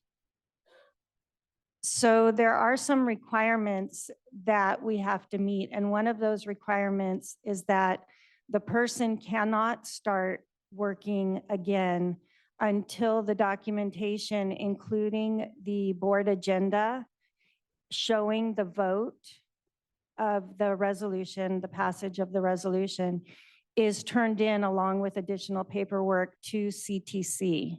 So it may have been that people started working, realized that they needed this exemption and had to pay it back. But in this particular case, we have all of our documentation, and I have been in contact with CalSTRS directly to make sure that we're doing everything to prevent this teacher from having to pay back any money. Thank you. Other questions? Seeing none, we will move on to public comment. I have no blue cards, so we will move on to remote attendees. There's members of the public joining us on Zoom who would like to comment on item E4. Please raise your hand. President Manieri, there are no hands raised. Thank you. This comes back to the board for any further discussion or a motion. Make a motion to approve the resolution for exemption to the separation from service for Molly Holberg. Second. Thank you. That was moved by Director De La Torre and seconded by Director De La Cruz. Roll call vote, please. Director De La Torre. Aye. Director De La Cruz. Aye. Director McNally. Aye. Director Flores. Aye. Director Medina. Aye. President Manieri. Aye. Thank you. Item E5, approval of a variable term waiver for administrative services credential for Kyla Brady Long. And I will hand this over to Dr. Zanz. Thank you. We are requesting a variable term waiver for Kyla Brady Long to serve in the position of assistant principal at Maria Crea High School. A variable term waiver is used when either a teacher or an administrator has one or a few things that they need to complete before being fully credentialed, or have recently joined a program that they will complete within the year. So in this particular case, Ms. Brady Long does have one item that she needs to complete in order to be eligible for her credential, which is the CPACE performance exam. The reason that we are asking for this variable term waiver is that this assistant principal position has been open on EdJoin and other recruiting websites since April 6th of 2023, and the position has not been filled. The position has been offered twice to other applicants who did have a credential, and both declined the position. So we now have no further applicants for the position. And Ms. Brady Long is qualified and enthusiastic about serving in the capacity of assistant principal at Maria Crea High School. Thank you, Dr. Zanz. Are there questions on this item? Seeing none, we will move on to public comment. I have no blue cards, so we will move on to remote attendees. There's members of the public joining us on Zoom who would like to comment on item E5. Please raise your hand. There are no hands raised. Thank you. Move to approve a variable term waiver for the administrative services credential for Kyla Brady Long. Second. Thank you. That was moved by Director De La Cruz and seconded by Director Flores. Roll call vote, please. Director De La Cruz. Aye. Director Flores. Aye. Director McNally. Aye. Director Medina. Aye. Director De La Torre. Aye. President Manieri. Aye. Thank you. Item E6 was pulled earlier in our agenda, so we will move on to item E7, approval of a variable term waiver request for administrative services credential for Darren Brookshire. Dr. Zanz. Thank you. Like in the previous variable term waiver, the position is for an assistant principal at Elsie Allen High School. In this particular case, the future administrator, Darren Brookshire, has recently enrolled in a credential program that he will complete within the next year, which makes him eligible for a variable term waiver. In the case of Elsie Allen High School, the position opened on May 15th of this year, and the position has been offered and declined to fully credentialed administrators 3 times. So it was declined on July 11th, July 27th, and August 8th of this year. And so for that reason, we ask that you approve the variable term waiver for Darren Brookshire. Thank you. Are there any questions? Director Flores. And this goes back to also Brady Long. What set of support services do we have to make sure that these folks feel supported in the new roles, especially since they're not fully credentialed technically, right? So I want to make sure that they have a positive experience and that, we are able to retain if they end up being, a good fit. So in the case of Mr. Brookshire, because he is enrolled in the program through North Coast School of Education, he will get support and mentorship through that program, as well as from the administrators at the site where he will be working. There are seasoned administrators there that can also support him. For Ms. Brady Long, she will also be working with seasoned administrators, as well as be receiving support from the district. And as a new administrator, will be enrolling in the administrator induction program through North Coast School of Education and will be provided a mentor through North Coast.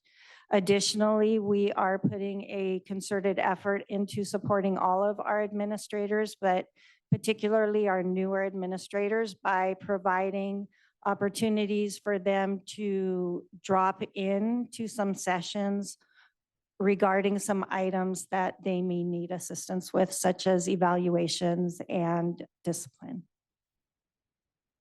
Thank you. And that brings up a question for me.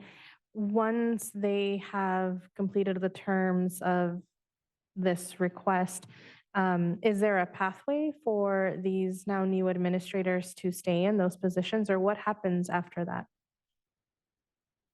So these administrators are being hired into these positions. They are not temporary positions or akin to a student teacher position. So they are being hired into the position, and barring any unforeseen circumstances would continue in that position just as any other administrator would. Thank you.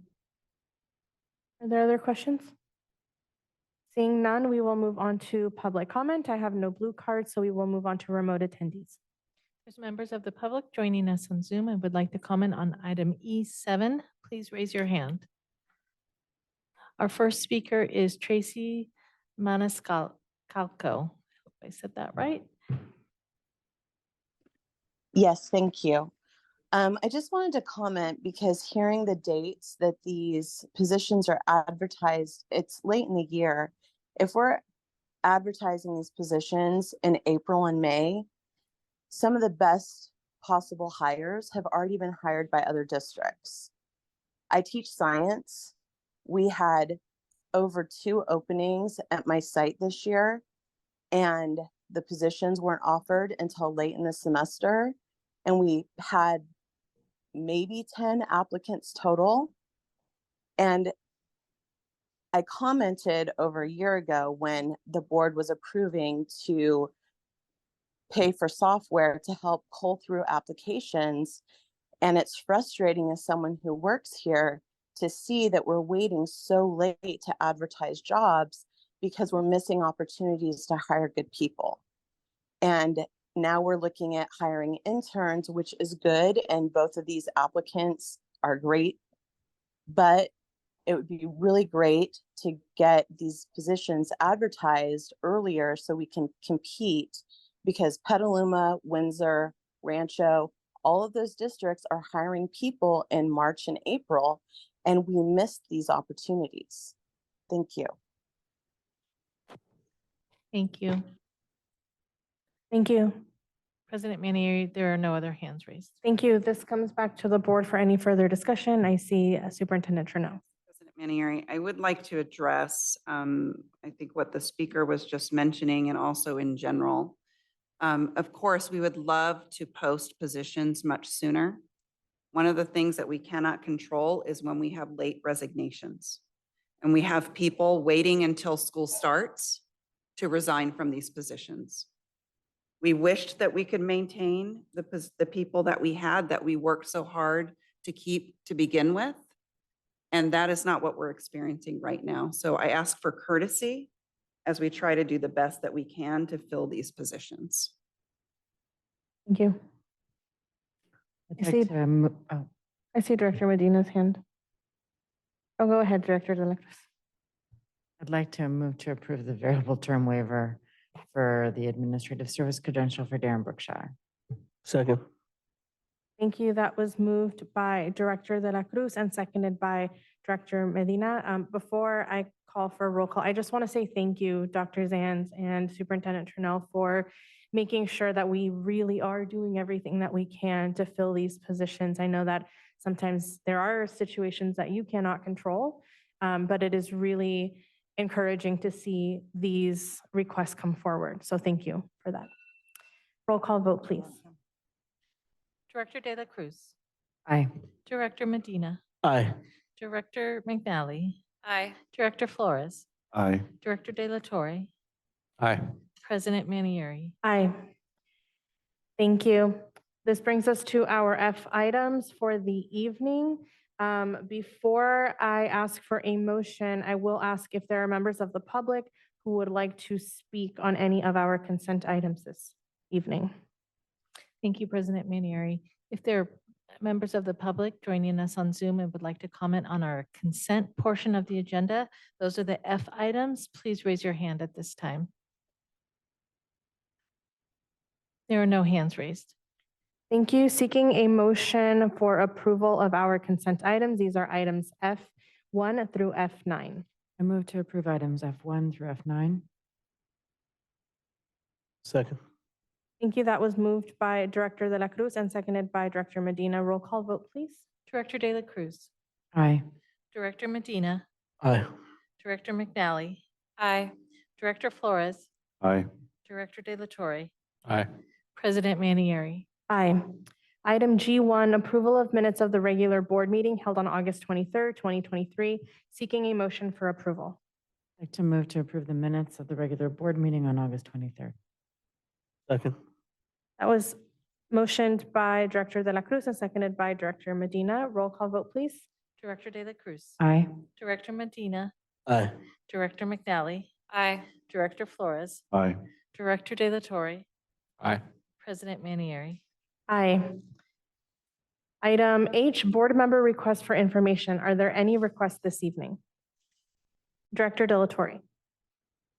I'd like to make a request if we can get some educational information on what the district's doing to mitigate safety. I know there's a lot being done, but if we can put that information out there in a future board meeting, I think that'd be really helpful to the community to understand all the work that the district has put into this very important issue. Thank you, Director De La Torre. Director McNally. A few things, and Superintendent Trudeau, I know you did address somewhat the gang intervention trainings. I just would like to request any information and updates on gang prevention and intervention, that resources and strategies that we have. I also am curious about, I'm relatively new to this board, so the reasoning for our open campuses and the feasibility of fencing.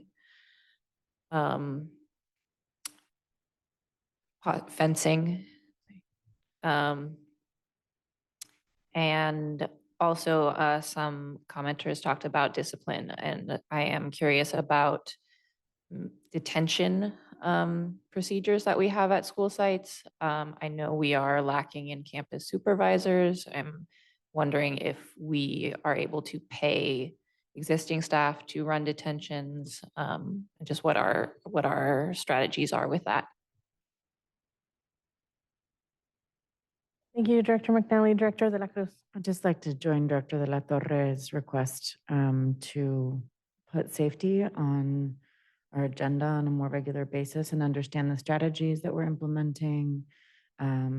Hear from folks inside of schools as to what's working and what isn't. And I think continue to invite student voice into this conversation would be appreciated. Thank you. Thank you. Are there other requests this evening? Director Flores. To that, I'd like to add, there were a few comments that we heard tonight regarding alternative sites. I don't know necessarily what that means, so I'd like to know more about that if we ever had alternative sites for students. Thank you. Other requests? Okay. This brings us to our I items, our information items listed in the agenda packet.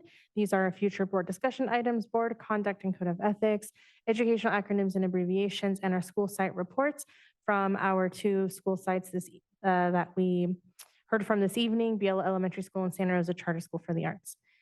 Before we end our meeting, we would also like to take a moment of silence to remember and honor Heather Hagel, a very loved educator in our community who recently passed away and will be dearly missed. Yes, Director De La Cruz. Can I add the name of, I don't want to get this wrong, Jenko Lim? I appreciated President Howell's sharing institutional history that those of us who are newer to this position may not have had. And I just want to make sure that we remember his name. Thank you. So we'll take a moment of silence at this time.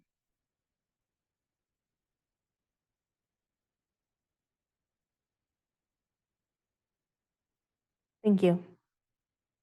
Before we adjourn this meeting, Superintendent Turnell, are there any last announcements?